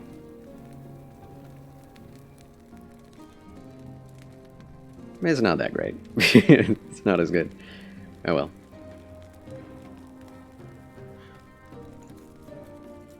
Wait, there's something purple here. Oh, there are legendaries. Two-handed sword. Oh, for Pete's sake. 129% chance to ignite on hit. Okay. Mr. V says, I like my games to have a story in them, but to be honest, most of the time the stories in games are really not that good even today. Yeah, it's sad but true.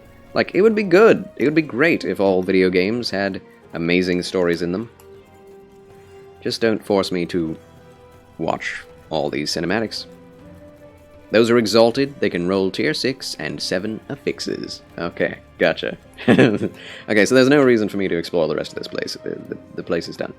Bonus stability, though. Never mind. 22 enemies. In fact, this is a situation where I'd do this. Where is it? There it is. I cannot do that. You will. If I have anything to say about it. I like this map. It's a nice place.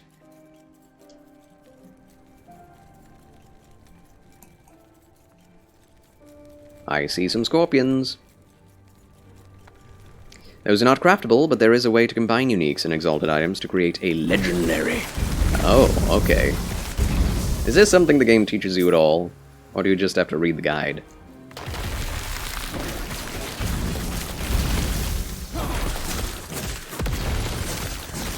Mr. B bought a game recently that was supposed to be pure story, and within an hour I fell asleep and took a nap out of boredom. Oh, unfortunate. You will find it if you keep exploring. Okay, cool. I like that. I do prefer to learn via the game teaching me. Good design. That is the way to do it.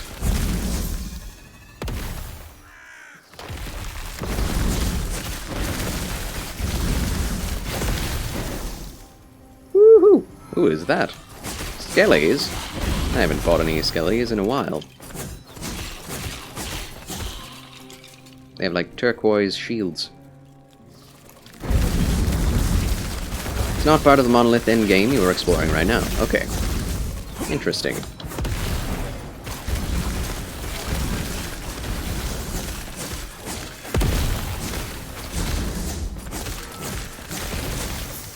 Bye-bye.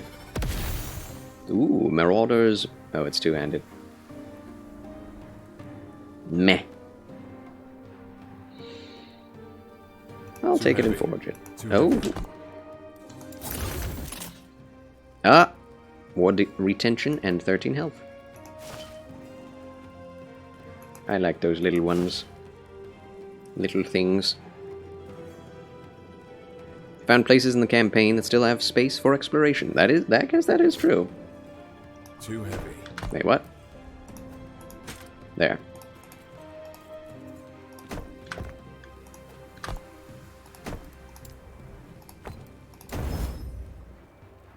Wow, we got next to nothing.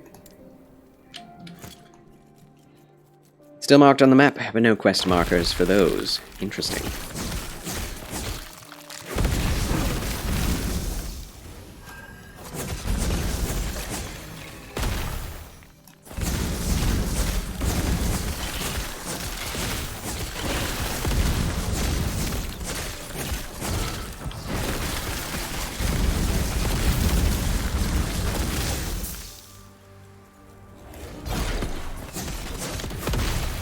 I missed shield rush.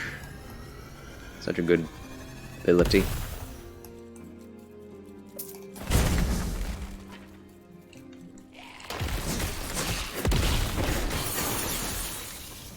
Imbued ornate wand. Oh no, that's not what I got. I got this. The passive upgrade. What's this? Double health regen from sigils. Sigils only affect you. That is helpful. Fire resistance, void resistance, max sigils, -1. Ooh. 5% per point. I'm getting attacked.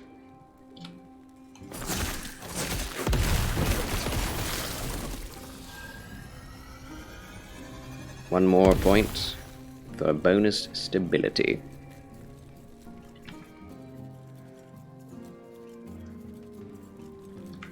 Hello, protective blood scorpion of blades.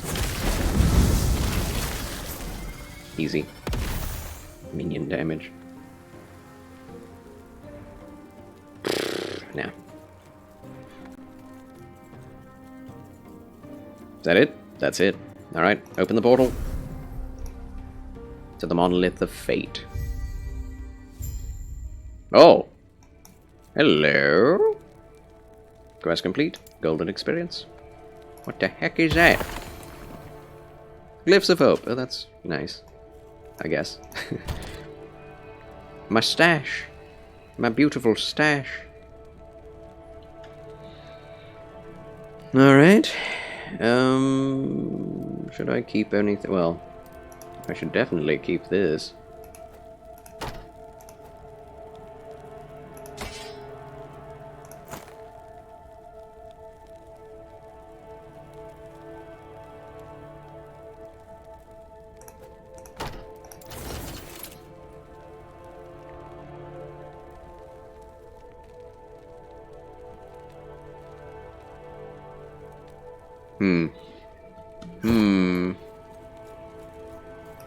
Yes. Hello.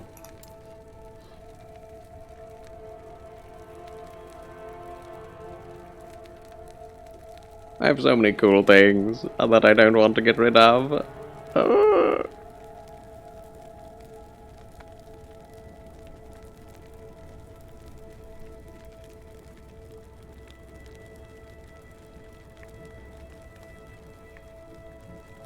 If we can add chance to ignite on hit on this thing, that would be glorious. Get rid of that.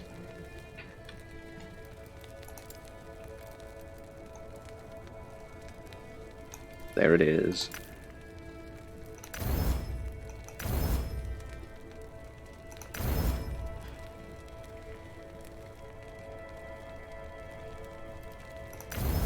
Beautiful. And health generation.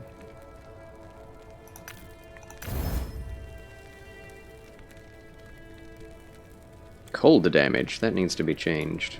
We have one forge potential remaining to do that.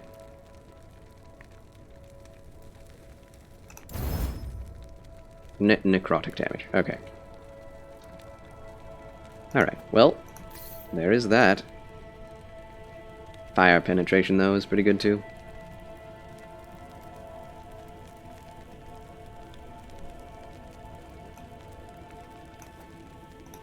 I'm going for it. Get rid of this.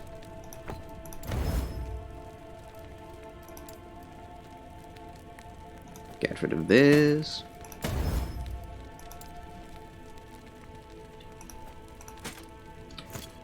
Okay. Take care. So, what else can we do here? Anything? Probably nothing. What is this? So this gets us to the next spot. The next echo. This is exciting. This is like a whole different campaign, really. Oh, that's a chest. I wasn't even aware. Same, but different.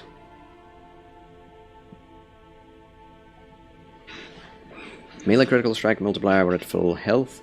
Throwing critical strike multiplier, increased movement speed, increased leech rate. I like the increased leech rate.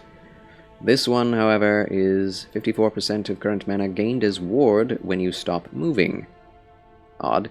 35% physical resistance, poison resistance, necrotic resistance, increased movement speed. Less increased movement speed. But a lot more resistances. That is good. That is good. Whoa! Lightning resistance out the wazoo.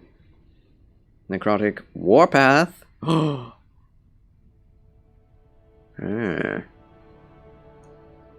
We need physical resistance on this, baby. And fire damage over time. Oh gosh.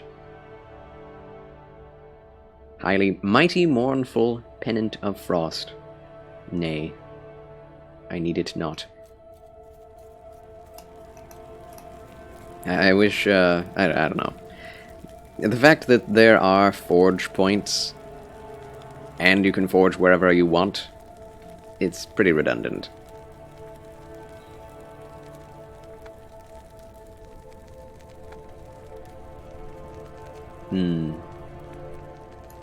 I feel like we don't need this. That's a lot of shards! Holy cow. So, level of Warpath is good.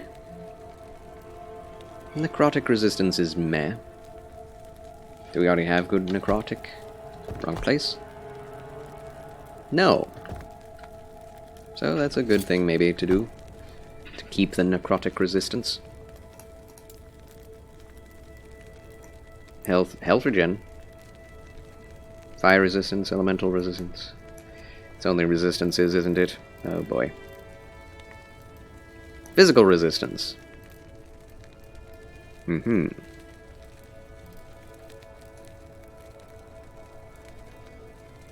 Wait, do we already have... Wait, hold on. This has 54% physical resistance. We don't need that much. Does still give void resistance, though. This thing is just really nice. We have low lightning... No, we have 62 lightning resistance. We don't really need to replace what we're using, do we? Huh. Warpath, though. Warpath.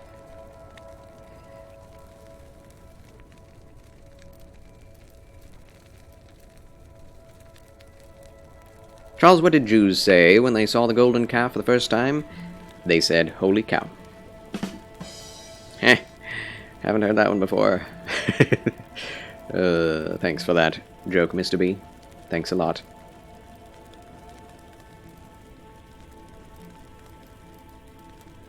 So, no fire damage over time.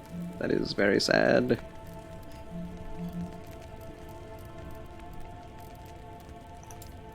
Oh, we can add surface.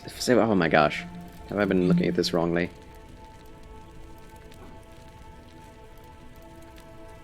No, I haven't.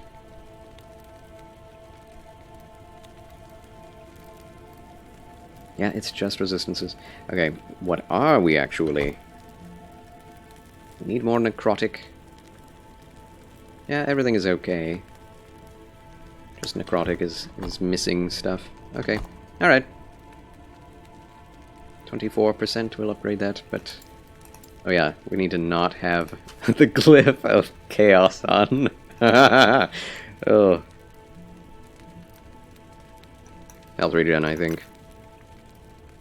I like health regen.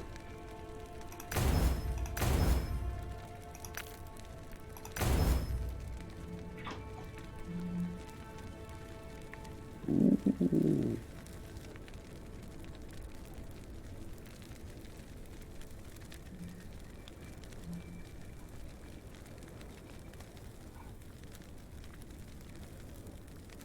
Sure.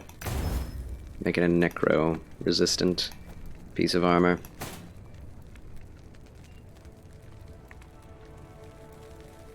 Alright. This one is odd. I don't understand it. Has less movement speed. More, it's just resistances. Yeah. If we did this, we'd be maxed out on most things. Wait, lightning is 70, physical is 52 now. Just from that?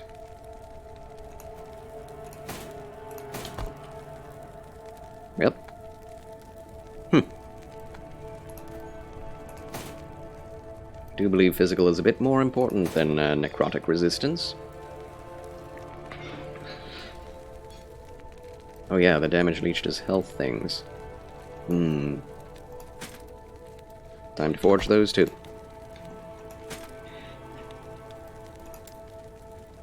Okay, what do we have already? Lightning resistance. That's a 70.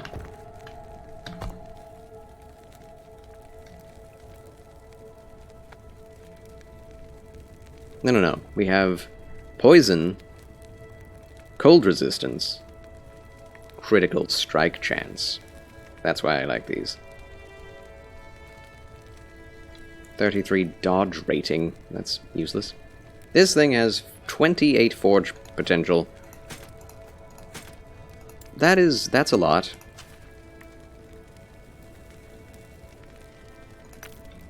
Boom. Endurance. That's not bad. Don't re-roll it. Oh my gosh. I hate the re-roll. Oh my gosh. Okay. Poison resistance is good to have. Cold resistance, It's not so much cold resistance, is it?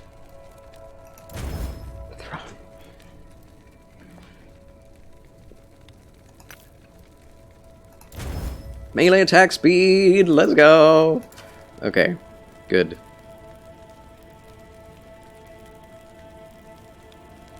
We have one forge potential left. What do we use it for? Oh, sad. Not poison.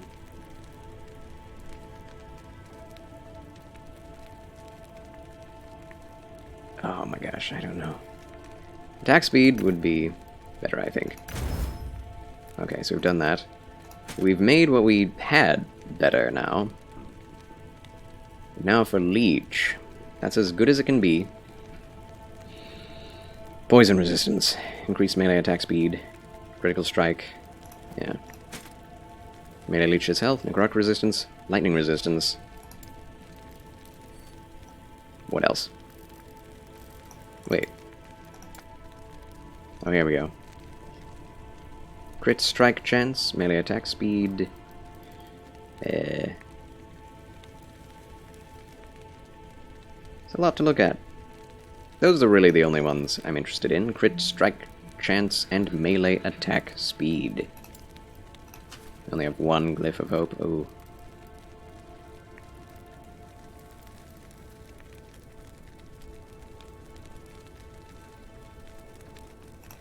Melee attack speed. That's what I care about.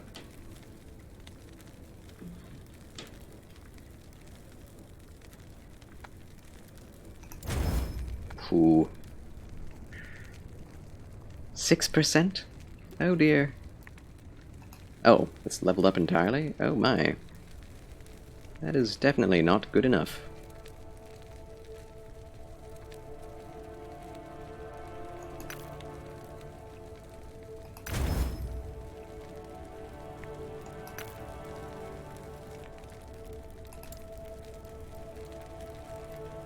We'll take the lightning resistance, it's fine.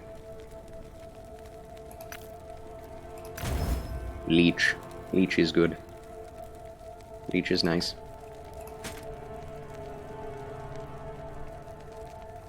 So what we have is poison, endurance, melee increased attack speed 11%, 22% increased crit strike chance.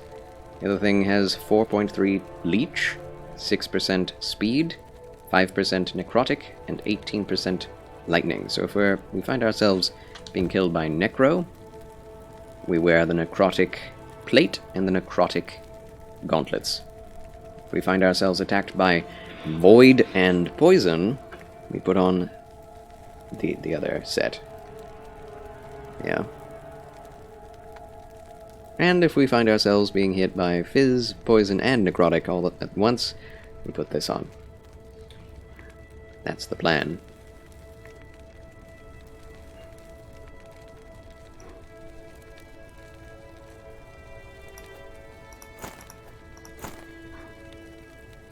I have a lot of junk. Anyway, let's move on, shall we? This is the min-maxing part of the game, isn't it? Okay, so...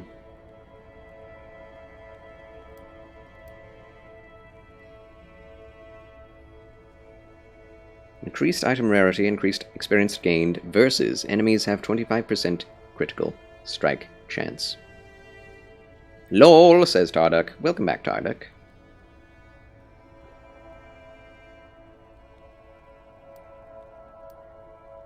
So this is the easier one, I'm guessing. Not necessarily. Increase move speed and damage on this one. What does that mean?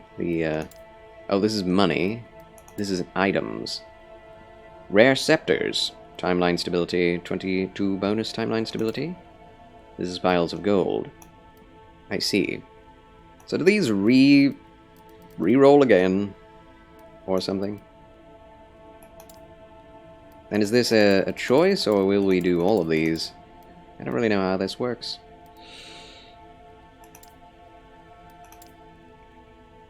Go for piles of gold first, I guess. In the barren slums. Didn't we just do the barren slums? I don't remember. Oh no, that was in the... yeah, now we're in the desert. Alright, here we go. That always feels good. Oh my god.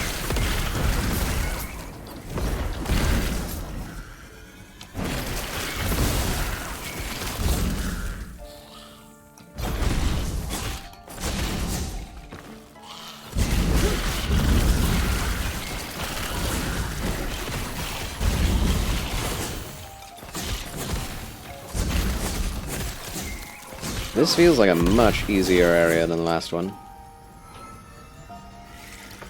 These ones look horrible, these spiders, I hate them. Ooh! A relic. What the heck? Unique reliquary text? What? Oh! It is a relic. 10 mana, elemental damage leeches health, chance to chill, shock and ignite on hit with elemental skills, 10% increased chill, shock and ignite duration. Not sure that's so great for me.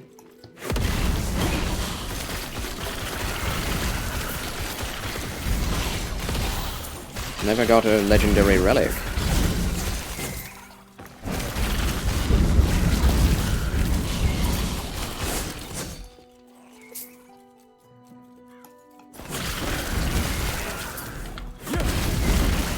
Nice if you start a new elemental character like a mage. Best thing is 0 level requirement. I guess that is true.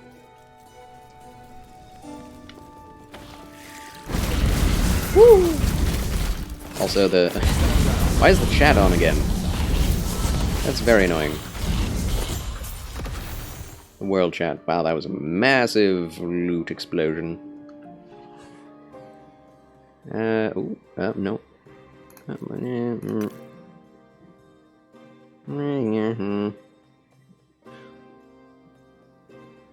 Meh.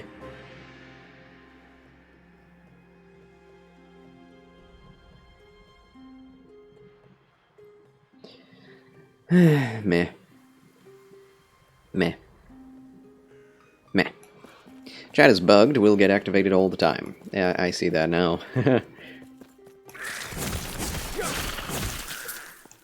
It used to be they would only activate upon restarting the game.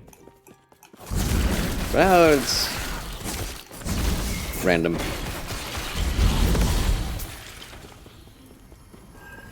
Not the worst thing. Resists fire damage, gets destroyed by fire damage.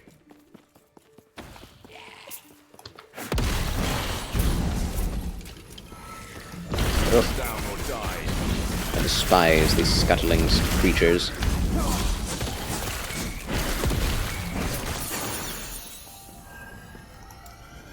I'm not even using this thing. Oh, Whirlwind is upgraded now. Good. Could get a Path of Fire. You know, that would probably help pick off the enemies that are in its wake.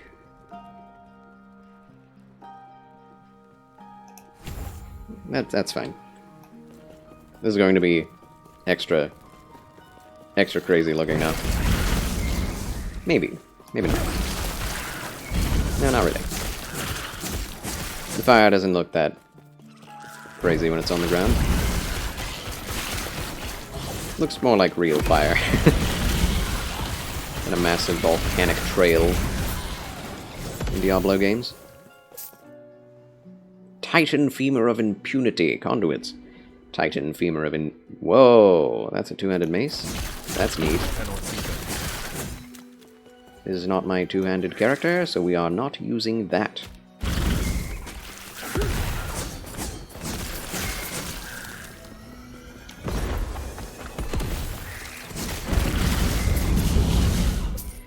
Ugh, I hate the spiders. I hate them. I hate them so much.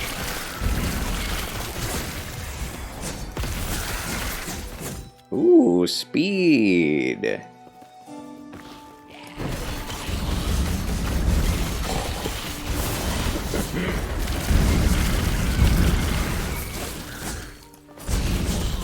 That was a big storm remnant of the lizard.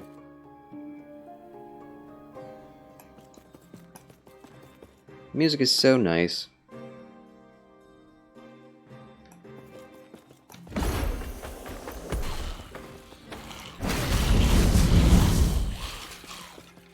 Let's group them up. Group them up.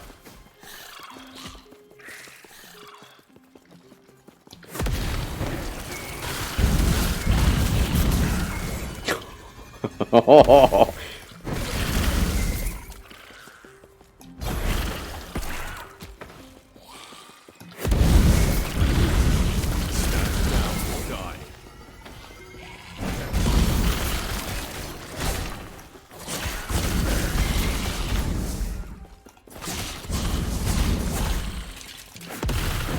This is going very well. Too well.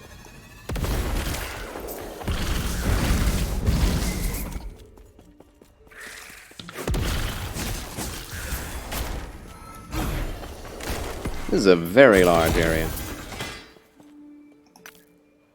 Nope. Nope. Nope.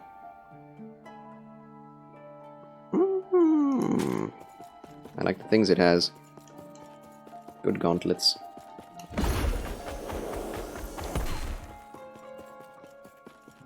Abyssal Odachi. Is there a class that uses katanas specifically?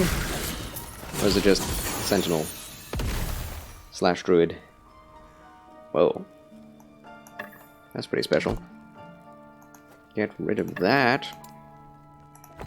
Give me those shards. Good? Oh my gosh.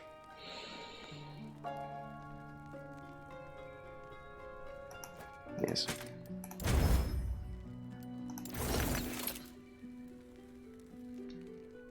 Running out of space.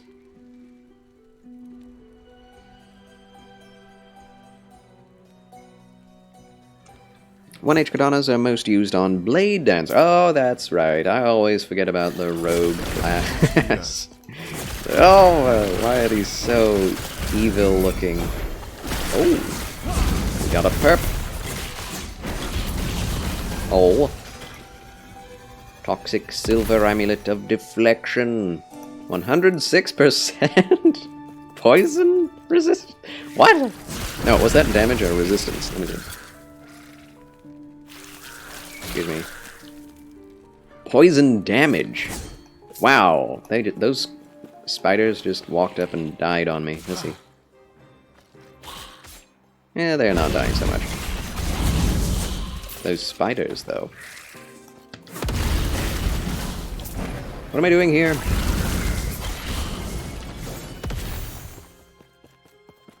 I already got the bonus stability. We have 3 points. Wow, wow, wow. Healing. Health gained, health threshold. Empowering sigil, yeah. 3 into that. Increased cast speed and heals you on cast. Doesn't it already do that? It feels like it does. Additional fire damage. Okay. Summon a sigil when you kill an enemy. Oh! That's lovely. That's what we want, I think. Don't even have to actively cast it.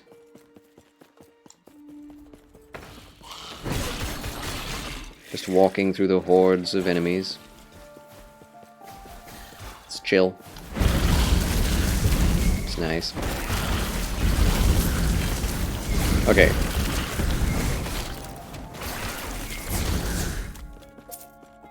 I think I can get behind the end game of this, because it does seem, because of the fact that you've already played through the game campaign, you know what to expect, how to play your class. Hello. Hello, kitty. Sonia May comes to say hello. Behold, the cat. Oh my goodness, it's a mini kitty. Oh, she want pets. She want head pets. She want head pats. Oh my gosh. Say hello to Sonia May, chat. The cat must have time on camera. Don't you dare jump on the laptop. I know you want to, but it's not a great place to be. It isn't. It isn't, my good cat. She's not a lap cat, she's a laptop cat. Which is the opposite of what she should be. But yes, there you get it.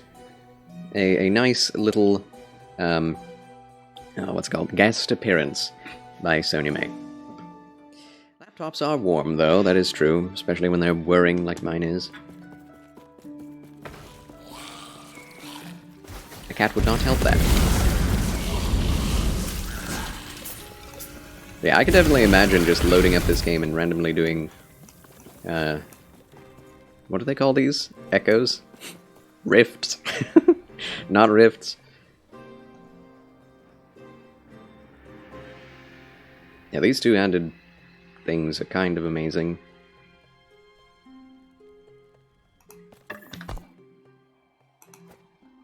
Blip, blap.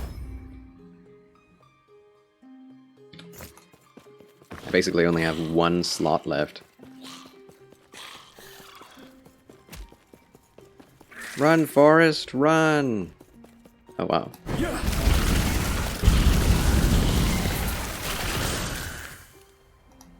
Leeching Claymore! Oh, my goodness.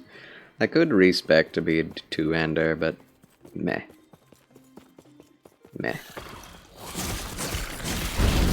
Is there no end to the enemies in this place? I'd be okay with that.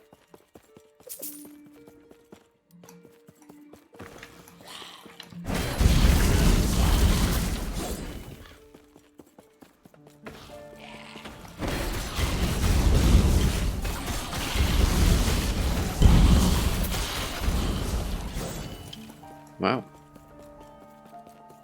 I do believe that we have definitely explored everything here. Melee attack speed. Too heavy. Drat.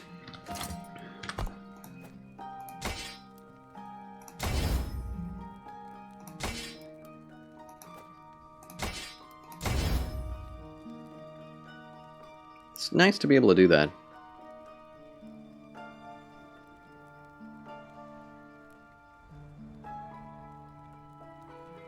I just have too much stuff.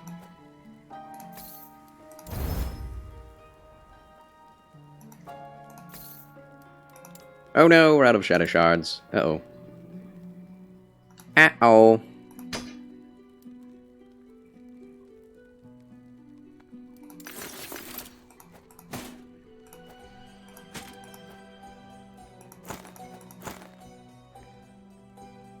Meh.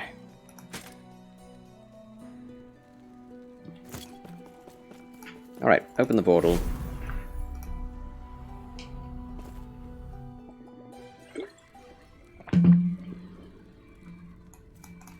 Break it. Lots of gold. Chest. Glyph of Hope. A set ring. The Invoker's Scorching Grasp. Fire resistance and increased fire damage. 69% chance to ignite on hit. Nice. 42% increased damage over time. Nice. 1 to ward. Nice. 1 to ward what? Increased fire spell cast speed. Nice. I don't know that we actually do any fire spells yet. I mean, we have Smite, but I never use it.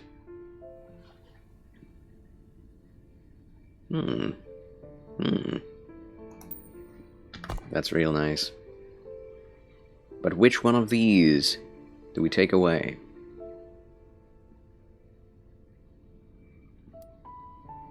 For the sake of this legendary item.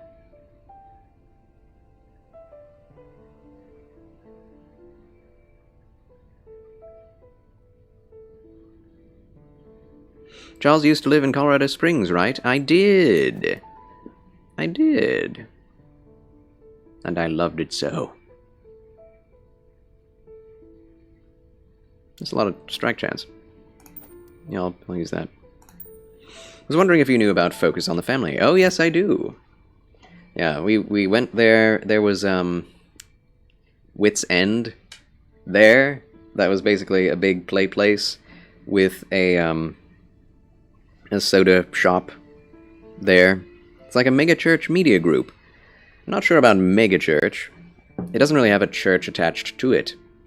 But yeah, it's an amazing place. Went there all the time as a child. Not all the time, but for, you know, events with friends and birthdays. It was awesome to go. But yes, the creator or head of it is probably one of, I would say, the most solid Christian writers of the last generation. Definitely a bit out of touch with modern youth, but he does his best and is very theologically sound. And I think he is the main reason why my parents brought us up as well as they did, because they read a lot of Focus on the Family's books as to how to parent. And we're all Christians serving the Lord, and you know, proper folk, I would say. Oh, there's a whole nother branch. Woo! Tomes of Experience. Oh my. I mean, why not get that? Let's go. But yeah, any questions in particular? It's a big complex with a giant library and bookstore and offices. Off of Academy and Chapel Hills, I think. Right next to the... what's it called? I forget. Like a strip shopping center? Seemed like the biggest Christian influence in the culture of the United States today. You know, you may be right. It is possible they may be the actual biggest Christian influence in the United States. Maybe. I will say that while they have had a massive influence on Christian culture, they've also, I think they used to be the biggest. I think now the biggest are like parachurch ministries and church ministries like Hillsong United, Bethel Church, a lot more charismatic expressions, which, you know, I'm not entirely against, but I do think Focus on the Family was a lot more solid in their theology. Fan of their podcast, was curious if you knew them. Oh yes, we used to, and still do from time to time, listen to their radio shows, which are still on to this day, which is kind of amazing. That they're still here, still around, still doing radio shows. And we don't need that. We don't need more gauntlets. We have enough. Fallen Osprix, zombified Osprix, smoldering Lithrak. Oh yeah, that was a fun little act where we were fighting the Lithraks.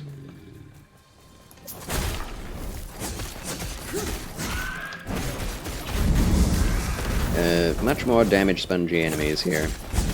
The Osprix do have a chance to wig out after you've killed them and rubber band quite badly. Which is always fun to see. That is one of the few glitches still in this game that I've noticed. Deft Urchin Star of Conflagration. Oh. Oh. Think you grew up in an atheist bubble. Oh, was reading some of the poll, and apparently like 50% of the population believes in God as described in the Bible. Dang. If that's true, America is much more Christian than people would have us believe. I don't know who those people are, honestly. Feels like everyone you knew as a kid and young adult was an atheist. Would never have guessed 50% believed in a personal God. Yeah, I think that number is a bit unspecific. I think it's more general. It's probably less, like 48% or 49.5 or something. But if true, that's shocking, because it means that most of the people that voted did not vote their Christian beliefs or biblical beliefs. So that's a thing. What is this? Why did I choose this? What am I doing with this? I don't know. I should drop this. This is useless. What? What was I doing there? Okay, so we have these two. Oh, they're both 55 melee damage. I think I'm going to shatter this one. I don't have a shatter shard! Oh, what do we do? We do need more melee attack speed on this. Shredding armor is good. It's generally a good thing. Chance to shock, chance to shred, chance to chill. Poison, slow. Health on melee hit. Increased stun chance. With melee attacks. Yeah, I like that. Health on melee hit, though. What do you think, chat? Health on melee hit or stun chance? I'll leave this up to you to decide. Oh boy. Yeah, let me just look up on Google what they say about that. How many people believe in a personal god?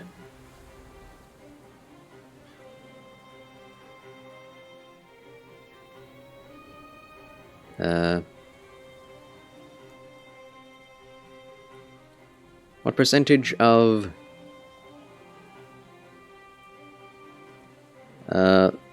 USA?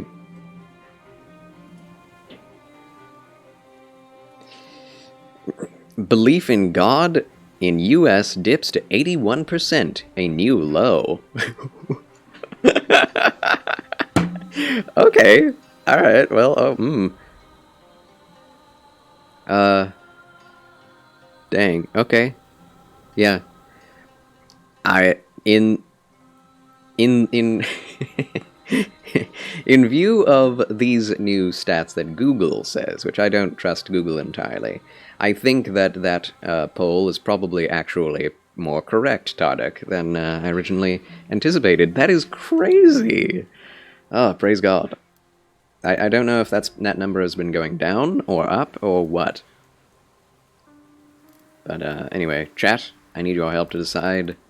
Just give me a random, one of these two. Health on hit, stun chance. Health, stun. Health, stun.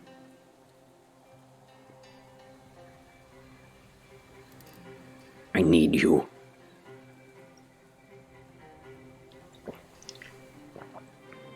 Need to eeny, meeny, miny, moe it.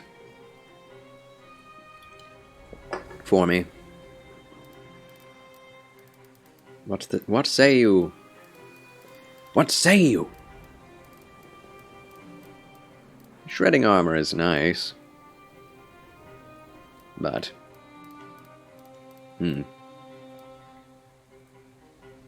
Alright, I'm going with health on melee hit. It's we're going for it. Since nobody will say... Oh, it's just a flat health? Oh. Okay.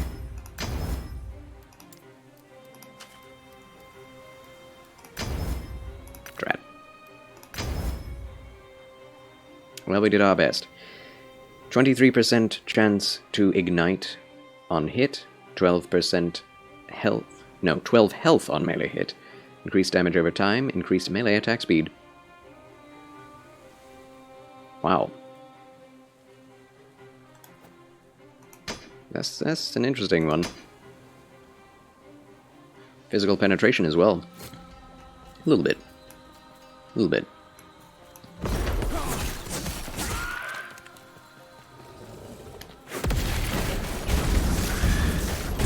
Love that. We changed out something that was giving us 1,000 health. What was that? I wonder. Was it the weapon?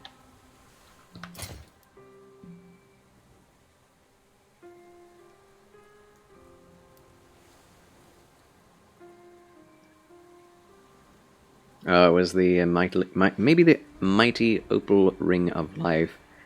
Opens the door to the lightless arbor dungeon beneath the shrouded ridge. What? We need to look that up.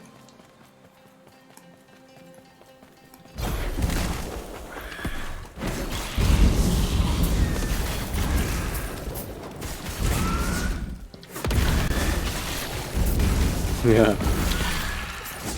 Dude. We strong. Health on hit for the drain tank IMO, yes. I agreed. Tarduk. I saw that quite late, but there it is. We did it. Those skeletons with wings. That's interesting. Yeah, sustain, I think, is much more important in this game than straight damage. Level 62, level up. We got something white? What the heck is that? Welcome home, good hunter. Reckless Abandon has resubscribed with Twitch Prime for 2 months in a row. Welcome back to the Federation, Reckless Abandon. And thank you for the Optimum Prime. Putang ina! Si Optimum Pride! Puking ina ni Optimum Pride! Thanks a lot. You get a spiffing bow tie. How are you doing today? Have you had a marvelous Monday? I pray so. We're just playing the end game of Last Epoch.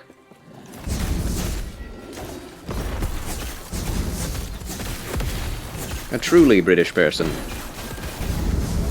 would have no difference in the way they say last and lost. In the Lost, I played Last Epoch to the last. Whoa! Whoa, what the heck? What's all this? What's all this? Wow. Got a lot of junk. Good junk, but junk nevertheless. Fire damage. Damage granted. Cast speed. The Unrelated Show is rating with a party of 7. Welcome in, Unrelated Show, and thank you so much for the raid. Welcome to the chill channel of Charles, and to the end game of Last Epoch. How do you do, friends? Welcome, welcome. Glad to have you.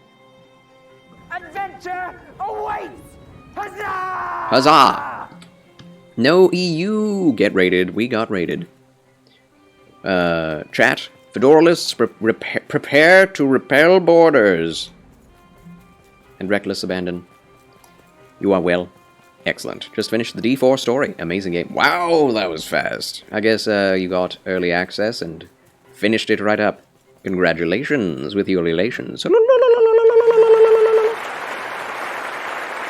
Good job.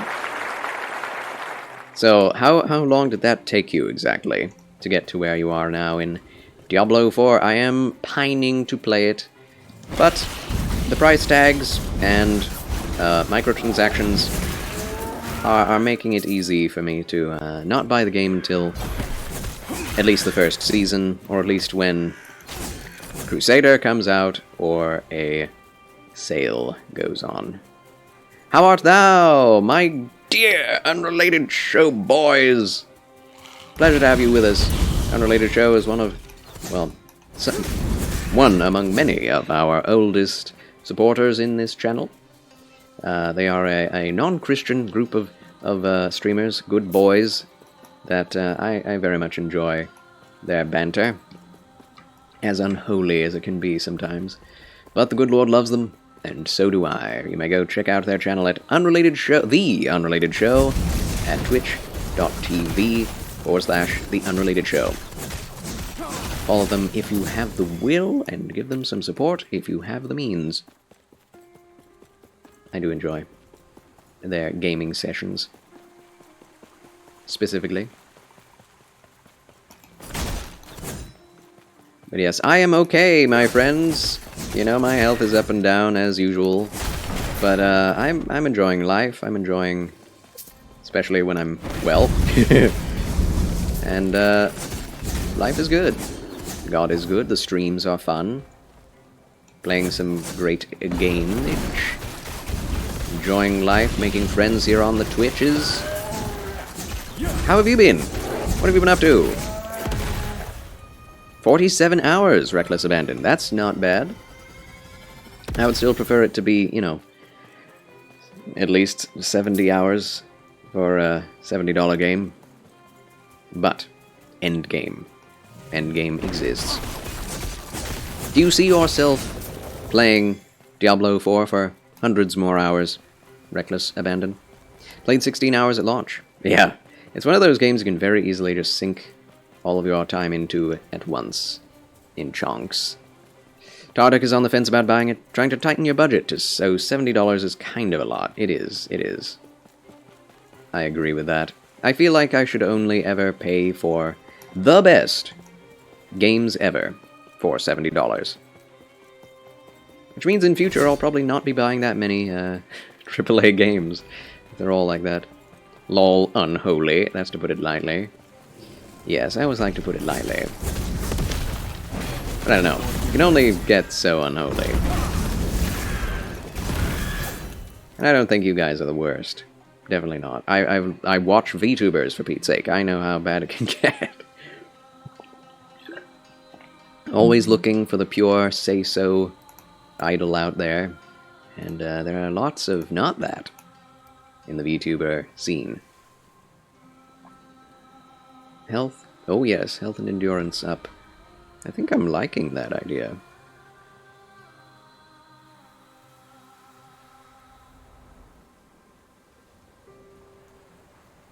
Yeah, we had prayer at some point here.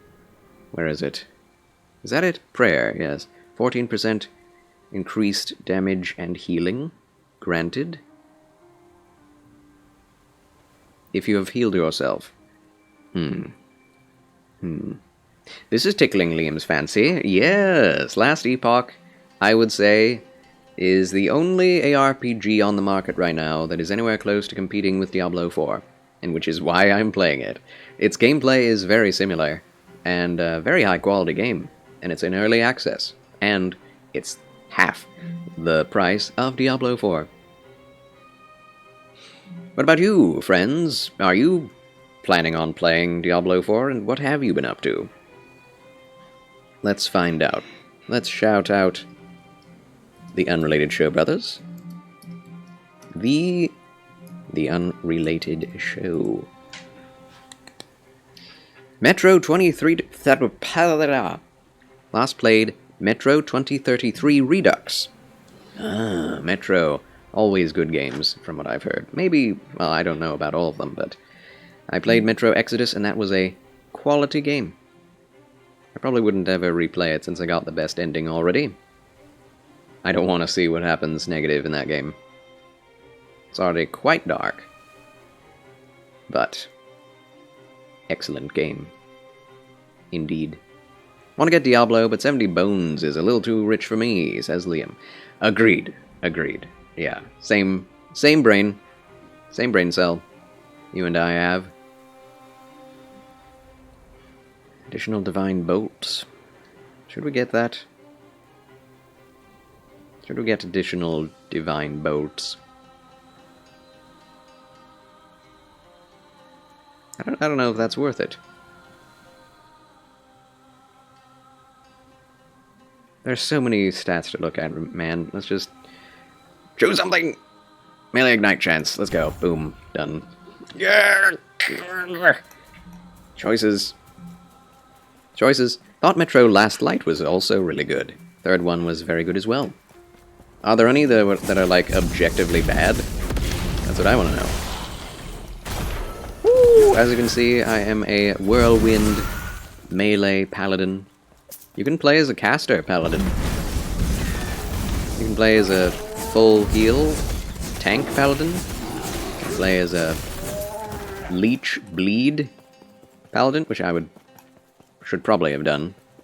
But I wanted to use a mace really badly, so that's what I'm doing. And whatever you choose, the game seems, at least within the single class and subclass you choose, to be quite balanced. How is this compared to Path of Exile? Well, it does, like, how would you say it?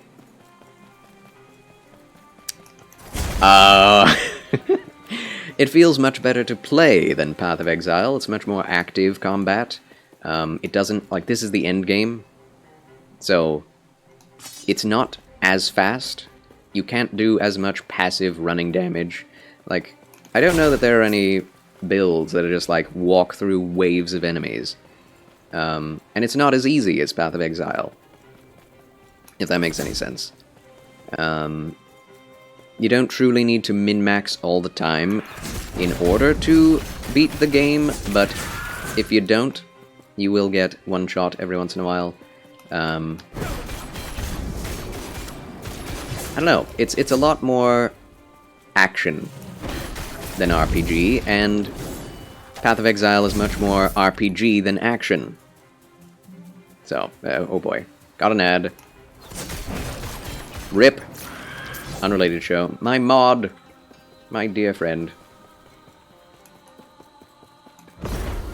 Woohoo! I always love doing that, man. It's so fun. I wish... I wish.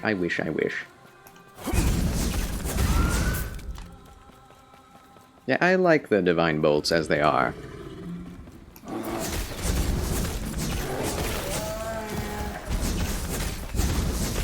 Two for every 3 hits is just fine. Yay, 3.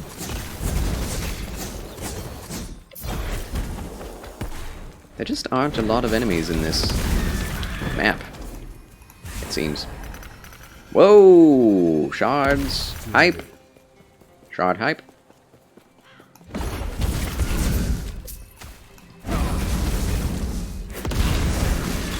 I love the way the skeletons march.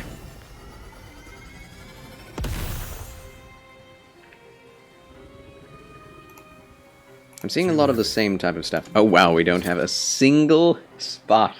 Oh dear. I need to get rid of some things. Do we even have a single shatter shard? Do we? We can get rid of this. That's fine. We do not. Oh well.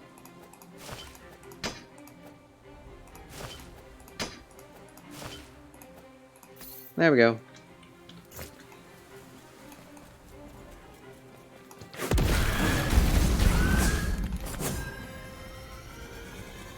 Wobbly arms.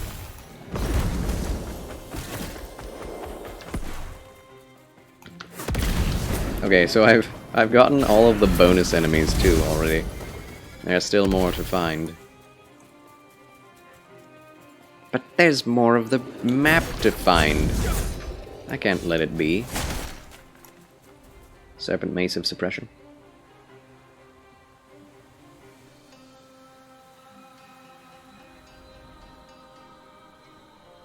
Nope. Well, we'll take it and trash it. I need to purchase more shatter shards. Okay, I think we've... well, no. Now we've explored... oh, now we've explored the whole place. And killed what I think was the last one. Last enemy. Open the portal. Man, is Unrelated Show not back yet from the ad? Heavens, it's a long ad. Alright. Tomes of Experience. Do we use them?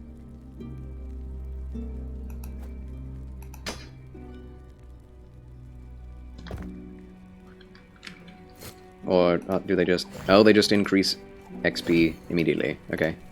Yes. Yes!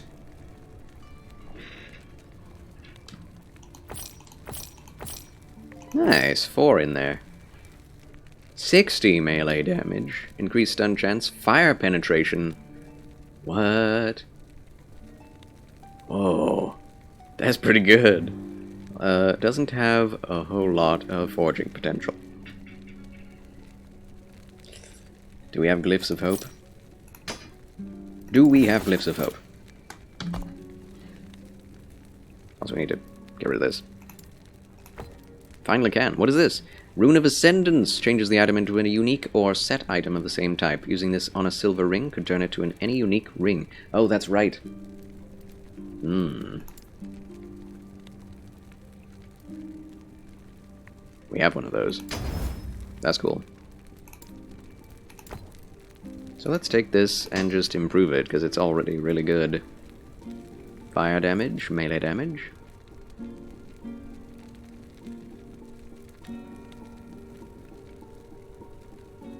We gotta have a really good thing going.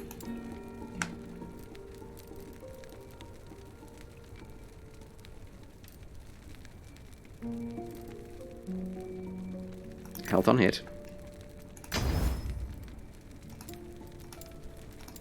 We only have one glyph of hope. Oh, man.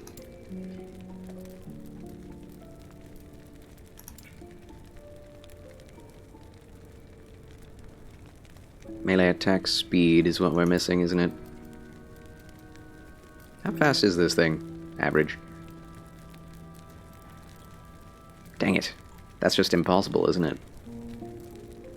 Well, it may not be worth speccing into.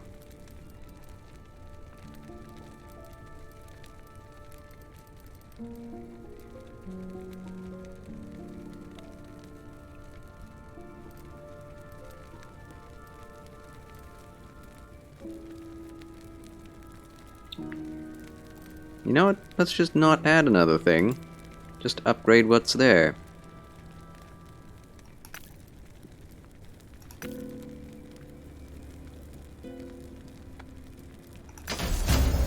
Ooh, 1 tier fire damage. Thank you.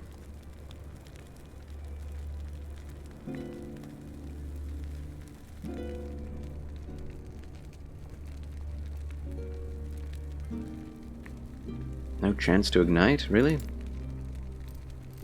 Oh, there it is. Now we don't have any... We tried. Can always get it out of it. Yay! We did it! Okay.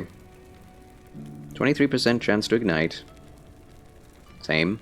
Increased melee damage, which it's already high. Increased fire damage, 7 health on melee hit. Which is not as good as 12. Let's see how good this thing is. Really. It's an axe, though. But it looks cool. Oh my gosh, it looks nothing like what it looks like in the thing. But that's okay. Oh, no, it's not. It's a hammer. That's a cool looking hammer, though. Iconic Hustlers! Hello, hello! Oh, hi. How do you do, Iconic? Pleasure to have you with us. Welcome to the Chill Channel of Charles, and a late night for Charles. I am your host, Charles Quasar Banks, Chancellor of Chill, Champion of Chivalry, Christian content creator on Twitch, and gaming gentleman of the world. How do you do? Welcome to the end game of Last Epoch. Hope you're having a splendid day. You're great, thank you. Excellent. How's the game? The game is splendid. There are very few things I have negative to say about it now that I've reached the end game. It's a great game. One of my favorite ARPGs of all time. Probably my top 3. I would say Diablo 2 is... This is in contention with Diablo 2 right now. And Path of Exile is probably 3rd or 4th. Diablo 3 is way back there. I haven't played a whole lot of ARPGs, but of the ones I have, this is probably my favorite. But it's hard to compete with Diablo 2, and it has so much nostalgia. And still so much good content. I think Diablo 2 still has more content in it when it comes to the main campaign than this game does. Like, that campaign is long in Diablo 2. But yeah, I'm glad to hear that you are doing greatly. May it ever so be. For you, Iconic. Okay. I want to keep doing these. I think this is the equivalent of rifts. With enough stability, you will be able to enter quest echoes, key moments in this timeline's history. Stability, okay. I don't even know what that means. But I do know we actually have quests to do. There are quests to be done. 73. Oh my goodness. Alright. Time to break things. I really need to get rid of some of these items. Big ones. Which one of these is best? Shock to attackers. Endurance. Melee damage. Health gained on block, damage reflected, 26 health, necrotic resistance. Both of those sound good. Yeah,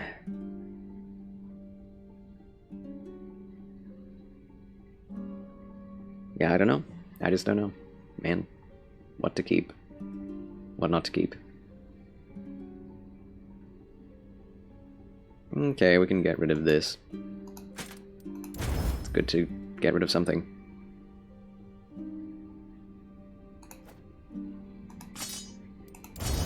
Also, this is a unique.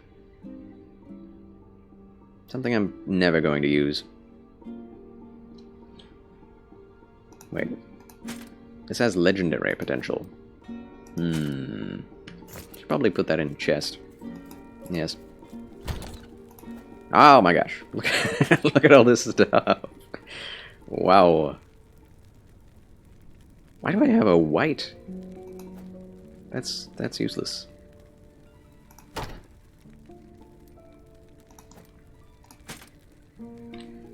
Wow. I guess I'll sell some of this stuff. There's no reason to keep most of it. Oh boy. Yes.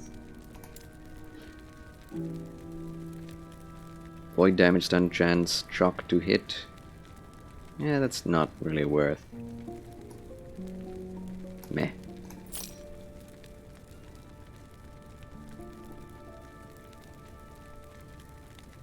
I would like to get this stuff out of that. No shadow shards. Right? Yep. Confound it. We can make a Rune of Ascendance unique item. There is still one mace that we have not gotten that is potentially good for a paladin. We're going to try for it. Rune of Ascendance. Hammer, mace, weapon. Upgrade. Bludgeon! 60 melee physical damage, 7% of melee physical damage leached as health, 49% increased leech rate, increased stun duration, 7 health gained on stun. We did it, ladies and gentlemen. We did it. We got it. Unfortunately, it is 30 damage compared to 60 damage that we have right now. Oh my gosh. But, you know, we did get the unique... That's good for the Leech Paladin build. Oh my gosh. Oh my gosh. Oh, wow. Alright.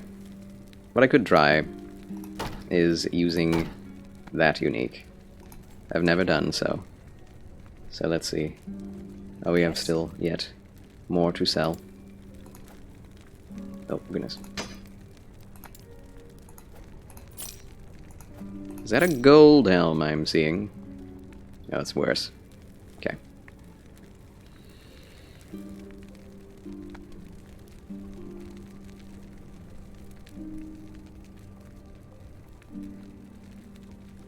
Oh my gosh.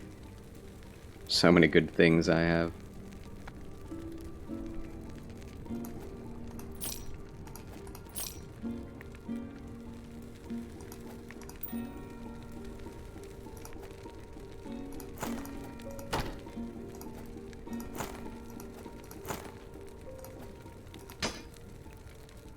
Man, this is a mess. There we go. That looks better. Gracious. Take care. You too.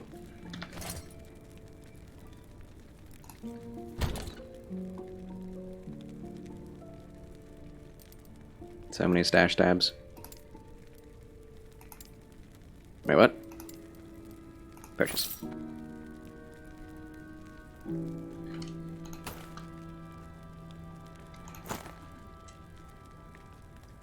Bludgeon. I like the the pun. I need to sell this.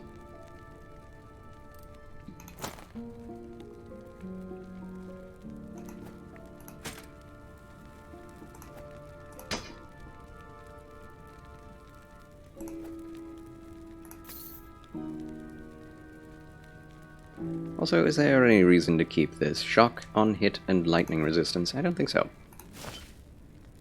Alright. Now we can actually play.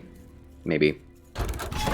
Let's actually go into the map to greedily too deep. The Oasis. Cave time.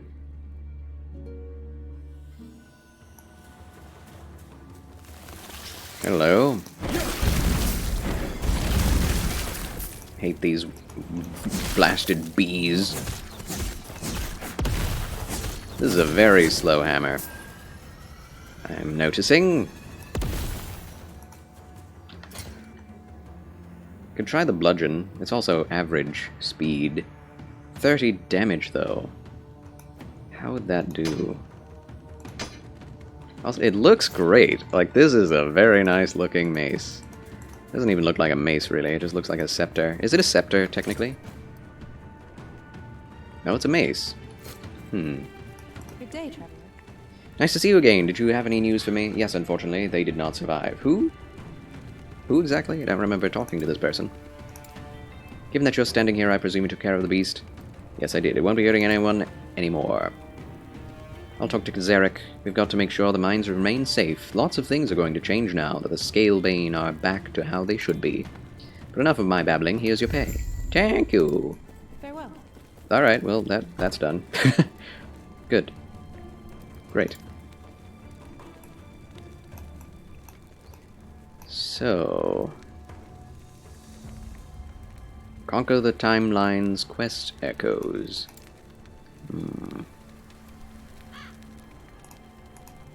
65 quests complete. I think that's all the quests that exists in the game. Probably. Is there anywhere I haven't been? Any nodes not visited? I don't think so. Wait, what is this? The Lightless Arbor. Waypoint locked. Yeah, let's go to the surface into the Shrouded Ridge. There's going to be a lot of void beasts here, but I don't think that this game scales to you. Or does it? Nope. No, it doesn't. What is this? The Shrouded Ridge, that's where we're going.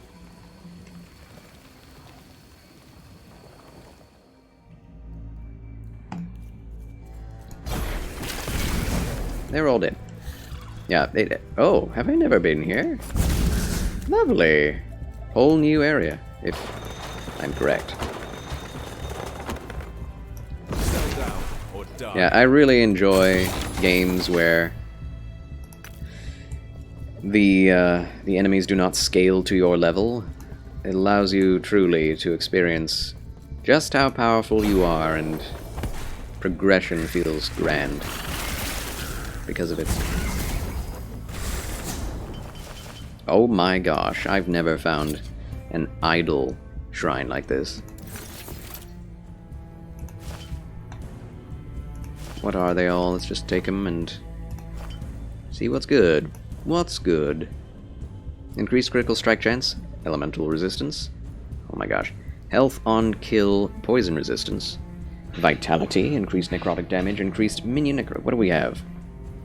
7 health on kill and physical resistance. Do we need physical?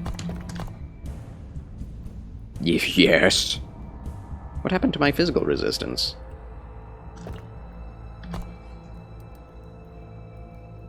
Oh.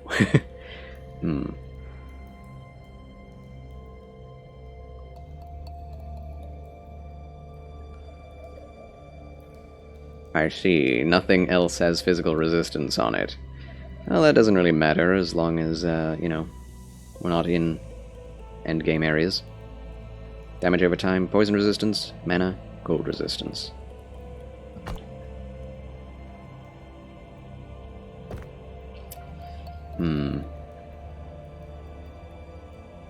What are these? Increased damage over time, poison resistance. That's the same. It's the same but better. Ward retention and 13 health. I guess we'll get mana and cold resistance. Why not? Yeah, I don't need this. How's our poison? Super high. Elemental crit strike chance, I like that. Chance to ignite. Lightning damage. Shock on hit, elemental resistance.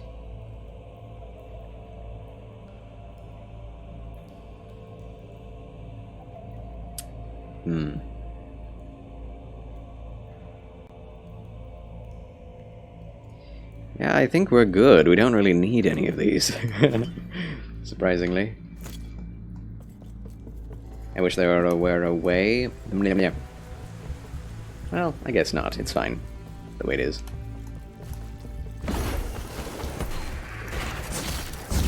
Oh, nice. Charles wins. Again! That was supposed to be a mini-boss.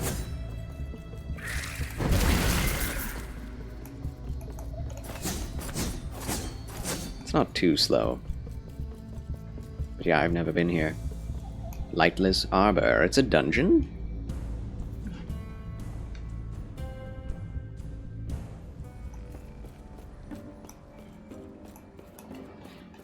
Interesting. What the heck was that? What'd you say? Human, can you understand me? I can, Lost Spriggan, I mean. That's good. Everyone else seems to have lost themselves. As soon as they woke, they started stomping about, rumbling the entire mountain with their steps. Was that the giant monster I saw near Last Refuge? They are the only source of life that massive I can sense. So it may have been... Wait. I also detect other humans. And they are all under the mountain. No. This is not good. That's just Last Refuge where they live. They won't live there for long while the mountain beneath is lumbering around, causing cave-ins and avalanches. Someone needs to stop them before the humans are all shattered into splinters. You are the only other living being that isn't acting like their head has rotted through. So you're going to have to help me. Will do. If you can find a way deeper into the caverns, of course. It's been so long. Can humans see in the dark? Not particularly well. That could be a problem. Do not worry though. Oh boy. There are clusters of higher League amber mechanics. that give off light you could use. Be careful though. If your bark is particularly dry, you might catch fire. I don't have bark. That's good then. Hurry and find a way in there so we can save the humans. Save the humans. Cool. That's a nice Spriggan. I like it. Okay. Beep, bop, boop, bop, boop. That's a crazy thing right there. Why am I keeping these?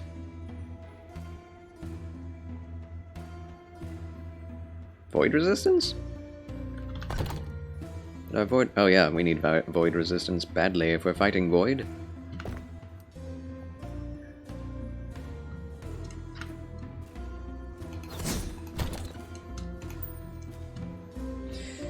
Lightless Arbor Dungeon beneath the Shrouded Ridge. I think we're there. So we have the key. Now we may enter. Lightless Arbor. Oh, each attempt in the dungeon requires a key. Dying or leaving through a portal fails the attempt. Scary. Tier 1, level 20, doesn't give you anything. Tier 2, level 65. The dungeon boss drops additional exalted items. We're level 62. Interesting. You know what? You know, I think... Wait a minute. Did it take my... Okay, it's still in there. Just keep that for now. I'm gonna go back to the end of time and level up more. Oh, hold on. There's a new area? Monolith of Fate. Oh no, that's just the where we've already been. Yes, okay.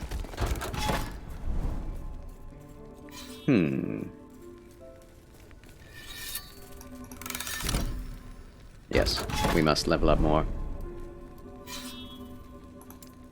More XP.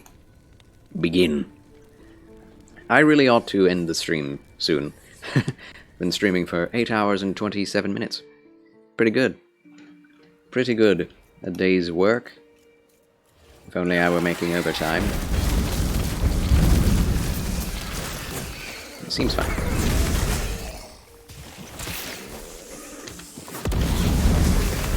Yeah, these are all new enemies from the first act of the game. That fire damage, my goodness. I'm using the unique, yes. Yes, 2 uniques.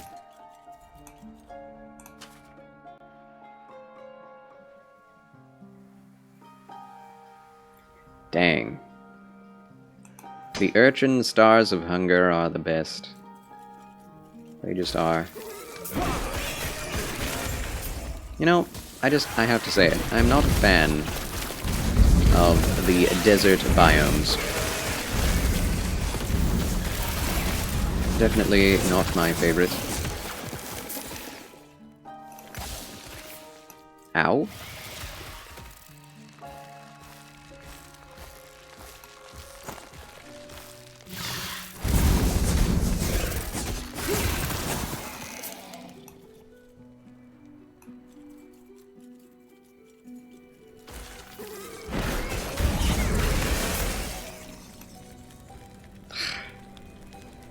Leeching Claymore of Sleet, 60 damage. Fast. What? Excuse me? No way. Why is it fast?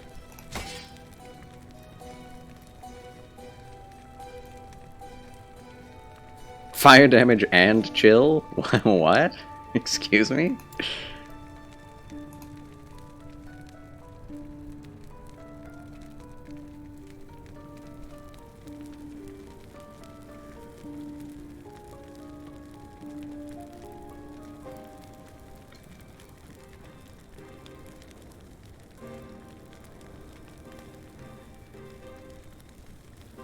%10 melee damage leached his health.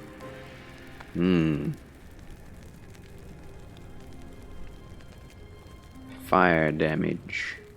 26%. An impressive weapon.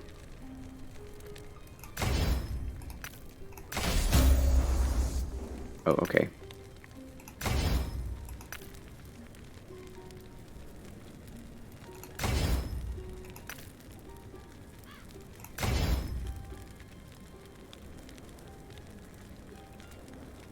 Holy cow, 150% increased stun chance. I don't think that needs any more. Whoa.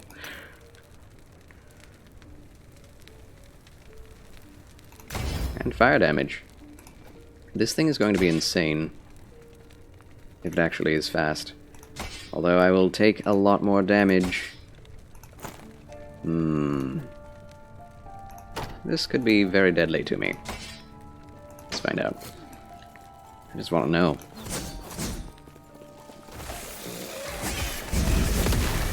Okay, it's not crazy damage. And there's no survivability. Okay. Forget that. Yeah, it's not good. Not a good idea. Need survivability. Oh my gosh, though. What is this doing? Is this poison damage? Oh!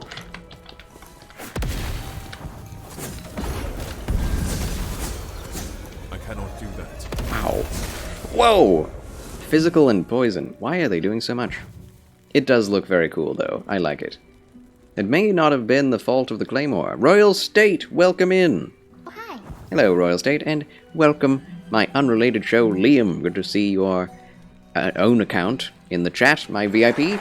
Applause for the gentleman that you are. Alright, respawn. I died.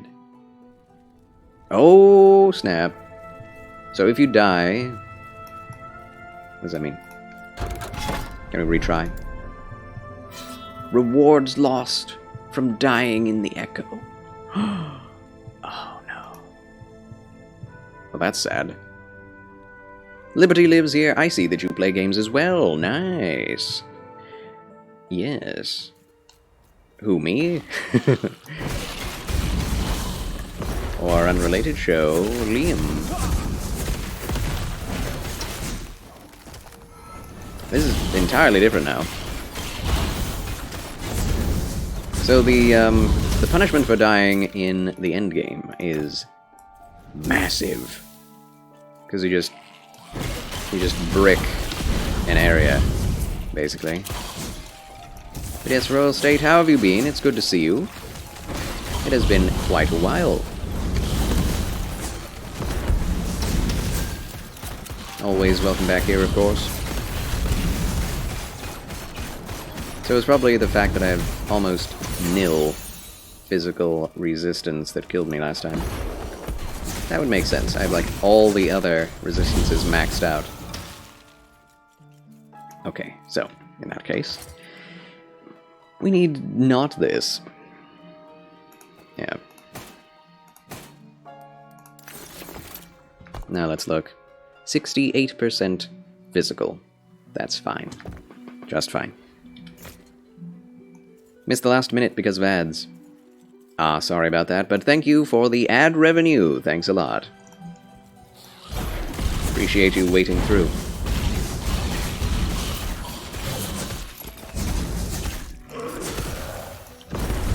But who were you referring to? Who plays games as well? Oh, I didn't even pick it up.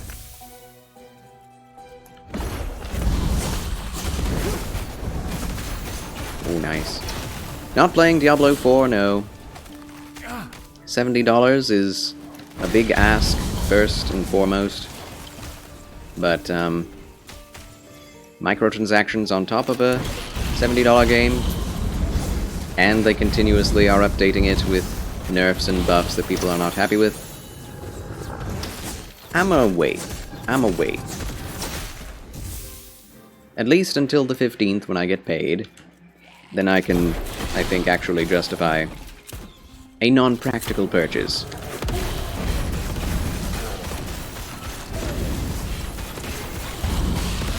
I view myself as a man of the people. And I'd rather not be, you know, constantly purchasing high-end games that I do not agree with morally speaking. The stinking microtransactions. Man, it's such a good game though. I'd love to play it, but I even put out a video on YouTube as to why I'm not playing Diablo 4 right now. If you would like to watch that, it's basically just the monetization. It's not okay.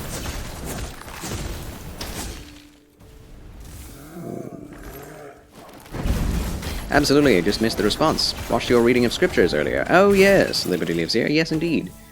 I am a gaming gentleman of Twitch, as well as a Christian content creator on the platform. And, yes. It is a lot of fun. I'm mostly a Soulsborne gamer, ARPG enjoyer. That's about it, really. Every once in a while you may find me playing a real-time strategy game, but once in a very long while. Yeah, well, but they are only cosmetic and not pay to win, so that's good. Yeah. I mean, I'm not going to justify any microtransactions being in any game. It's a flippin' $70 game on, like, at base. The only reason why cosmetics as microtransactions are okay is if you cannot make money otherwise. So if you're a free-to-play game and you're asking for microtransactions, that's fine. If people like the game, they can pay for them and get a cosmetic too. But in a game where you have to pay $70 and you're expecting a AAA experience, asking for more cosmetics as microtransactions and a battle pass potentially is greedy and against my philosophy of a good game. Like, if it's a good game, you don't need that kind of monetization. So, I do not believe in it. It is not my way. Indeed, I was, you know, before the game came out, before the betas came out, the open betas, I was like, I'm not playing that game. That is so stupid. That's horrible. But then I played the open betas and I was like, this game is so good, I have to play it now. And then the game came out, and you can't play it on PlayStation 5, my preferred way to play, unless you pay for a PlayStation Plus subscription. So not only did they have pay-to-win for early access hardcore race, in which case those who get the hardcore wins, first 100 hardcore beaters of the game in the early access get their names put onto Statue of Lilith. That's obviously pay to win for the deluxe edition owners if they're involved in that race, which is scummy and weird.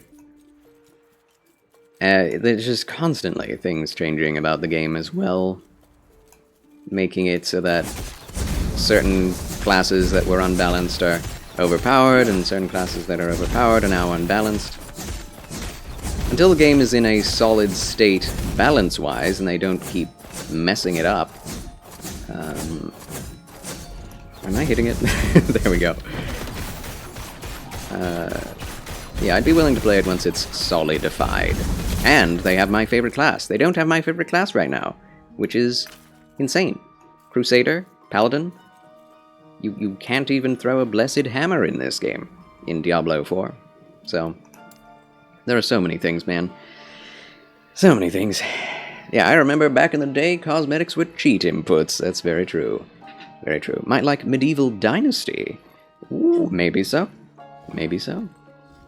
I may indeed try that out. Liberty lives here.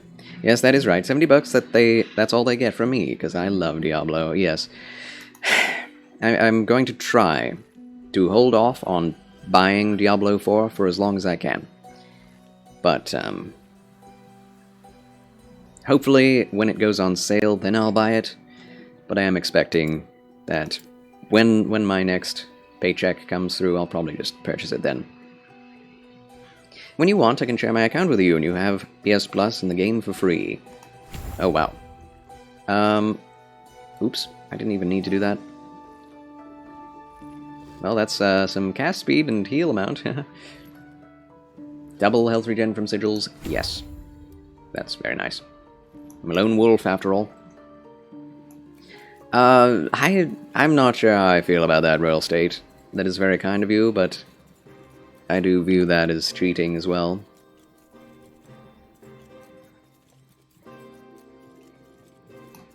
Like, it wouldn't be my account, right? It wouldn't be my game.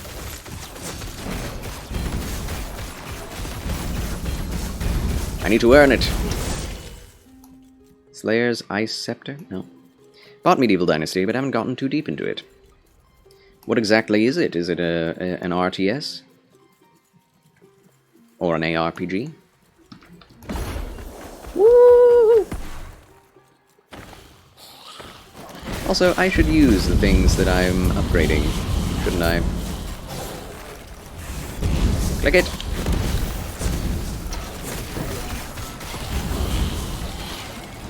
Well, we are getting dealt necrotic damage, so don't need to worry about physical too much.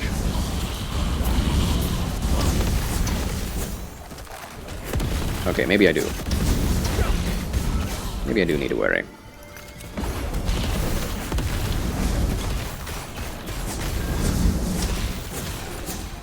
Ow. Hit him though.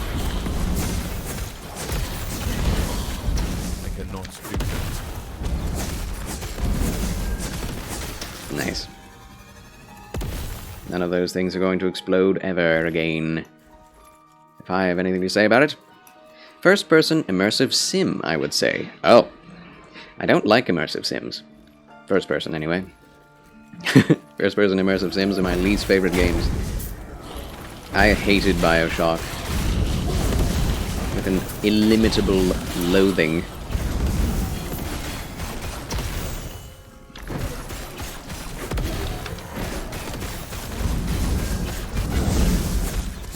And that, I would say, is most people's first, like, recommendation for immersive sims.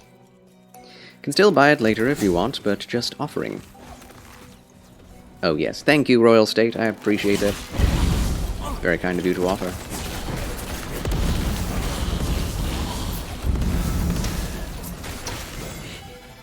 Like Mr. Osborn said in Spider-Man, you're a man that likes to run off his own steam. I admire that. I respect that.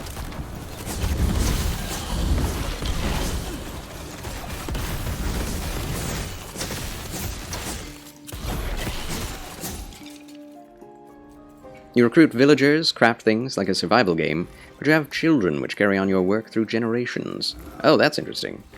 Survival settlement semi-RPG is how I would characterize it. It's both first person and third on Xbox and PC. Interesting. That sounds like an MMO that was failed from, like, 2018. Palicole raided with a party of 3 viewers. Welcome in, raiders. Applause for the raid. Fedoralists prepare to repel borders. Welcome to the chill channel of Charles Palicole and friends. Thank you so much for tuning in. Behold, my last Epoch Paladin. Look at that.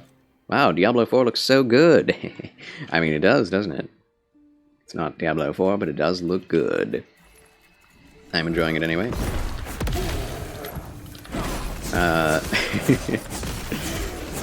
This is the end game of Last Epoch, and it is very fun. I'm having a very nice chill time with it.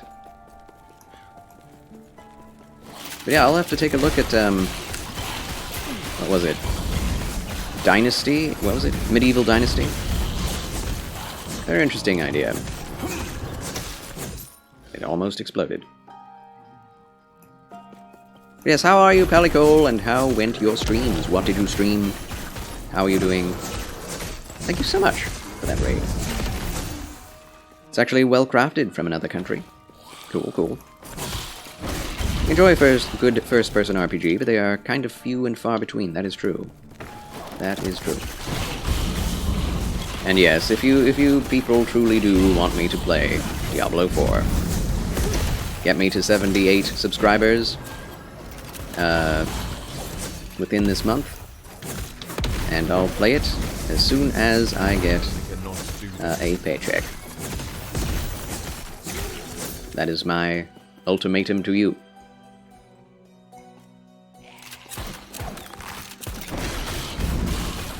I need to go up a level in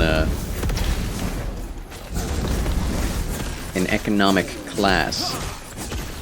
I need to go up a level in society if I want to be able to... Holy crap! Catherine Naomi is raiding with a party of 13. Welcome in, raiders. Applause for the raiders. Catherine Naomi, thank you so much for that raid. Welcome to Charles' endgame chill grind of Last Epoch.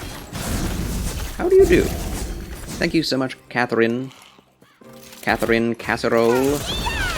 Tortilla! Thanks for the tortilla. Double raid indeed for Oko Fire. Welcome to you. Good evening. / good morning. And good afternoon.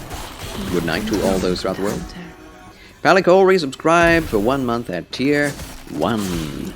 Welcome back, my friend. Thank you so much for the resubscription to the Federation. Welcome back. Huzzah! Hype train close. Woo! Catherine Naomi is tired, but so good. I am so glad that you are so good. Do take care of yourself, my friend. Take it easy if you need. Raid and run if you want, if you need to. Listen to your bodies, friends. Also, Gamer Knight 45 gifted us 2 subs to the community. to the gaming community. Be the new hunter. Thanks a lot. Foco Fire, welcome to the Federation. Gamer Knight, thank you for the sub to Shock the Toast. Welcome back to the Federation, Shock the Toast. Given 7 in the channel. Thank you so much. And Don Voyage, thank you for the 100 bitty boos. Also, Liberty Leaves here. Thank you for that federated subscription for the first time ever. Applause for that. Hats off. To Liberty Lives here. And Palicole, thanks for the Reeves sub again. Gonna go find some supper, but I shall lurk, yes. Do eat actual dinner, please. Take care of yourself. Fedorable Will gifted 1,000 bitty boos. Oh my gosh. Thank you so much for that into Charles Quasar's banks. Heavens. Beautiful, lovely taxes. 100% melee damage, 2 to all attributes. Too heavy. What the heck? Oh, I see. Okay. Wow. Wow. Wow. Shatter that. But yes, welcome everyone. How are you doing? For those who have not spoken out yet, let me just check to see if I missed anything. It's a lot of hype that just went through. 83% of level 2. Can we get it to level 3? The hype train, that is. And Palicole says, very good, do you plan to do NG Plus or whatever these types of games have after you finish the main story? Yeah, I'm in it right now for Last Epoch. We finished what exists of the main story. I don't know if it's the last boss that we fought, or one of the last bosses, but it was a very satisfying boss to fight. It was interesting. It was something else. I'd never... Well, I guess I've seen bosses kind of like it, but nothing truly like what happened with that boss fight. It's very interesting. Surprising. I enjoyed it thoroughly. But, yeah, so I am in the endgame, and we are basically doing what you would call in Path of Exile maps. Extra portals that lead to the same basic areas that you have visited in the main game's campaign, but with different enemies and different objectives. And you get some buffs, and the enemies get some buffs as well. So, that is what we are currently indulging in. Stream was fun, played some WoW, and then a game called SNKRX. Snkirks? I've never heard of this. Also, welcome in Don Voyage, Fedorable Will, and all et al. Always a pleasure. And thank you, Gamer Knight, for the 40 taxes into Charles Quasar's banks. That gives us 85. Brings us to 85% of the hype train. Thank you so much. Appreciate it. Fedorable Will, tired, lol, been a long day, getting ready for bed, but had to help with the hype. Jojo! Jojo! I always get reminded of, what's it called? Steam Train. Steam Train. Good old game drums. But yes, lurk, and shall now commit to the above-mentioned bed vibes. Lol, I love you, and I lurk you. Thank you so much. The good Lord loves you as well, and so do I. Fedorable Will. And also, Toothless Geek redeemed absolutely nothing. Thanks for nothing, Toothless Geek. Thanks a lot. I've caught up with the chat. I've done it. Huzzah. Toothless Geek, thank you so much for the fabulous Frabjous follow. Pleasure to make your acquaintance. Let's go, amigo. Let's go. Let's go. Woo!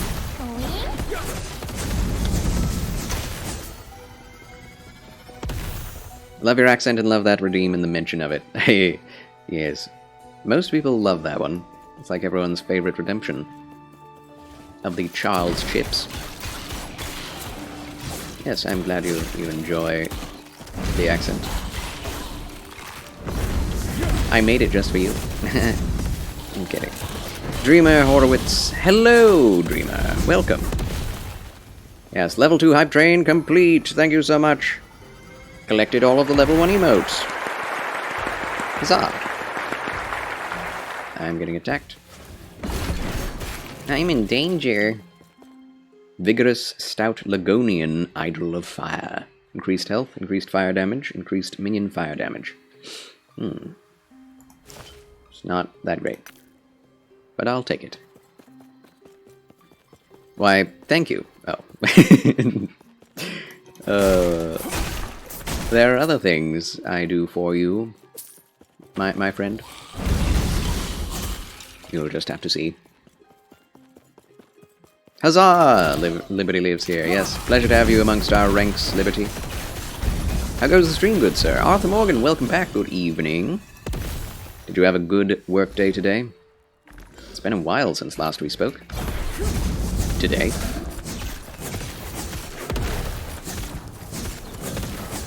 How was it?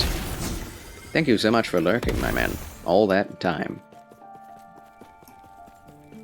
Okay, we can open the portal, but I do not feel done until the entire map has been explored. Because there's always more enemies. There are always more enemies. Hello, friends. Excuse me. Oh, did they just explode themselves? Yeah, they did. Nice. Toothless the Great must lurk now, playing the Isle Dino game. I'm stalking Dinosaurus, dinosaur crocodile. Oh, excellent. Yes, do pay attention to that. Thank you so much for lurking. Might be getting another dino, getting a drink soon. Ooh. Drink up. Water sips. Yes, the undead of this world come in extra large sizes. Very true, Dreamer. Very true, as well as just the dead. I'd say the dead are larger than the living. Surprisingly. Been lurking for a while, got my training done, dinner, and some writing as well. Good job, my friend! Congratulations. Alright, let's open the portal. We've done all we could here. Yeah, we at least get the chest. Oh my gosh. Venomous, humble, Eteran, idol of poison. Nope. Stun avoidance, 61 stun avoidance, and 10 health. Interesting. Nope. No. No. No. No. No. No. We can sell all of that. It's right there. That's a good idea. Chance to bleed on hit. Is this not unlocked? No, it's not. That may never unlock. Maxed out on idols, I suppose. It's still on? I'm shocked. Yes, welcome back, 5 Luces. I've just been having such a fun time playing this game. It's so chill. I don't feel tired at all. So I just kept doing it. We're doing well. Hopefully I feel good tomorrow and don't overdo it. But we shall see. I'm enjoying myself. 9 hours is not unheard of in Charles Chill Channel, but it is somewhat rare.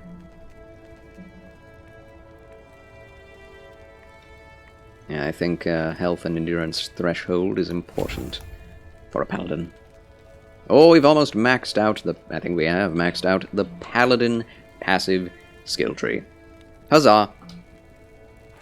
We've done it. What level am I now? 63. Dare I? No, I dare not. I dare not. Yes? Go and do the level 65 dungeon. What is that? Astrolabe? Ooh, Catalyst. Manus Catalyst, Manus Catalyst, Manus Catalyst. I should definitely shatter this thing I worked so hard to create. It's an excellent thing, it's just not for me, not for a paladin. We got all of it back. Beautiful. Nice. Anyone heard Manus Catalyst? It's a good song. Now we'll get rid of it. Oh, that's the only Man, shatter shards.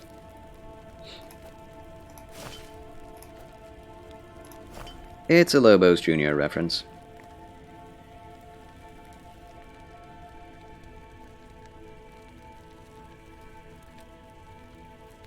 You know, I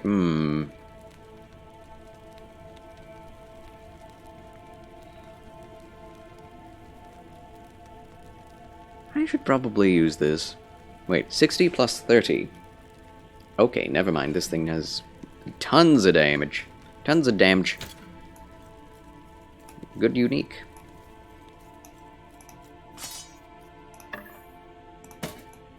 Just sell these things. Yes. Since we can. We have 151,000 gold. Sheesh.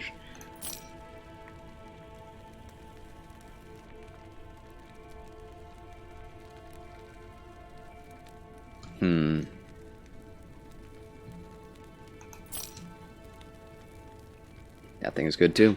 So many good things.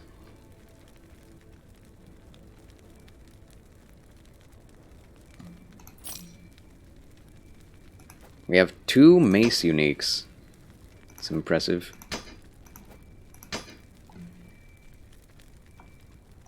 It's amazing. But yeah, how are you, Five Luces? How's your day been?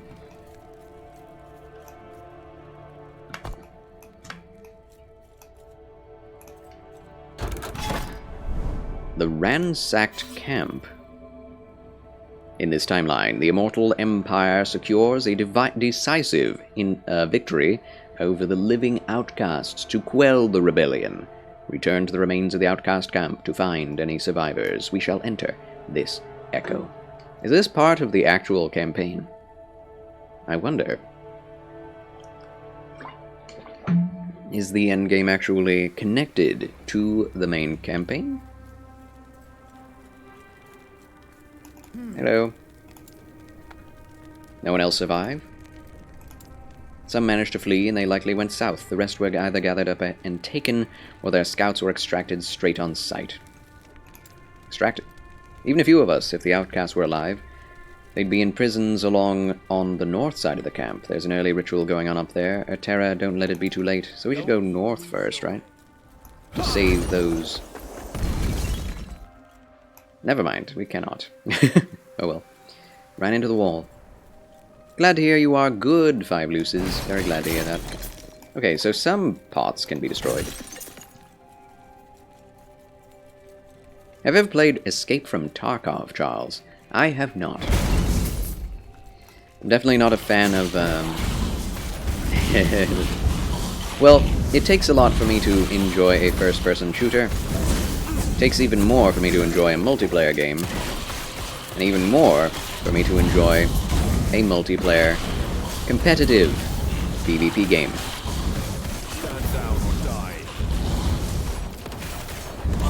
So all of those things are what games like Tarkov are.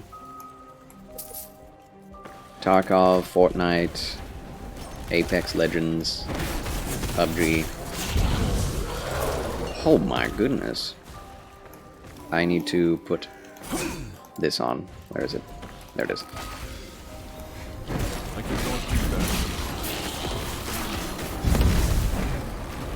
There we go.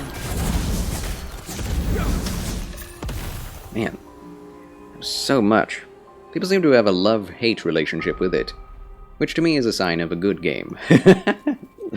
I mean, it's like League of Legends and, you know, all those others I mentioned. People love to hate them and hate to love them and hate them at the same time because they're addictive and the multiplayer component is extremely competitive. But is it actually a good game? It's kind of hard to tell. Like, would I say that League of Legends is a good game? I don't know, man. Just depends on whether you win or not. That's how I feel about it. About any competitive game. I think... like... Guilty Gear Strive is an excellent competitive game. It is accessible to the masses, while at the same time having depth to satiate the most hardcore of fighting game enthusiasts. It looks good, it feels good to play, so I'd say that's objectively a good, excellent fighting game. League of Legends, it looks good.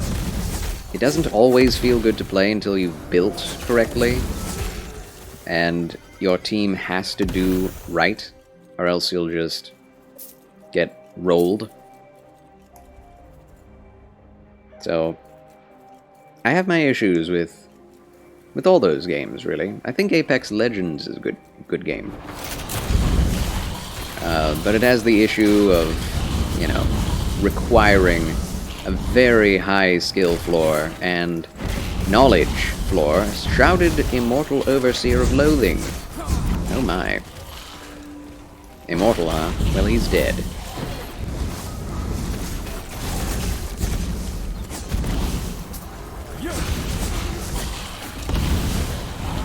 Wow. I cannot do that. Stand down or die. Lovely.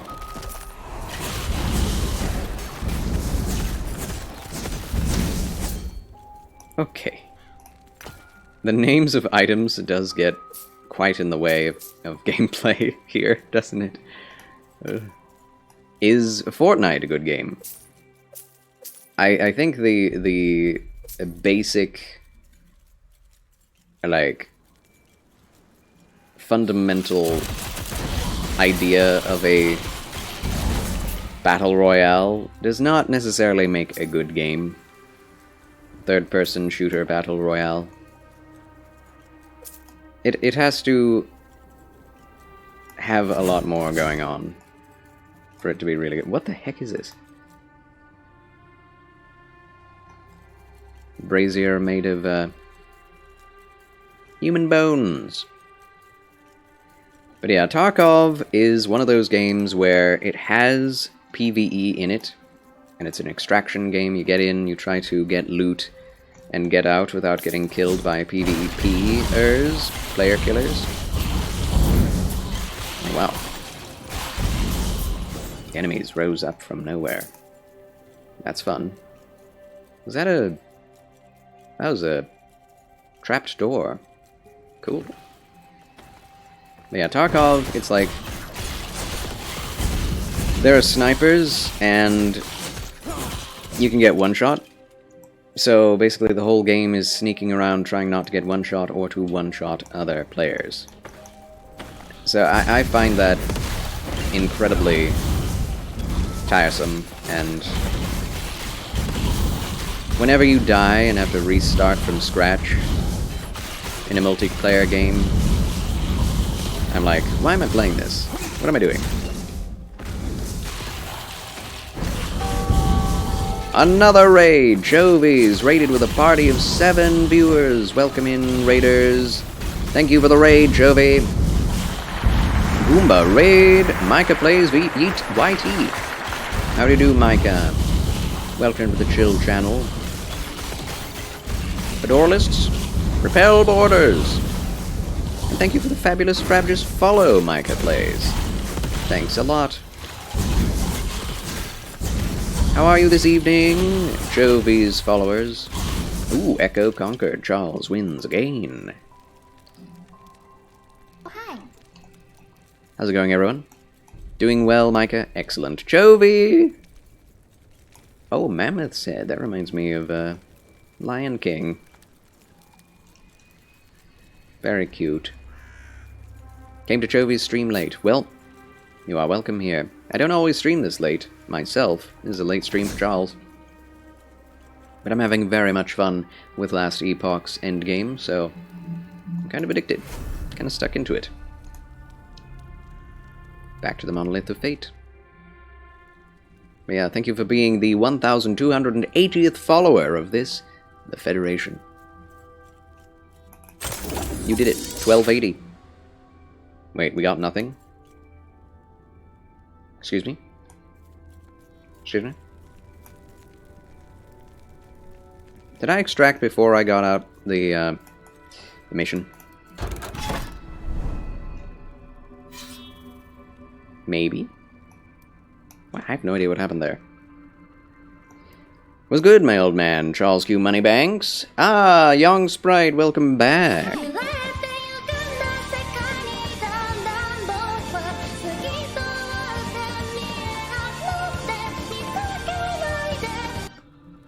Thank you, young sprite, for that Ina Unravel. Huzzah! How are you, my friend? Quest Echo completed. We did complete the Quest Echo. It's good. Yeah, I guess I did everything I could have. It's weird that we got no loot. Either way. Unique item, 13 timeline stability. Alright, let's try this. We're going for level 65. Looks a lot like Diablo, but seems pretty cool. Cool! It is very cool. Imagine Diablo paired with the storyline from... It's not really like this, but, you know, it definitely draws a lot of comparison with its story to, what's it called? Chrono Trigger? It's basically just Chrono Trigger as an ARPG.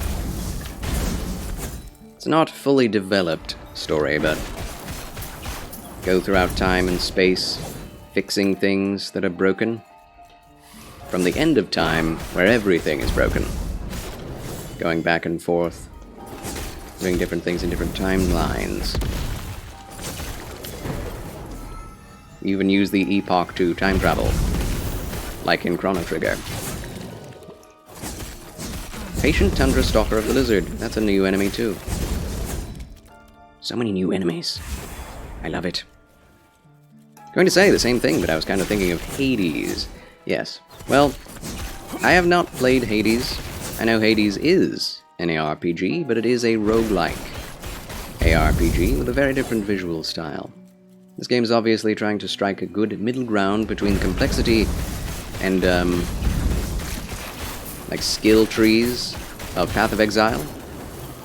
It does have a lot of skill trees in it, but it's not so overwhelming. And the simple, enjoyable gameplay of Diablo 2 and 3. It's very good. Very good, and it's $35 on Steam.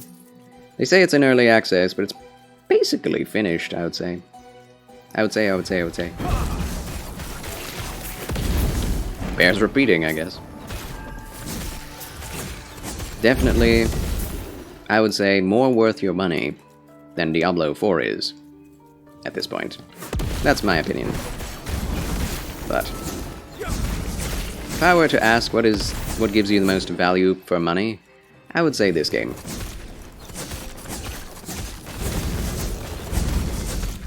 I'd be willing to pay $60 for this. Would I be willing to pay $70? No. No. Young Sprite hasn't been on Twitch as much. Been playing The Legend of Zelda Tears of the Kingdom most of the time and working out. Oh, good for you, my friend. Gaming and being healthy? Imagine that. I think people are learning how to do that, and it's grand. It's great. Used to be the most gamers were just, you know, degenerate slobs. That has changed. Praise God. Time management, friends, for the win! Never played Chrono Trigger, but I heard it was very good. Did play Chrono Cross, though. Oh, interesting. Yeah, there are a lot of spin-offs and side stories to Chrono Trigger. Wait, Diablo is just like Chrono Trigger? No. This game, Last Epoch's Story, which I'm playing right now, Why Woo Was, hello Why Woo Was, is similar to Chrono Trigger. Diablo 4 is not. In any way.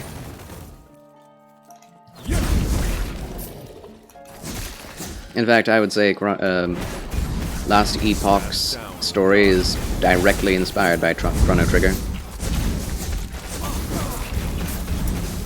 We're literally fighting dinosaurs right now.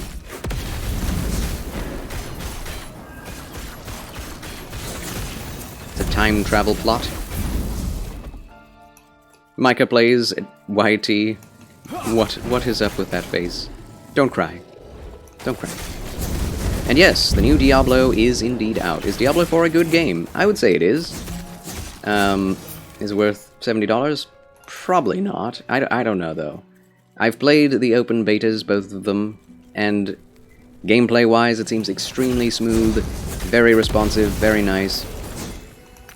But I did notice that they meddled with the scaling, the numbers, the balance between the two open betas, and the second one felt way worse than the first, and apparently day one patches have happened and made it feel even worse, and people were not happy about that, and they're changing it now again, and so I'm just like, I'm not interested in playing a game that is constantly being patched and changed until it's in a more solid state. So, I'm sure it's a good game. I've heard nothing but good things about it. But a $70 game needs to be super high quality and, you know, gain my respect for being high quality, and yet it's still trying to ask for even more money in the form of microtransactions and battle passes. And I'm like, no. So until it either goes on sale or I make up to 78 subscribers, I'm not buying it. I'm not buying it. Chovy bought the $1 million version to play early probs. Not worth it. $1 million. You mean the most expensive one? Good gracious. Yeah, probably not worth it. In fact, definitely not. But you got to play it early. Are you happy now, Chovy? Are you happy now? I think the whole early access thing, especially for a game like that, is really weird. This game is in early access, but it's, you know, it's $35, not $70. Heck, not $90. You need $90 to buy the base version of the early access. You can buy a $100 version with a bunch of extra digital tat. It's very silly. I nearly died. This is a double boss fight. Well, well, well.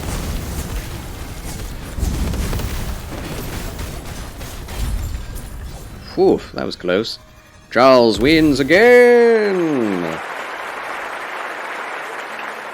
Chovy, yeah, lol, it was either $1 million or $1,010,000. Did you hear about the collector's edition? That was like $200 or something. And all you get are booklets and art and a statue of Lilith, and you don't even get the actual game. Yeah, that happened. That happened. That's still on sale. You don't even get a code for the digital. What the heck? What the heck, man? It's just... I just don't trust Blizzard, is what it is. I don't care. It's so silly. Yeah, no game. I guess you'll need to come up with some challenges with Jake to make these expensive games worth it. Haha. Come up with some challenges with Jake? Jake? Jake? Who Jake? Who dat? Oh, chance to summon Sigil on kill. 6%. That's not very much, is it?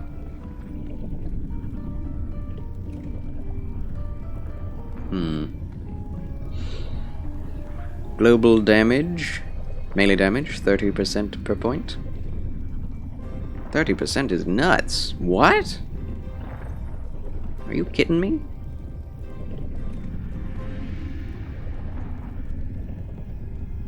I guess I'll get Last Wish first. Oh, I can't yet. I have to spec into this more. Sure. Why not? Oh, Jake is Chovy's speedrunner friend. Sorry, I should have @Chovy. Oh, I see. Gotcha. Yeah. So, you've played Diablo 4 so far. How much have you played of it? And what are your thoughts on the quality of the game, Chovy? I really want to play it, but my gosh. It's just money that is keeping me from doing it.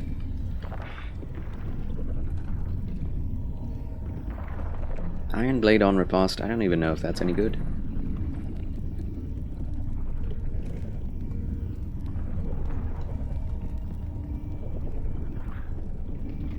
Dark Duelist. We'll go for that. I suppose.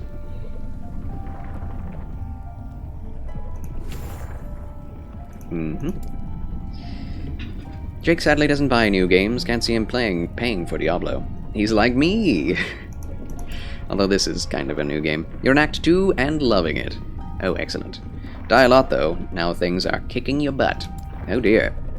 Yeah, the game is actually quite hard, and enemies can be quite spongy. I'm not sure how I feel about that. Are you in Tier 1 or 2? World Tier 1 or 2? Difficulty speaking. Difficulty-wise.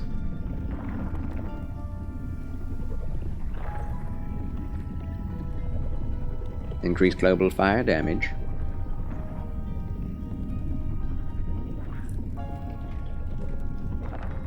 Yeah, that's a good idea. And finally, Judgment. Tier 2, but I wish one. You can always change it to Tier 1. There is that. If you want. Water sips.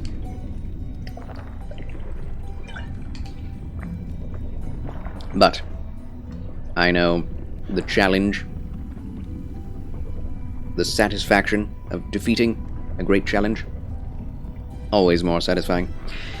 Doesn't let you change when I try, but I normally play with my buddy who is on Tier 2. Oh, gotcha.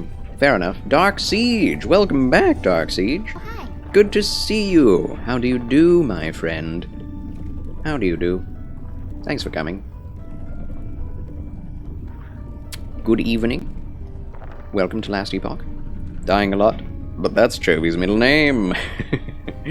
Okay, alright. It is the way it is. It is what it is. It was meant to be. You know, I will respect that. Just beat Elden Ring again. Huzzah! Frenzied Flame ending. Congratulations, Dark Siege. You did it! I am proud of you. Wasn't it a great ending? I mean, it was extremely dark and negative and nihilistic, but that's the best ending in the game. Hands down. In my opinion. Sure. More Ignite. Why not? Alright. Now we are buffed out the wazoo and can continue. Do we open the portal? The writing needs to change. I cannot barely read it when it's on the sand. That is so faint. It was so great. I know, right, Dark Siege? Also, I love the abilities you get from Frenzy. Did you use Frenzied Flame casting thing? Miracles? Whatever it's called. Did you use Vike's Spear? What was your build? You may have already told me. I'm not sure. Okay, we can open Portal, I guess. The morally ending in games are always the best, or most entertaining endings. The morally dubious ones. Sometimes, I mean, it does depend, really. Morally wrong, yeah. We got a ring. We got a legendary ring. Font of the Erased. Elemental resistance, 16%, 10% increased health and mana, 21% of mana spent gained as ward, 1 ward gained on hit per 10 missing mana if your current ward is lower than your missing health. That sucks. Thanks for nothing, game. Thanks a lot. Alright, well, we can open up the chest now. There's too much loot. Oh my gosh, what do I do with all this? Pyromancer's Noble Sash of Regrowth.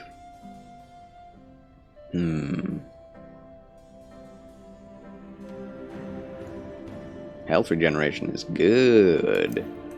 Wow. Plated Belt of Life? 93 armor. Ho ho ho. I'll take it. Chovy, forget Dark Souls. All I remember of the ending was, Okay, now do it harder. True. The ending of Dark Souls is either you kill Gwyn, and then you sit by the... No, you don't sit by the fire. You light the bonfire in the middle of the room, and then it explodes. You burst into flame first, and then the flames explode out of the windows and into the world, and then light explodes the screen, and then that's the ending. The dark ending is you do not light the fire, you leave, and then you walk down a row of framps, and as the Dark Lord, and they say, "Welcome, Dark Lord, to the Age of Darkness," and that's it. Yeah. And I don't remember if there is a third ending. The third ending may just be walking out, but I cannot recall. I never do that. I like linking the fire, personally. If Andre, who is such a good dude, good soul, wants us to link the fire, then gosh darn it, that's what I'm going to do. More echoes? Yes, more echoes. What does this give us? Tomes of Experience, I'll take it. But yeah, linking the fire continues the old world. The new world would be the Age of Darkness, which is the age of the undead, the age of chaos and evil. Technically speaking. Because, you know, the people who want you to have the, to do the dark ending are all evil. They're all bad. It's not like there's some moral gray zone that they live in. It's just like, the good people lied, so let's kill everyone. And turn everyone into undead slaves. Okay. I mean... I can do that. Andre started the fire. It's been burning since the world's been turning. We didn't start the fire.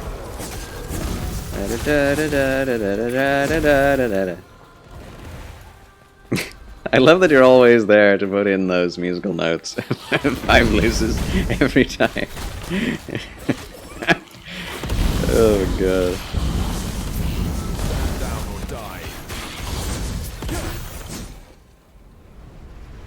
Oh, I don't need that. What is happening? Oh, that's the debuff, is it? Constantly getting attacked by falling things. Just like in real life, with hail and rain and things. That's my job. Amazing. Serafinessa, hello, good evening. Hi. Welcome, Serafinessa. How do you do? How do you do? Pleasure to have you with us this evening. It's a long, long night. But I'm enjoying myself too much in this end game of Last Epoch to end it. So here we are. Hope you're doing well. Marvelous Monday, and I hope you even have a more marvelous Tuesday. How have you been? Young Sprite says, I like how games always think I'm some sadistic person that wants nothing but the worst for NPCs. Sometimes I be chill with them. Why do they expect that? It's probably because you have a history of it. my good Young Sprite.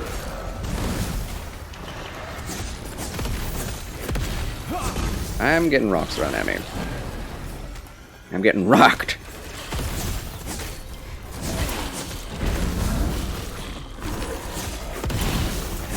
Now they got rocked.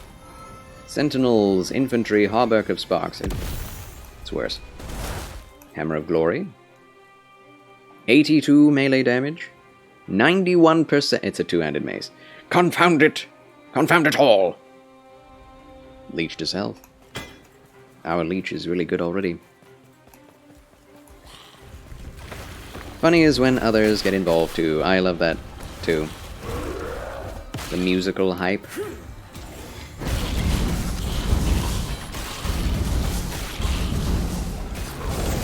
We didn't start the fire. But it's always burning since the world's been turning. That's how it is, isn't it? That's the, those are the lyrics. Fire! I'm good, thanks for asking. How are you? I'm glad to hear you're doing well. I'm doing just fine, thank you. It's a very good day for me, honestly. Good energy levels. Good long stream. Lots of people tuning in, lots of people subscribing. I do believe there are a lot of people who want me to play Diablo 4, aren't there? There are. So I put down an ultimatum that if we can get to 78 subscribers by the 15th of this month, then I will purchase it and play it on stream. Sooner, rather than later. Yeah, thank you for asking, Sir Avanessa, my good red bow-tied federalist. Blighted trident of venom. Venom! Venom, venom, venom, venom, venom. That was not on key. I can't believe they got Eminem to make a song about Venom. When it comes to Marvel,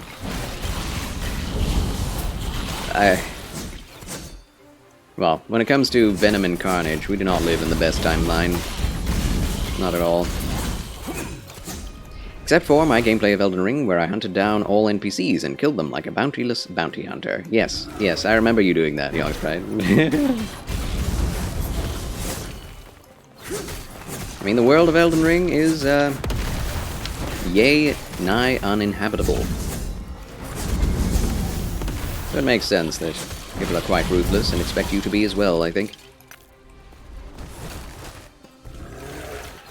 Seen your YouTube video saying why you're not playing it? Oh, thank you, Sir Vanessa, for watching. Appreciate it. I'm glad I put it out, but, you know, I end up talking about it anyway all the time.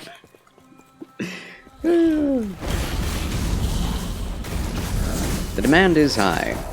It's true. It's the most hyped up game since Elden Ring, I believe. Like, Hogwarts Legacy did not get this level of hype. Definitely not. I mean, I'll take the small little idle thing. I'm glad that these challenges do not require time trials.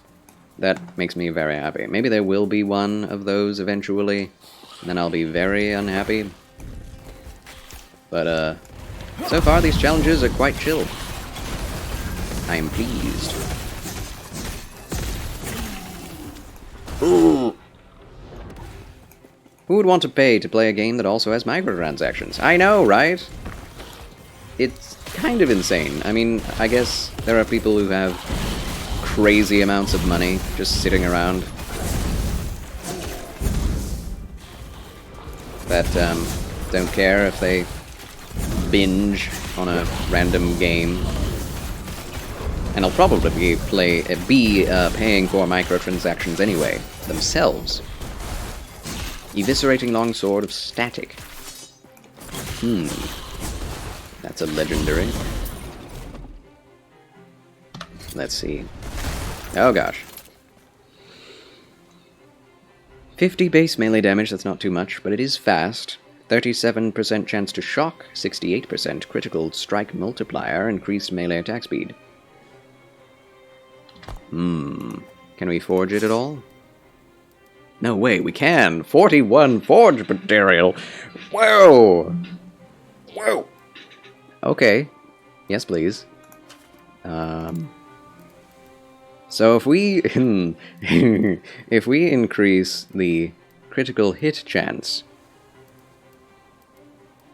can we do that? Can we do that? No? Snap. Chovy, just am hoping microtransactions don't affect gameplay, just cosmetics and stuff. Don't really care about. I hope they don't break it. Yes, amen. Same here. I'm not a fan of justifying microtransactions at all in a game that you buy on the front end. Because guess what? Cosmetics are kind of a win state for most people. If you get a good cosmetic, it's like, yes, I got it. And that's what's cool about ARPGs, the random chance nature of it. You might get a good transmog, you might get a bad one, and whenever you get a good one, it's like, yes, but when you're just can go over and buy one for $20 or whatever, it's like, it takes the specialness out of a game that's partially about cosmetics. Serafinessa loved playing through Shadow of Mordor, but it didn't play the second one because it had microtransactions or loot boxes, things you had to pay for, yeah. Also, that was somewhat pay-to-win for a while. And it's a single-player game. Like, what the heck? What the heck, man? Yeah, good on you, I must say. Okay, so we can't increase the critical strike chance. But you can have a critical strike multiplier. Okay. That's fine. So what do we add on to this thing? Health on melee hit? Probably. Or bleed. I don't like bleed in this game, it's too slow. Yeah, health on melee hit. That's fine. 41 is nuts. Melee attack speed? Yes. Yes, yes.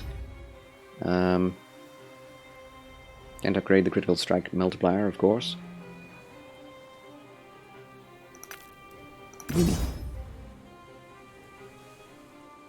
Chance to shock on hit is not my favorite, but it could do well. Either way. What the heck is that? Perry the Pig is raiding with a party of 33! Welcome, Perry the Pig and friends, to the Chill Channel of Charles. Applause for the raiders. Welcome, one and all. How do you do? Pleasure to have you with us. Pleasure to make your acquaintance. It is I, your host, Charles Quasar Banks, Chancellor of Chill, Champion of Chivalry, Christian content creator and gaming gentleman on Twitch. Pleasure to have you all with us. How goes it? Currently playing Last Epoch. We are in the end game, finally. After 45 hours with the campaign, which I enjoyed every minute of. I'm even enjoying this far more. Which is a surprise. I generally am not that into the end game of ARPGs, but here we are. Spending 2 more hours than usual on endgame in ARPG. How do you do? Barry the Pig, thank you so much for that raid. How are you? And what were you raiding?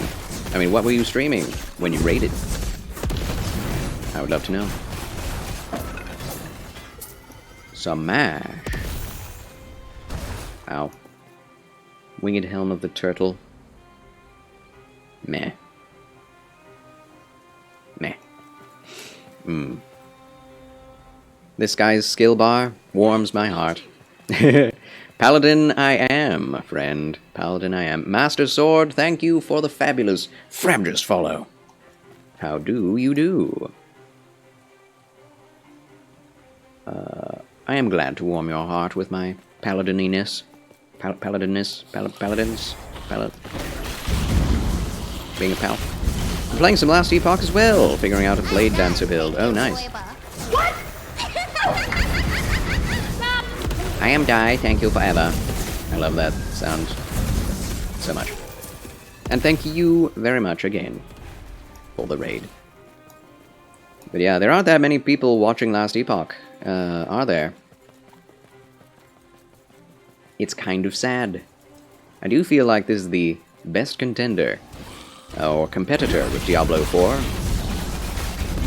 right now, and at a fraction of the price. It's incredible. It really is. It's not even out yet. D4 ruined that. What did they ruin in D4? Oh, the number of people playing. That's, that is true. ARPG players do like to jump on bandwagons when it comes to ARPGs. PGs? Yeah, all the LE viewers. Makes sense. It's funny, I only ever started playing Last Epoch when Diablo 4 was blowing up, so I've not seen that many LE viewers myself. D4 launch will kill viewer numbers until people remember LE is great. Yes. Is there any date as to when this game will actually launch? Or is it just going to be one of those games that never actually launches and is technically already out, just as an early access forever game? Paladin is the only class I've tried so far, but I am excited for trying the Druid and other versions of Paladin. Other versions of Sentinel, I should say. Well, good and God bless you and everyone else. Amen! Nostalgic, this. Just a matter of time before Blizzard kills Diablo 4. That's what I'm afraid of already. The launch of Diablo 4 has already been a little rocky, not with queues, but with balance. They constantly are messing with the balance, and it's just like, leave it alone! Leave it alone until the first season comes out, at least. Let people simmer with what exists in the game before you start changing everything. And they did that with the second beta as well. I wasn't a fan of it, but I enjoy the base gameplay of Diablo 4, and I want to play it. I do. But it's $80 and microtransactions. So what the heck? I don't care about your game if you do both of those things. Not really. But I will play it if the gameplay solidifies into something better and balanced to a degree. Even if it's not balanced, the imbalance can be fun. As long as, you know, it means that you're too broken and too powerful, not unable to get through the game. Two-handed staff. Oh, man. Oh, man. Oh, well. That abysmal Paragon system will likely kill it. Have you seen the Paragon system in action? Or have you played it yourself, Nostalgic? Hello. Twin skeletons.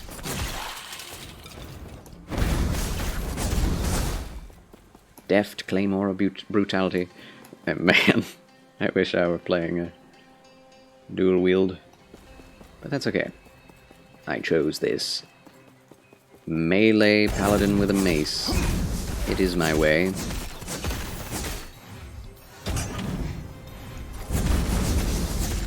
Yeah, that helps.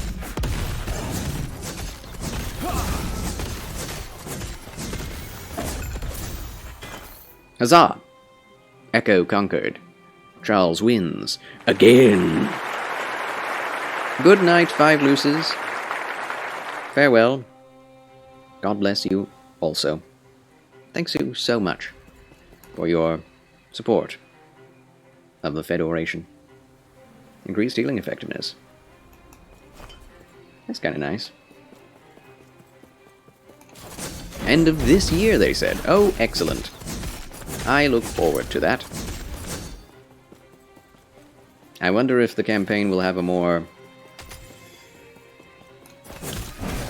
concrete ending, or if it will be tied to the end game for eternity. I'd be okay with that, honestly. The game is super solid as it is. Super solid? Super solid? Yeah, they have said that multiple times. I guess that's true. Master Sword. Dan the Dragon DK redeemed absolutely nothing. Thanks for nothing, Dragon. Thanks a lot. I can leave now, but I don't want to. Well, there's not much left to the map. Off we go. Played the D4 beta. Wonder how Lost Ark is doing. It was a fun, free one. True. True. I should probably try that as well before I actually jump into Diablo 4. I know a lot of people who love that one. Will we level up with this? No, we won't. Close, though. Close. Oh, look, free stuff. What is it? Shades Chris of Suppression. That's not it. Oh, it's the gloves. Too heavy. Oh my gosh. Alright, what was this? Vital Ornate Solar Idol of Despair. 3 vitality, 50% increased melee void damage. It's a void weapon. Oh my. Reminded you of the amount of what time wasted in Lost Ark. When I looked at the Paragon system, it looked like a jumbled up mess and seemed excessive. D3 Paragon system seemed better. Oof!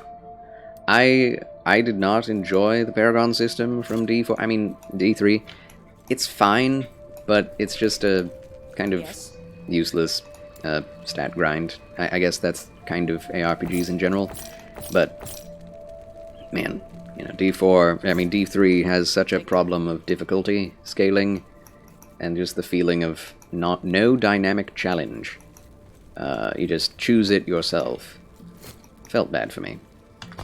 So, you know, mainly in ARPGs what I enjoy is playing through the campaign and then starting it all up again with a different class until I run out of all the classes, and then I'm basically done with it.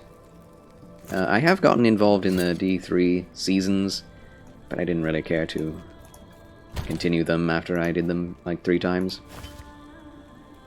They got very samey very quickly. That's crazy though. If the D3 Paragon system is even better, the Paragon system for D4 has to be real bad.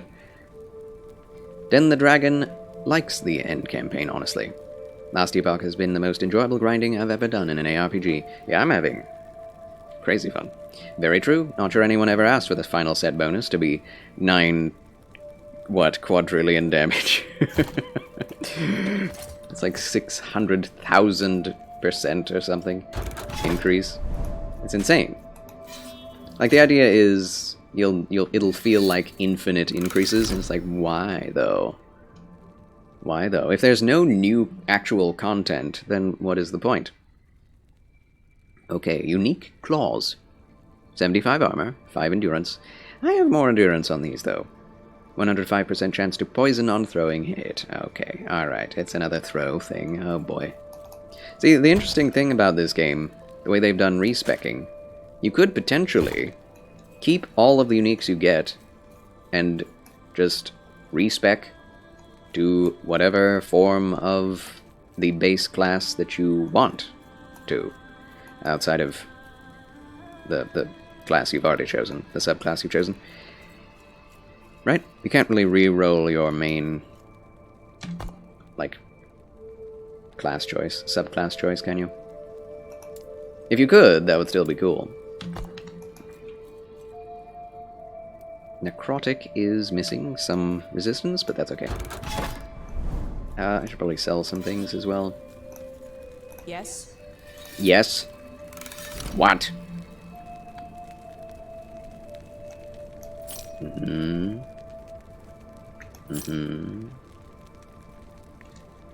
really need to decide what I'm doing with these things. Oh boy. What? Pick it up. Put it down. Bam. Those claws are really good for Umbral Blade's Blade Dancer. True. I can imagine they are. And Charion, nope, though you still get access to the first half of the other subclass trees, so that's still a lot of options. That is very true. That's cool. I like it. Okay. I should definitely end the stream here. It is 10:30 p.m. Central Standard US time. I've been having an absolute blast. And the thing is, I have no idea how far this map chain goes. And that's exciting. So, yeah, I'm very pleased with this. I'm looking forward to revisiting it in future. I'll be playing Last Epoch until, probably until either I get tired of it and move on to something else, or until Diablo, I have the money to pay for Diablo 4. So, man, I just see you've been streaming for almost 10 hours. I know, right? Thank you for the fabulous Frabjous follow and Charion. Thanks a lot. And Dan the Dragon, of course. Thank you very much for the fabulous Frabjous follows. We're almost to, 1,300 with all these followers. It's exciting. Alright. Alright, time to choose someone to raid. Thank you all so much for watching. God bless you, fare thee well, and remember, the good Lord loves you, and so do I.